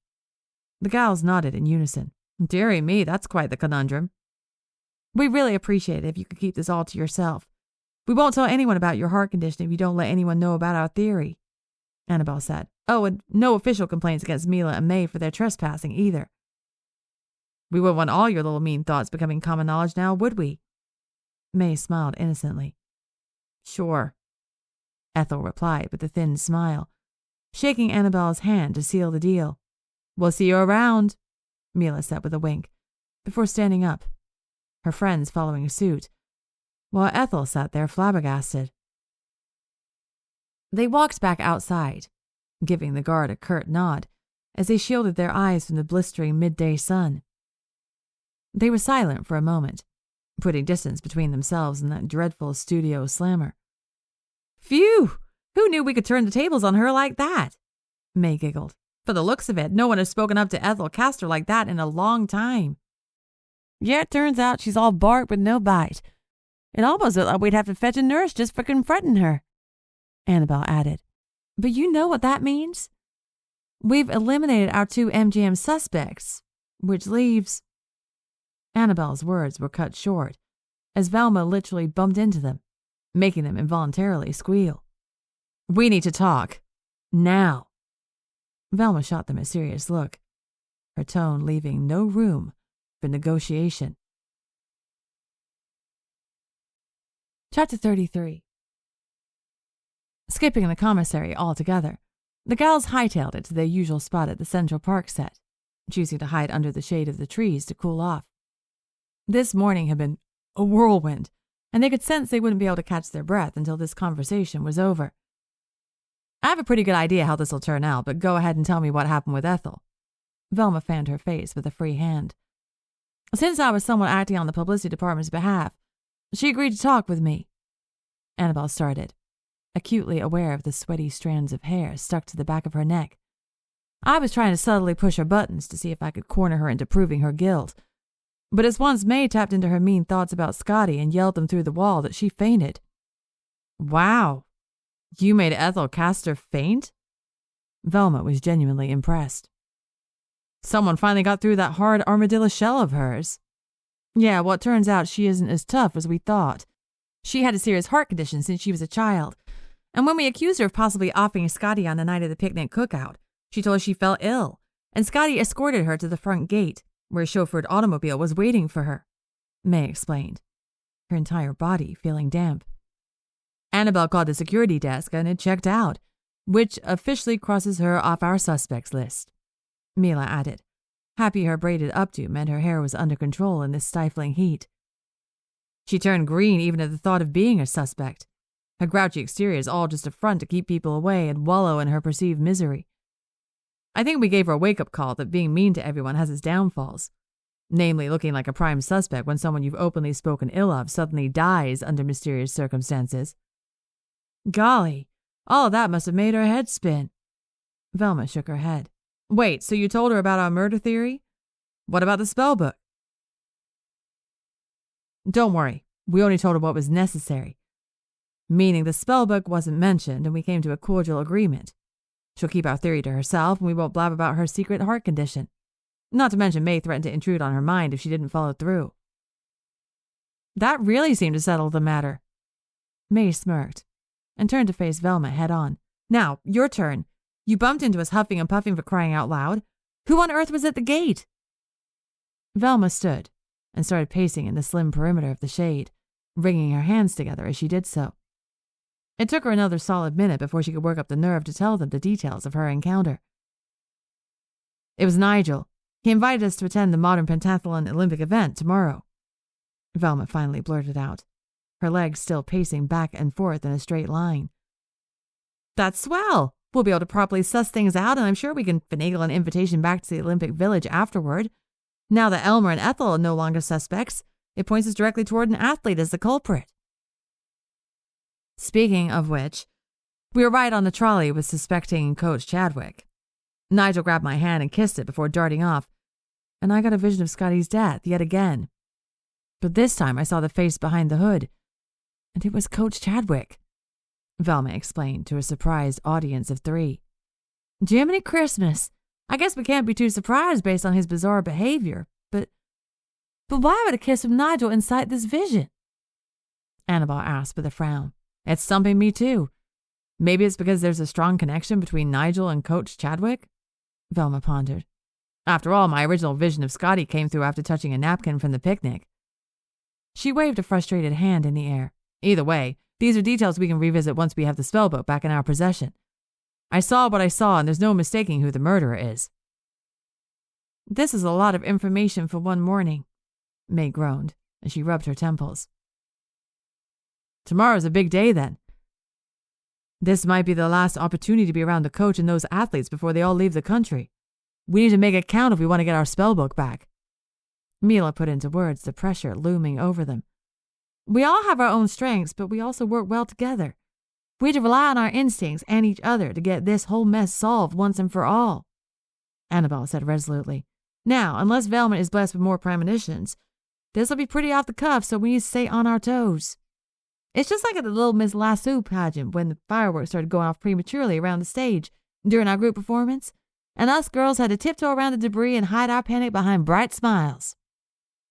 How inspiring, although I do hope fireworks won't be involved. They're just too loud, May replied with a giggle. How are you feeling about all of this, Velma? What with us using your invitation from Nigel to investigate? Mila asked, trying to stifle a giggle from Annabelle's somewhat befuddling pageant story. I won't deny there's a small smidge of guilt there. We've been getting along swimmingly, but we both know he's going back to Australia after the Olympics are over, and nothing serious can come of it. Velma sighed, finally stopping her pacing about. But I don't intend on being tied down by any man anytime soon. My priority is you gals and our darn spellbook. My outrage at someone stealing it from us for Lord knows what reason far outweighs any smitten feelings I have for him. Well, isn't that just as cute as a bug's ear? May chimed in, getting a light jab in the ribs from Velma. Now that's all sorted, we've got all ducks in a row. We should all focus on getting a good night's sleep tonight. Annabelle clapped her hands dramatically. We have a big day ahead of us. Chapter 34. Gee whiz, there's a lot of people in here. May whistled. Who knew fencing was all the craze? I could sure do with less strangers in my personal space, Velma quipped, as she glared at the middle-aged man who kept stepping on her toes. The gals had muscled their way into the 160th Regiment State Armory in Exposition Park, which was hosting the fencing event of the modern pentathlon. They paid the admission fee and weaseled their way through the crowd, trying to determine which seating area had the best view of the action. From their observations, spectators were either couples or groups of 5 and above, so they couldn't believe their luck when they found 4 empty seats, which were close to the action and the athletes' entrance area. Well, isn't this convenient? I won't have to use my theater binoculars, Annabelle joked, as if she had ever been to the opera before. It's pretty neat seeing all the foreign spectators in here. Mila looked around, seeing people holding up different flags or wearing the colors of their country. She smiled when she saw a little girl wearing a huipil, a white Mexican dress embroidered with bright puffs of color. Well, it's a shame we just can't sit back and enjoy the event. May crossed her arms over her chest. We have pressing matters to sort out. Velma was sitting on the edge of the row, closest to the athlete's entrance, and was about to reply, when she felt a tap on her shoulder. Hello, Nigel. Looks like you're ready for a duel. Velma tried her best to keep her voice light and airy. G'day, Velma. Ladies? He peered over and gave the others a nod. He was wearing his fencing equipment and holding his saber sword and stitched helmet under one arm. Aren't you lot lucky, finding such great seats? And we didn't even have to wrestle anyone for them. How are you feeling? Velma looked over Nigel's shoulder and noticed the rest of the Aussies standing there, their fencing gear on from head to toe. It was hard to tell through the meshed helmets, but she got the feeling they were all staring at her. I'm ready to go. We've been preparing and training for years. It's our time to shine. He flashed her his megawatt smile. I'm happy you'll be here to witness our triumph. A crackling sound was heard through the venue, followed by a booming, static voice. Welcome to the modern pentathlon fencing event of the 1932 Olympic Games. Please take your seats as the fencing is about to start. I'd wish you luck, but it doesn't sound like you need it. Velma winked. Give him hell. Nigel winked right back and jogged over to his teammates as they huddled together for one last pep talk. I think it's safe to say he's quite confident, Annabelle commented, once Velma turned her attention back to them. Must be some sort of tactic to prepare himself mentally. There's a lot on the line here. Velma scanned the crowd and athletes area one last time. Speaking of which, has anyone seen Coach Chadwick? He wasn't with the Australian team. Not yet, but he's bound to show up. He's trained them after all, Mila replied in her trademark calm tone. All the spectators in the audience hushed as the fencing commenced on the strip in the center of the venue. As it turns out, it was both technical and stressful for the viewers, everyone gasping in unison at unexpected lunges and jabs. You didn't even have to fully understand how this event worked to get a kick out of it. I'm trying to picture their facial expressions under their mesh helmets, and it's a hoot. May giggled, then shook Velma's arm. Oh, look, I think this is the first Aussie fella making his way to the mat. The gals hooted and hollered with the rest of the crowd, but after the 4th Australian fencer took to the mat, something started to dawn on them. Is it just me on these past few duels have been rather one-sided in favor of the Australian athletes? Annabelle leaned in to comment. All the others beforehand seemed pretty balanced in terms of technique. I was thinking the same thing. Mila turned toward the athletes' area and held her breath. Now don't make it too obvious, but Coach Chadwick is standing over there and is making peculiar hand gestures. Resisting the urge to snap their heads in his direction, the gals peeked subtly and immediately clocked his bizarre behavior. He was in the corner, blending in amongst the other coaches and athletes, but his stiff posture, closed eyes, mumbling, and twitchy hand gestures were more than noticeable. Wait, is he doing what I think he's doing? May asked. Only one way to find out. It's Nigel's turn now. Let's pay close attention, Velma replied with a frown. Nigel faced off against a slender Portuguese man with light feet and quick arm movements. He seemed to have the upper hand, but every time he was about to make a good connection and get a point, it looked like gravity pulled him back.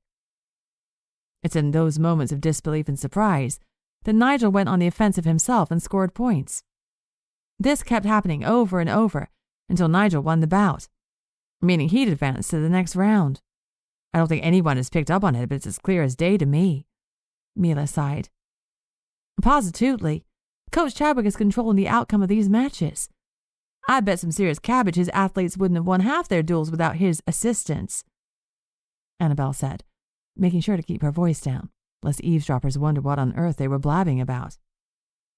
That settles it. We need to score an invitation back to the Olympic Village. May started with a nod.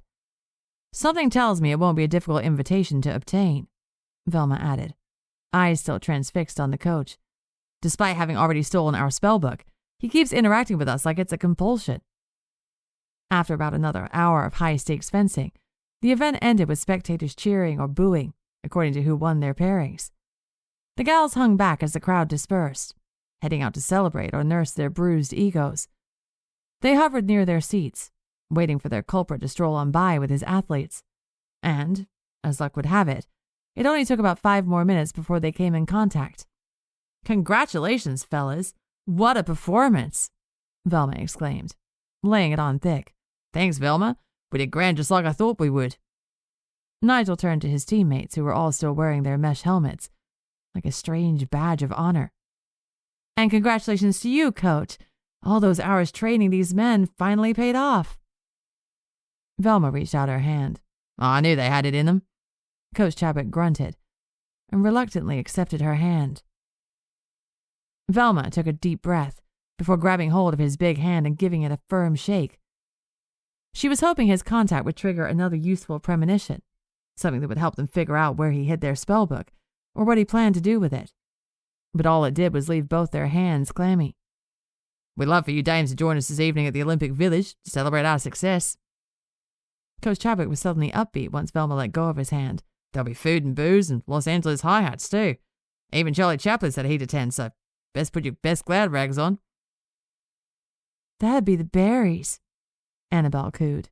How nice of you to extend this invitation to us, May added, staring the coach straight in the eyes until he looked away uncomfortably. We must get going and rest up before the festivities. See you later. Coach Chadwick then directed his athletes to get a move on. Nigel exchanged a cheeky look with Velma one last time, before following his teammates. What was that strange look about? Annabelle swatted May once the Aussies were no longer within earshot. I was trying to get a glimpse into his mind. Granted, I don't have the hang of it yet, so I got nothing. May shook her head and pointed at Velma. What about that handshake? Anything? Just a whole lot of nothing. Velma put her hands on her hips. If I got a vision about the coach by touching Nigel, I was certain I'd get something off the man himself. Ugh, I hate feeling perplexed like this. Look on the bright side, Annabelle chimed in. We got invited to the Olympic Village just like we planned, and powers or not, we're going to get to the bottom of this tonight. We don't leave that darn village until our spellbook is back in our possession. Agreed? Agreed, the others replied in unison. Now let's skedaddle and get ready for tonight. Big plan or not, I want to look snazzy if Chaplin himself might be in attendance. Annabelle waggled her eyebrows. Forget about him. What about his girlfriend, Paulette Goddard? Mila chimed in. A former Ziegfeld girl who does shorts for Hal Roach? She must be a riot, May agreed, as they started walking away. Who knows? Maybe we could use her as a distraction. Surely a well-executed comedy bit will do the trick. Chapter 35. As the sun was starting its slow descent, while keeping the heat at an all-time high, the gals entered the Olympic Village in their best summer evening dresses. Looking around them, they couldn't detect the celebratory atmosphere which was promised. Are we sure the shindig is tonight? Looks the same as the other times we visited, Velma asked, adjusting the silver hair clip which kept her black bob away from her face. Wait, do you hear that? Annabelle could hear the distant thumping of bass. Let's follow the music. Sticking close together, they walked on the pathway leading to the track field. When they came out the other side, they were surprised to see the entire grassy area in the middle of the track was filled with tables, revelers, and a live band. They could make out the Aussie team and other athletes amongst the crowd, but there was also a large number of guests they couldn't pinpoint. From the looks of it, everyone was having a grand old time. Gee, this must have started early. Some of these people look blotto already, May quipped, as they approached, the fringe at the bottom of her dress tickling her legs. Not to mention the guest list seems pretty extensive. They sure did a lot of schmoozing while in town, Mila added. She had decided to let her long black tresses flow freely and was unaccustomed to not having them wound up in a braid. No kidding. I think I spot a few familiar faces from the studio, Annabelle replied, jutting her chin out toward Marion Davies and Carol Lombard, who playfully kicked off their heels, hiked up their dresses, and started running around the track as a small crowd of onlookers cheered. Shall we go approach the team? The faster we interact with them, the sooner we can figure out where the coach hid our book. Velma sighed, shaking her hands. It's showtime, ladies. The Australian modern pentathlon team were laughing uproariously at their table, and they all turned around and cheered. Owls made their presence known. It was a contrast from their stoic demeanors during the fencing event where, other than Nigel, they refused to acknowledge them or take off their mesh helmets. They could finally let loose after having performed very well earlier that day, unbeknownst to them, with some supernatural help. Ladies, you made it. Nigel jumped up from his chair, knocking it over. He grabbed Velma's hands and squeezed them tight. You certainly look dapper this evening. Velma smiled. We have a lot to celebrate after all. Nigel turned toward the rest of the table. For those who don't know, this is Velma and her friends Annabelle, Mila, and May. They'll be sitting with us tonight. The gals were greeted with an onslaught of handshakes as the team moved over to make room for them at the table, flutes of champagne appearing in front of them. Say, where's Coach Chadwick? Shouldn't he be celebrating too? Mila asked, noticing he was a no-show. He's a rather private man. He's big on parties, but he said he'd stop by later. Which reminds me, Nigel began, as he stood up and cleared his throat, glass of bubbly in hand. Since Coach Chadwick isn't here, I'll take it upon myself to say a few words. Fellas, our hard work paid off. We came out here to excel at what we do and then some. Our high ambitions will be rewarded tonight. Cheers, mates. Cheers, everyone at the table exclaimed, before taking big gulps of the fizzy liquid in their glasses. The gals focused on schmoozing, filing away important or pertinent details at the back of their minds as they chatted up the team. A barbecuing station had been set up further down the field, with caterers serving them heaping plates of meat, salads, and potatoes. The sun had officially set, the champagne was flowing, and the band was in full swing. Once the plates were cleared, they got dragged onto the makeshift dance floor for a spell, getting swept up in the upbeat jazz tunes. But before long, the team started getting sloppy. They bumped into all the dancers and were being belligerent, altering the mood of the celebration. Annabelle looked at her friends, giving them a subtle nod. If their culprit wasn't going to come to them, they'd go to him. We're going to take a breather and go to the ladies' room, Velma shouted over the music, reluctantly extricating herself from Nigel's grip. Turns out he wasn't a bad dancer. We'll be back in a jiffy. I'll hold you to it. Nigel gave her a wink, not seeming nearly as drunk as his teammates. Cheese and crackers. Those fellas can really drink, Annabelle said, once they made it out of the track field. I'd heard about Australians liking their hooch, but this is something else. Did y'all get the impression they were being a little pushy with the bubbly? They were constantly trying to refill my glass. I'll say, I stopped after one glass. Maybe it's me who isn't used to drinking this stuff, but I didn't like the aftertaste. Mila pushed the door of the ladies' room open, making sure they were alone before continuing. Did anyone pick up on anything worthwhile? We did a lot of talking back there, and I hope it wasn't for nothing. One fellow was telling me they have big birds that look like ostriches with scary talons that can slice you up. May shivered, fluffing up her curls in the mirror. Can you believe they don't keep koalas and kangaroos as pets? I sure would if I lived out there. Why am I not surprised? May, you're such a kook. Velma shook her head and laughed. You wouldn't believe how many people back home keep peculiar pets. I've seen Texans walk around with bobcats on a leash. Annabelle chuckled. Anywho, let's focus. We need to pay Coach Chadwick a little visit. May, do you remember where the townhouses are located? Sure do. May nodded emphatically. Swell, let's get a move on, Annabelle instructed, about to open the door to the ladies' room. Wait, shouldn't we have a weapon on us? He's presumably powerful, so maybe an unexpected weapon wouldn't be a bad idea, Mila suggested. I always have one of these on me. Velma opened her purse and fished out an extremely sharp hatpin from the turn of the century. It doubles as a knife when necessary. And I can use this. May snatched a glass ashtray from the counter and held it in her hands before cramming it in her purse. It has heft to it and would knock someone out if you hit them over the head with it. I guess it'll have to do, Annabelle sighed. Let's go. They exited the bathroom and turned right, following May's instructions towards the townhouses. It was getting late. The stars were shining bright in the sky, and whoever didn't attend the celebration out on the track field was fast asleep, but the thumping music still went on in the distance. May was trying to figure out exactly which townhouse she was about to sneak into the day Coach Chadwick caught her, when Mila interjected, a strange look on her face. No one move. Can you feel that? Mila brought her hand to her heart and closed her eyes. The music? I'm pretty sure everyone in the village can feel it in their bones, Velma quipped. No, it's something else. This is going to sound bonkers, but I can sense the book. Our spellbook.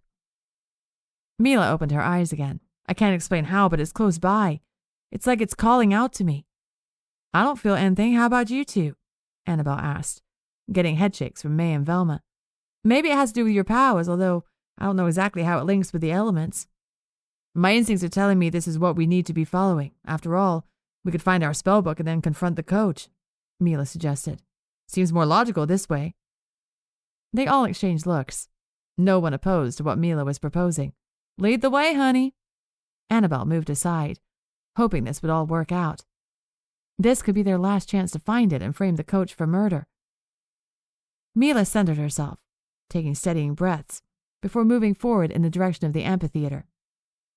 The others followed behind without saying a word, not wanting to break her concentration. The performance space was eerily quiet, the stage cloaked in darkness as they carefully walked down the amphitheater steps. Without thinking twice, Mila climbed up on the stage and paced about, something about her posture hinting that their valued possession was close by. Can't even hear the music and celebration from here, Velma whispered, looking out at the empty seats in front of them. It made her uneasy. Hey, where'd she go? May turned back around and Mila had vanished, the stage empty. Mila, where are you? Annabelle asked. She started getting goose pimples when a few silent moments passed with no response. Mila? I'm under the stage. Come quick. Mila's muffled voice came through the floorboards. The gals moved the curtain at the side of the stage and took the small flight of stairs. There was a thick black curtain concealing the back of the stage, but they moved it aside to find a pitch-black crawl space. I'm not poking my head in there. May threw her hands up in the air. You're such a scaredy cat. Annabelle huffed, leaning down into the crawl space opening. Mila, you in here? Everything all right? Annabelle barely got the words out before Mila popped out, thrusting the spellbook forward. The three onlookers screamed, Annabelle falling over on her behind. I found it! Mila exclaimed gleefully as she fully crawled out of the tight space. And you nearly sent us to early graves, Velma chided her, having gone 3 shades paler than usual. Is it really our spellbook? May asked, as she helped Annabelle to her feet. Sure is. Look, the detailing on the cover is unmistakable. Mila dusted it off and showed them. The burgundy shade and the embossed swirls were exactly what they remembered from their encounter with it on the set of The Enchantress. I'll be damned. You really were on the right track. Velma clapped Mila on the shoulder. Well done. Annabelle should be feeling ecstatic like her friends, but instead she felt a creeping sense of dread that she couldn't shake. Something was off. Don't you think this was a little too easy? Mila getting a feeling which led us right to it? Annabelle said, feeling anxious. What are you driving at? Her powers could be developing in new ways we don't comprehend yet, May countered. That's a possibility, but what if this was part of the plan all along? Annabelle raised her eyebrows. We knew we'd get an invitation here, so what if the coach wants us to find it? What if there's more to come? What if getting the spellbook was only part of what he set out to accomplish? The 4 of them went quiet, the silence of the amphitheater enveloping them in its shadow. Chapter 36. Jiminy Christmas! May yelped, the gals turning around to see Coach Chadwick standing there with blank eyes and a devilish smirk. How on earth did we not hear his footsteps? Did he levitate here? Looks like it. His feet aren't touching the ground. Mila pointed to where the coach's feet floated, a few inches off the earth. You're too late, Chadwick. We found our spellbook, and we're taking back what's rightfully ours. Velma put on a brave face, despite her shakiness on the inside. Coach Chadwick continued to levitate, breathing heavily as he smirked and stared. "What's the matter? Cat got your tongue?" Annabelle tried using her power to shove him, with no success. She then picked up a chunky pebble and hurled it at his face, hitting him square between the eyebrows. He remained unblinking, as a dot of blood appeared where the pebble made contact. Or, are you not in control of your body? They heard the clapping and cheering before they saw the Aussie Modern Pentathlon team approaching, coming to stand next to their unmoving coach. They suddenly all seemed eerily sober compared to the state the gals left them in on the track field. "Bravo, ladies. You found your book after all. At ease, coach." Nigel, in his camera-ready smile, tapped Coach Chadwick on the shoulder. Then he folded on himself and crumpled to the ground. "We won't need him for the time being." "What is the meaning of this? And why aren't you drunk as skunks? You were more than half seas over when we left you, and I doubt you've sobered up that quickly." Velma crossed her arms over her chest. "Very astute, Miss French." Nigel waved a patronizing finger at her. "You see, we're trying our best to appear like harmless buffoons. And we also need to convince you to drink as much of that champagne concoction as possible. There's a little something special in it just for you."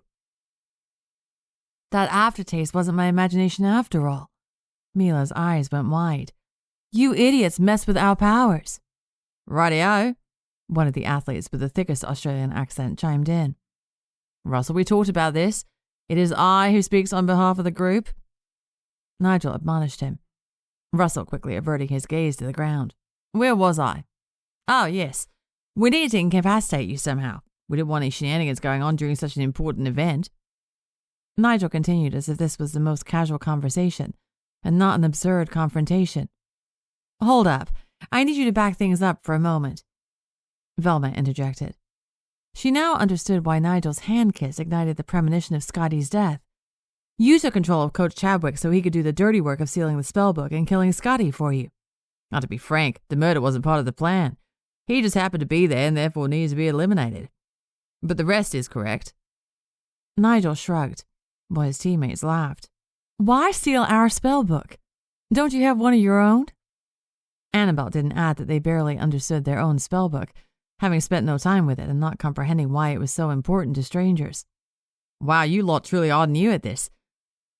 I guess I have to start from the beginning." Nigel sighed, shaking his head as if they were the dumbest Doras he'd ever encountered.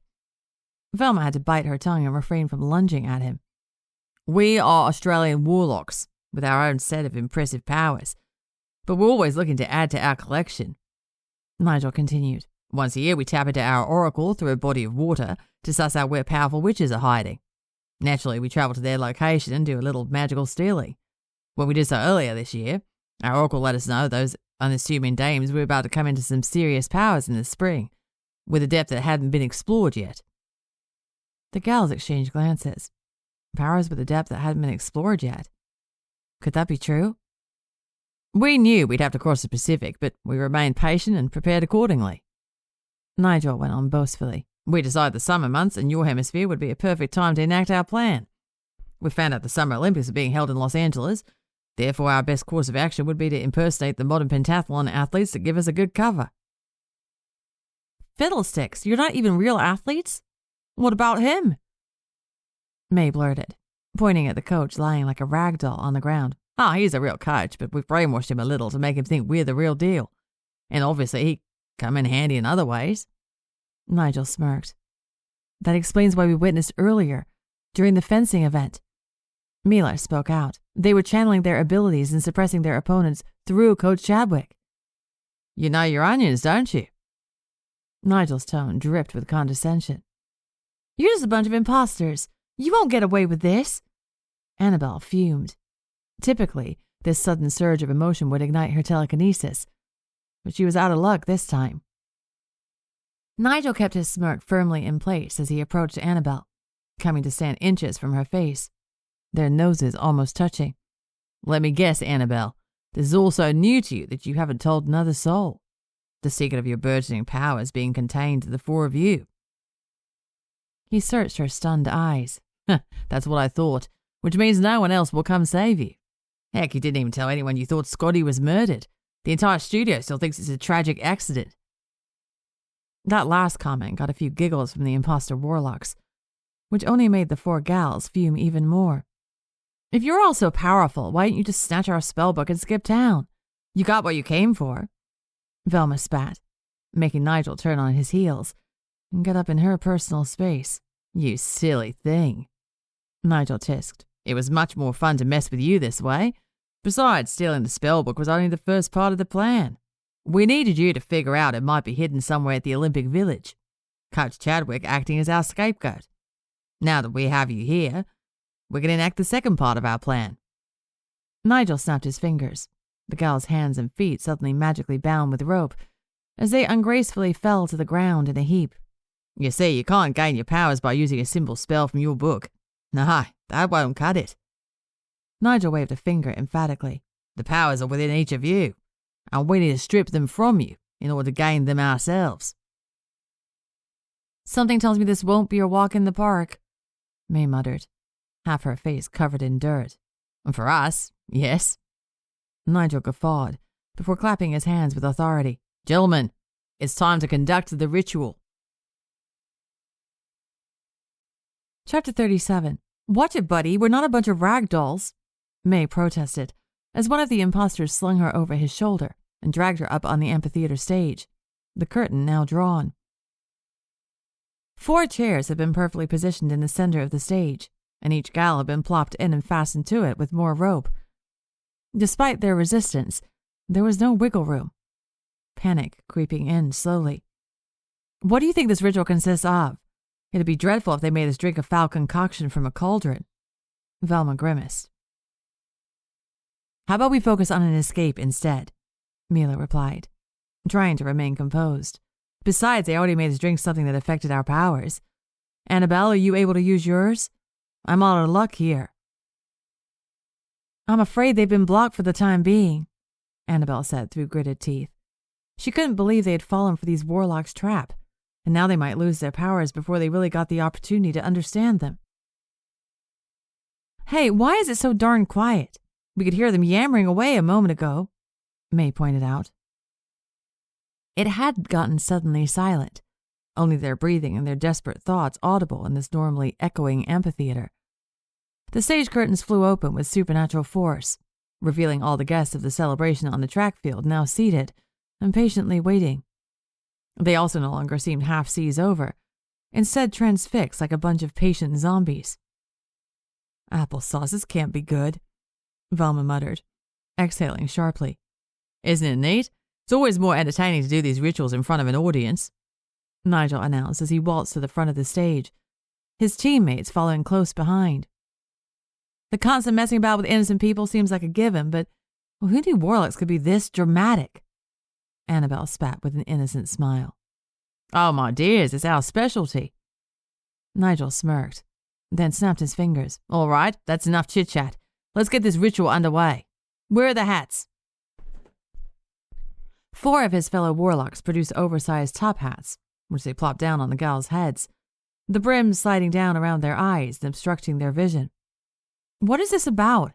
Do you want us to tap dance once this is over? May quipped, tipping her head back and trying in vain to get a better view of the situation. We've bewitched these top hats and they act as magical amulets for the transfer of powers, Nigel explained breezily. But we wouldn't say no to a performance, of course. The buffoons all laughed. One of them removed the lid of a mason jar and placed the open receptacle in front of the tied-up gals. The warlocks then got into position, forming a wide semicircle on the edge of the stage. From under the brim of their hats, the gals could see that all their dress shoes were facing them. Nigel cleared his throat and started chanting in an ancient language which sounded similar to Latin. He recited the first few lines of the incantation alone, but to the gals' horror, the rest of the warlocks and all the zombie spectators followed suit for the rest. The fact that they couldn't properly see what was going on made it all the more ominous. Annabelle, meditate. Mila's voice cut through the panic Annabelle was feeling, a light bulb going off in her head. When their powers had gone bonkers, a feat surely caused by these warlocks, although they had yet to confirm that, No amount of household remedies and old wives' tales had done the trick until they turned within and focused on their breathing. Annabelle closed her eyes and started breathing audibly, her chest moving up and down rhythmically. She zoned in on her power, assigning it a bright yellow light in her mind. Despite whatever concoction these imposters had slipped into the champagne she imbibed, she imagined the yellow light taking over every inch of her body, one limb at a time. After a few minutes, Annabelle felt like she was glowing from within, a bright yellow which couldn't be dimmed. It's time to call cut on this despicable scene. Annabelle concentrated on discreetly unbinding the ropes holding back Mila and herself. The warlocks were so consumed by their close-eyed chanting that they didn't pay much attention to what their captives were plotting. As far as they could tell, they had this one in the bag. On the count of 3, Annabelle instructed. 1, 2, 3. Both Mila and Annabelle broke free from the ropes and their chairs, Annabelle telekinetically flinging all 4 silly top hats right in the warlocks' faces. What in the... Nigel was interrupted by Mila's conjuring of a mini wind tunnel, all the warlocks comically contained by it. Hurry up, Mila yelled, turning her attention to her friends. I'm trying. Annabelle manually undid the ropes for both May and Velma. She still couldn't necessarily pick and choose when to use her power. Quick, grab the hats. I have an idea, Velma yelled as she bent down and collected 2, May grabbing the remaining ones. As the spectators continued with their uninterrupted chanting from the amphitheater seats, Velma and May placed the hats in a circle around the wind tunnel, which contained the warlocks. When Mila finally released the wind, the imposters were still contained within the perimeter of the hats, which had created a magical force field they couldn't escape from. How did you know to do that? May's eyebrows had climbed halfway up her forehead. Instinct, I guess. Velma shrugged. The warlocks became extremely agitated as the incantation came to a stop. Flabbergasted, the gals watched as plumes of colorful smoke released from the tops of their heads, broke through the enchanted top hat force field, and poured themselves into the open mason jar in center stage. Their powers! They've been stripped! Mila exclaimed. Someone fetch the lid, quickly! May spotted it off to the side of the stage and snatched it up, tossing it to Annabelle, who sealed the mason jar shut and held it up, mesmerized by the rainbow of powers contained within. Look out, Velma gasped, noticing the top hat force field ceased to work once the powers had been stripped. The warlocks were now loose and advancing. You witches ruined everything! Nigel barreled into Annabelle, knocking her to the ground, the mason jar rolling away. Already having exerted herself with the wind tunnel, Mila gave it another go, managing to muster enough wind force to knock Nigel's followers into the band pit below the front of the stage. Yelps and clattering instruments were heard as they tried to get back to their feet. Without thinking twice, May and Velma yanked at the nearby stage curtain until it came loose. They quickly dragged it across and threw it over the band pit, trapping the now powerless warlocks underneath. Meanwhile, Annabelle and Nigel were tussling about, trying to capture the mason jar that kept rolling away. It was almost a comedy bit, seeing them wrestling, getting back to their feet, and falling over again, the coveted jar constantly eluding them. Annabelle broke free and managed to grasp it, but Nigel knocked her down again along with the stage microphone, which crackled to life once it hit the ground. Mila, Velma, and May were busy making sure the others couldn't get away from their makeshift prison. But as they looked at the spectators, they realized they'd snapped out of their zombie state the moment the warlocks lost their powers. They all looked around, both confused and amused, as if they had experienced a group sleepwalking moment. You don't deserve powers if you're going to be tyrants, Annabelle squealed, annoyed that her powers were once again dormant. How dare you bamboozle this moment? Nigel bellowed, turning red in the face. We didn't come all the way here to retrieve your book and kill the head of MGM's props department for nothing. His angry statement echoed in the air, the microphone having broadcast it loud enough for all the now alert spectators to hear.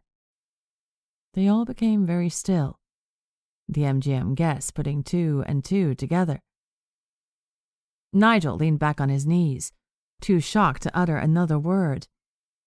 He used his powers as a clutch to be clever and to get what he wanted, but he was now left with no resources, his fellow imposter warlocks stowed away and unable to help. Annabelle took the opportunity to grab hold of the mason jar, stand up, and smash it to the ground, the colorful plumes of powers being carried away like smoke into the air, dissipating into nothing. No! Nigel got to his feet and was about to lunge at Annabelle, but May stopped him in his tracks by smacking him over the head with the ashtray she'd stowed away in her purse. The leader of the fake athletes fell face first onto the stage floor with a satisfying thud. "See? I told you this would come in handy," May grinned, waving the ashtray in the air. Chapter 38. Hold on, I'm going to need you to say that again. The police officer frowned, quickly becoming exasperated. Those fellas aren't really modern pentathlon athletes? That's right. They pretended to be them to get all the way here from Australia and enact their loopy plan. Annabelle nodded patiently. It was important they got their story straight. What about this guy? He's practically having a fit. The copper pointed a finger at Coach Chadwick, who was being wheeled away on a gurney, in an absolute panic about not knowing how he got to Los Angeles or not recognizing his team. "Beats us. Heaven knows what they've done to that poor man." Velma shook her head. "My bets are on some sort of mind games." The copper groaned as he jotted things down in his comically small notepad. Things had moved swiftly once Nigel made his incriminating confession through the live microphone to a now de-zombified crowd of spectators. The Warlocks, now powerless and under control, didn't stand a chance against an outraged crowd which consisted of many MGM staff and crew who knew and loved Scottie Merlot. The Olympic Village security staff had descended on the amphitheater, and the police had showed up in record time. The spectators were being questioned out in the amphitheater seats, many of them assuming the hooch had been laced with something that made them forget what had transpired. So now it was up to the gals to set the record straight, as they were being interrogated behind the stage. "And how did you find yourselves on stage with these so-called phonies? What were they trying to accomplish?" the cop asked, wishing he hadn't been assigned to this bonkers case.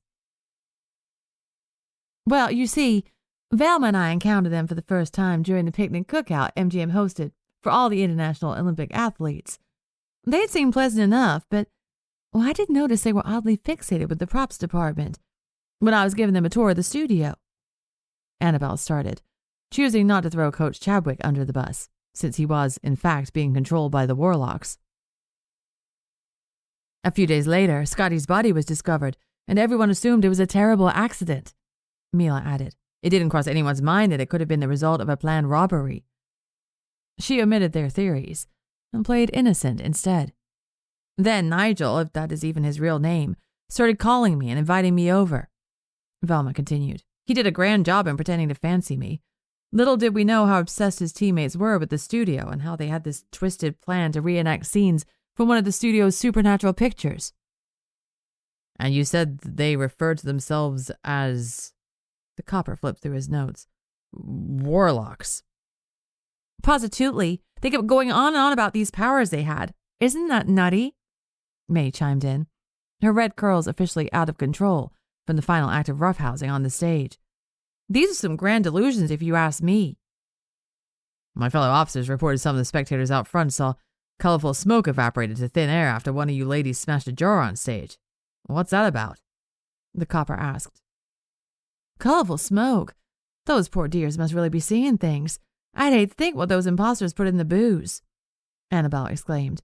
"I did smash a jar on stage because those buffoons seemed to think it contained something important, but I can confirm it was empty, although the smashing did get a big reaction out of them."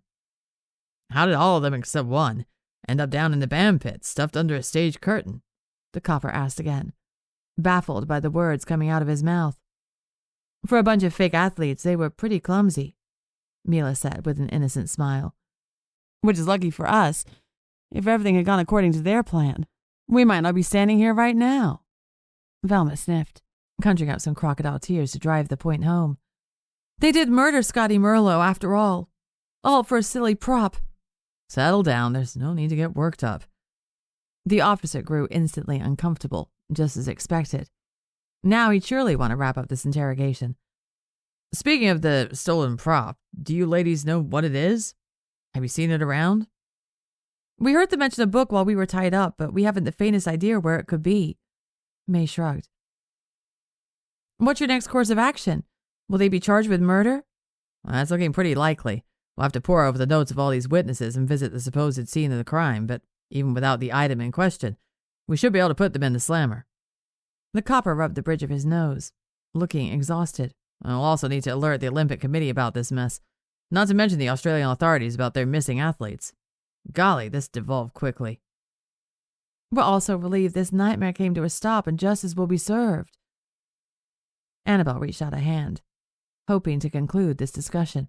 Thank you, ladies. Your information has been enlightening. The officer shook Annabelle's hand and gave the gals one final nod before walking away. Boy, did we give him something to rack his brain about. Velma giggled once he was out of sight. Little does he know all those notions about warlocks are the truth. Despite how chaotic this ended up being, we did manage to weave a compelling story out of it, Mila agreed. We can thank our lucky stars all those spectators were in a trance-like stupor, or else we'd have a lot more explaining to do. What May said about the Spellbook got me thinking. Has anyone seen it? Annabelle asked, growing concerned. One of those idiots took it away while they confronted us with their true motive. But I didn't notice it during the botched ritual. Oh, that was a fib. May waved a hand, making sure the coast was clear, before she bent down and reached into the crawl space beneath the stage, pulling out their coveted spellbook. I saw one of them stash it back here as they were dragging us to center stage. I guess they couldn't fully access its contents until they took over our powers. Just thinking of them using our powers for nefarious reasons gives me the heebie-jeebies. Velma shivered. Those duplicitous idiots deserve whatever horrid fate comes their way. Indeed. Now, I don't know about you, but I'm ready to get the hell out of here. Annabelle exhaled, the adrenaline of their whole ordeal starting to wear off. Hold on.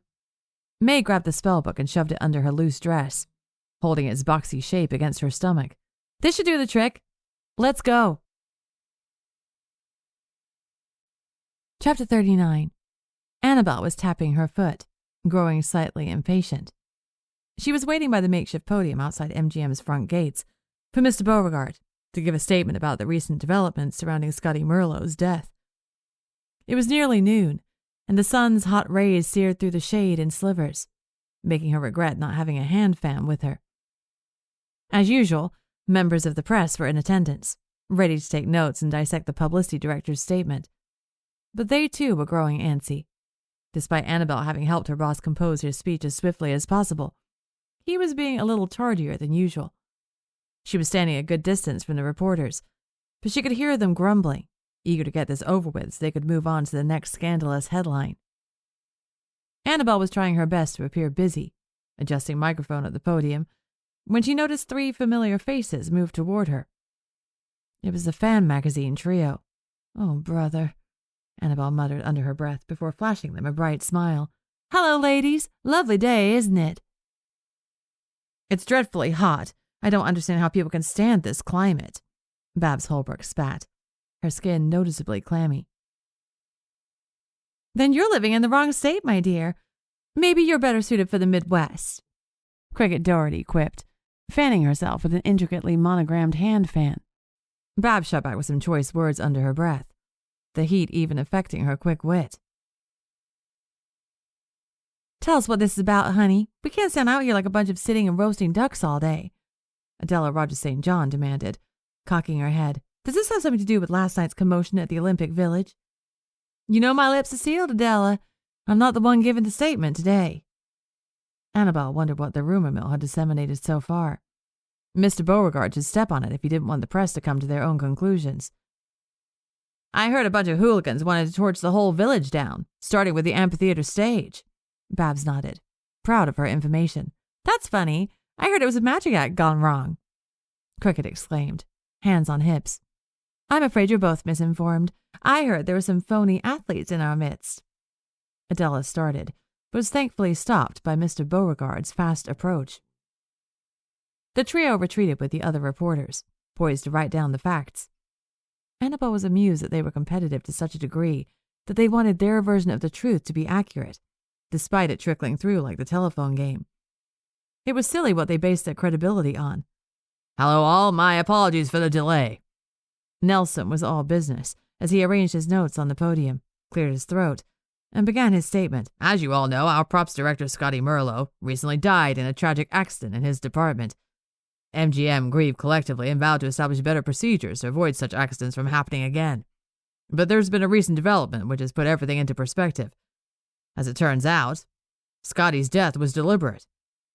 Annabelle had to stifle a giggle, as all the reporters looked up from their notebooks, slack-jawed. She had crafted this statement carefully, allowing for just the right amount of surprise without revealing too much. You see, the Olympic Village didn't only consist of high-performing foreign athletes. It also included frauds with big delusions. Nelson continued, knowing when to inflect the right words. As it turns out, the Australian modern pentathlon team were imposters who came all the way to Los Angeles to perpetrate a con and make a quick buck. And they found the perfect opportunity when MGM hosted all the Olympic athletes during an extravagant picnic cookout. They became transfixed with the props department, managing to sneak inside to steal a few items worth a pretty penny. What they didn't expect was Scottie Merlot to still be present at the late hour, making the abominable decision to topple over a hefty stack of props on top of him, making it look like an accident. Nelson sighed for dramatic effect. Unfortunately, we all fell for it, not even thinking foul play could be an option. Now I know what you're thinking as esteemed members of the press. He wagged a finger at them. Those scoundrels had accomplished what they set out to do. They stole MGM props and intended to make a profit, and the studio would be none the wiser. But I'm here to tell you this story takes another unexpected turn. Here we go, Annabelle thought with a sharp inhale. Will they be satisfied with the sanitized conclusion? Not only did they finagle a good performance at the modern pentathlon event yesterday, but they orchestrated an elaborate clam bake where many esteemed guests, including ones associated with MGM, were in attendance. As many attendees reported, these imposters had slipped something in the celebratory beverages which led to foggy memories of what had transpired. But here's what we've gathered, and brace yourselves because, it's a doozy, Nelson announced. The reporters were hanging on every word he was saying, practically salivating at the mouth to hear more. These phony athletes managed to herd the guests to the amphitheater and were planning on doing some sort of ritual. You see, these fellows thought they were warlocks. You heard that right.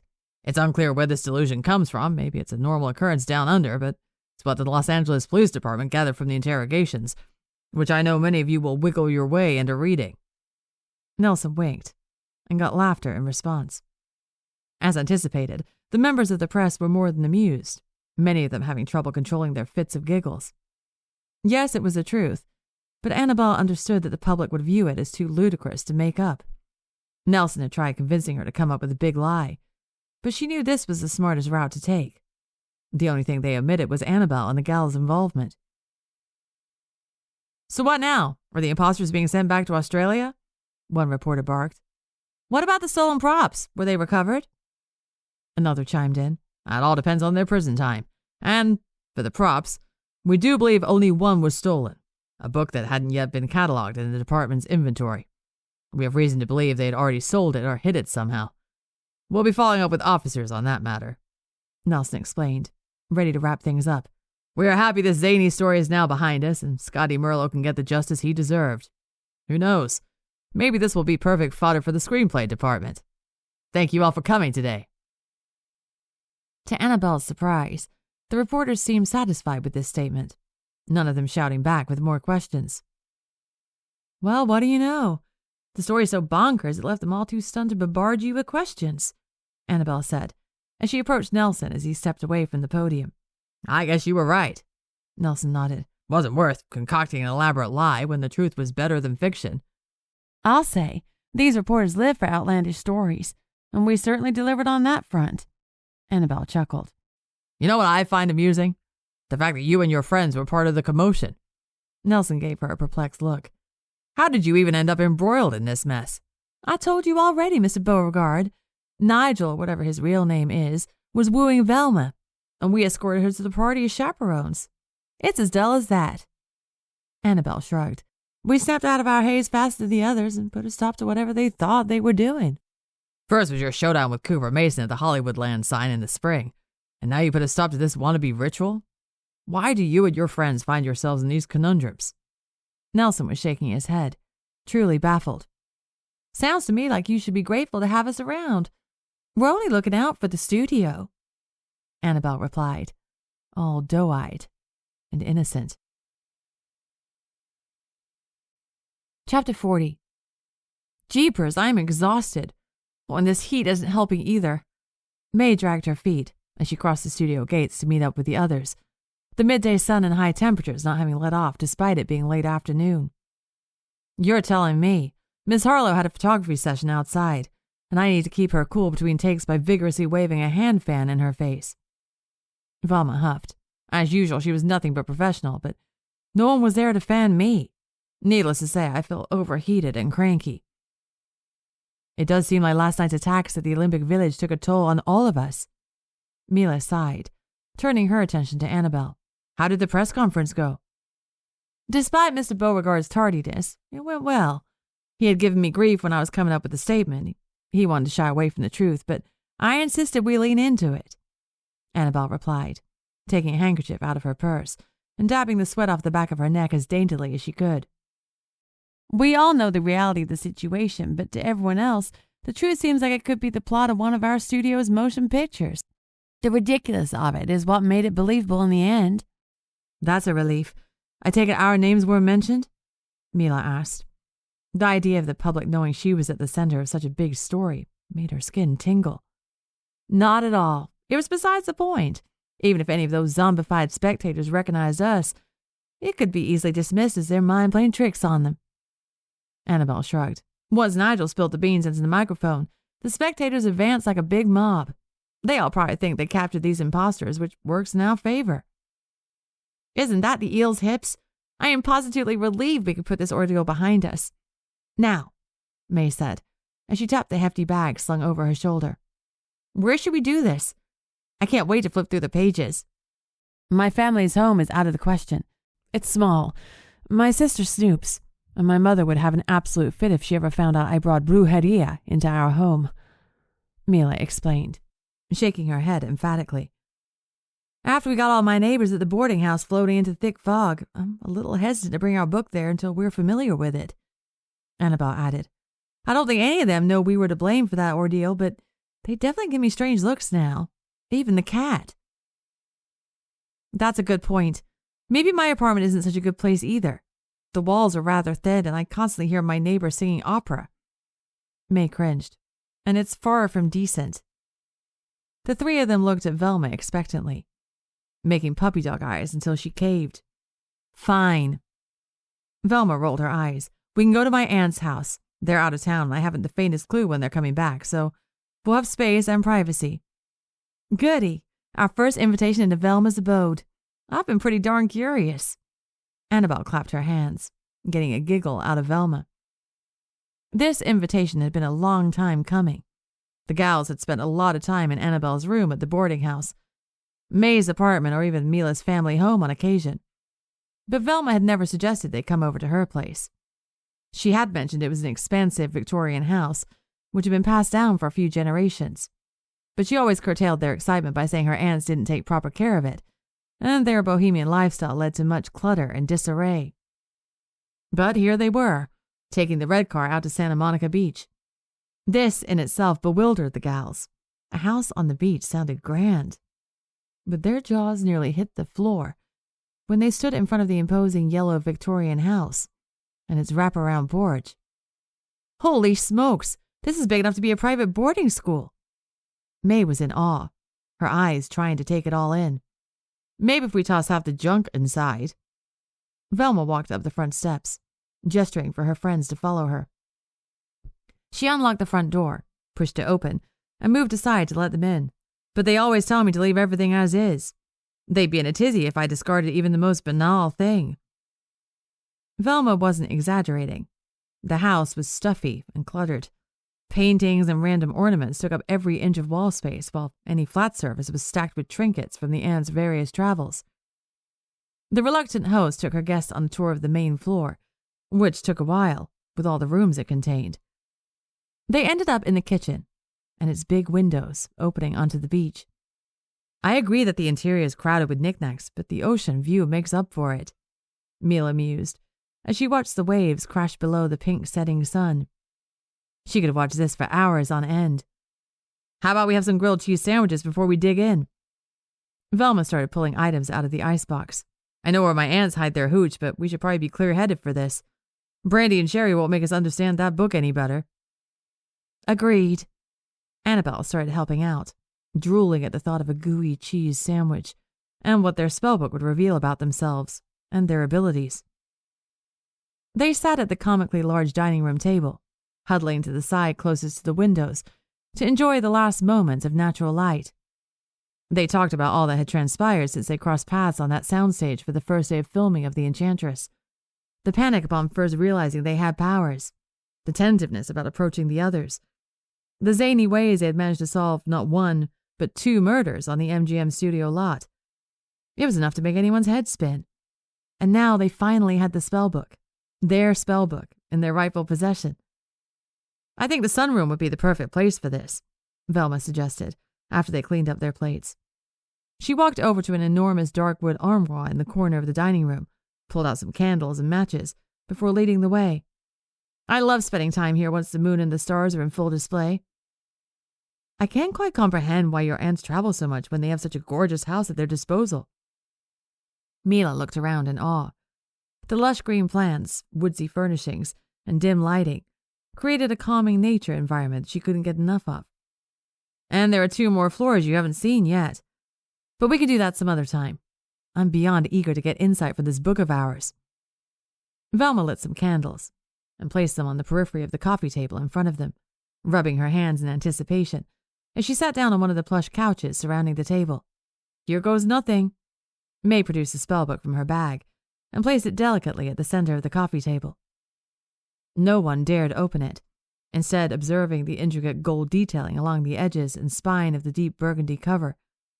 It sure was the fanciest prop they had ever seen. Annabelle reached out a hand tentatively, but jumped in her seat before the book flung itself open to the first page. A blank one. Before any of them could comment on this little surprise, a bigger one made them gasp. As if from a phantom hand, cursive handwriting started appearing on the blank page in front of them. The silver screen Coven Spellbook, Annabelle read out loud. Wait, is that us? May asked with a frown, excitement bubbling up in her stomach. The gals were taken aback yet again, when more writing started appearing at the bottom of the page. Yes, you silly dames, you are the Coven, Velma read out loud, too stunned to comment. Well, I don't know about you, but I certainly wasn't expecting a sassy spellbook, Annabelle quipped, a giggle threatening to come up, as the cheeky phrase slowly disappeared from the bottom of the page. This has been the Coveted Spellbook, Silver Screen Coven Series 2, by Dominique Daou, narrated by Naomi Rose Mock.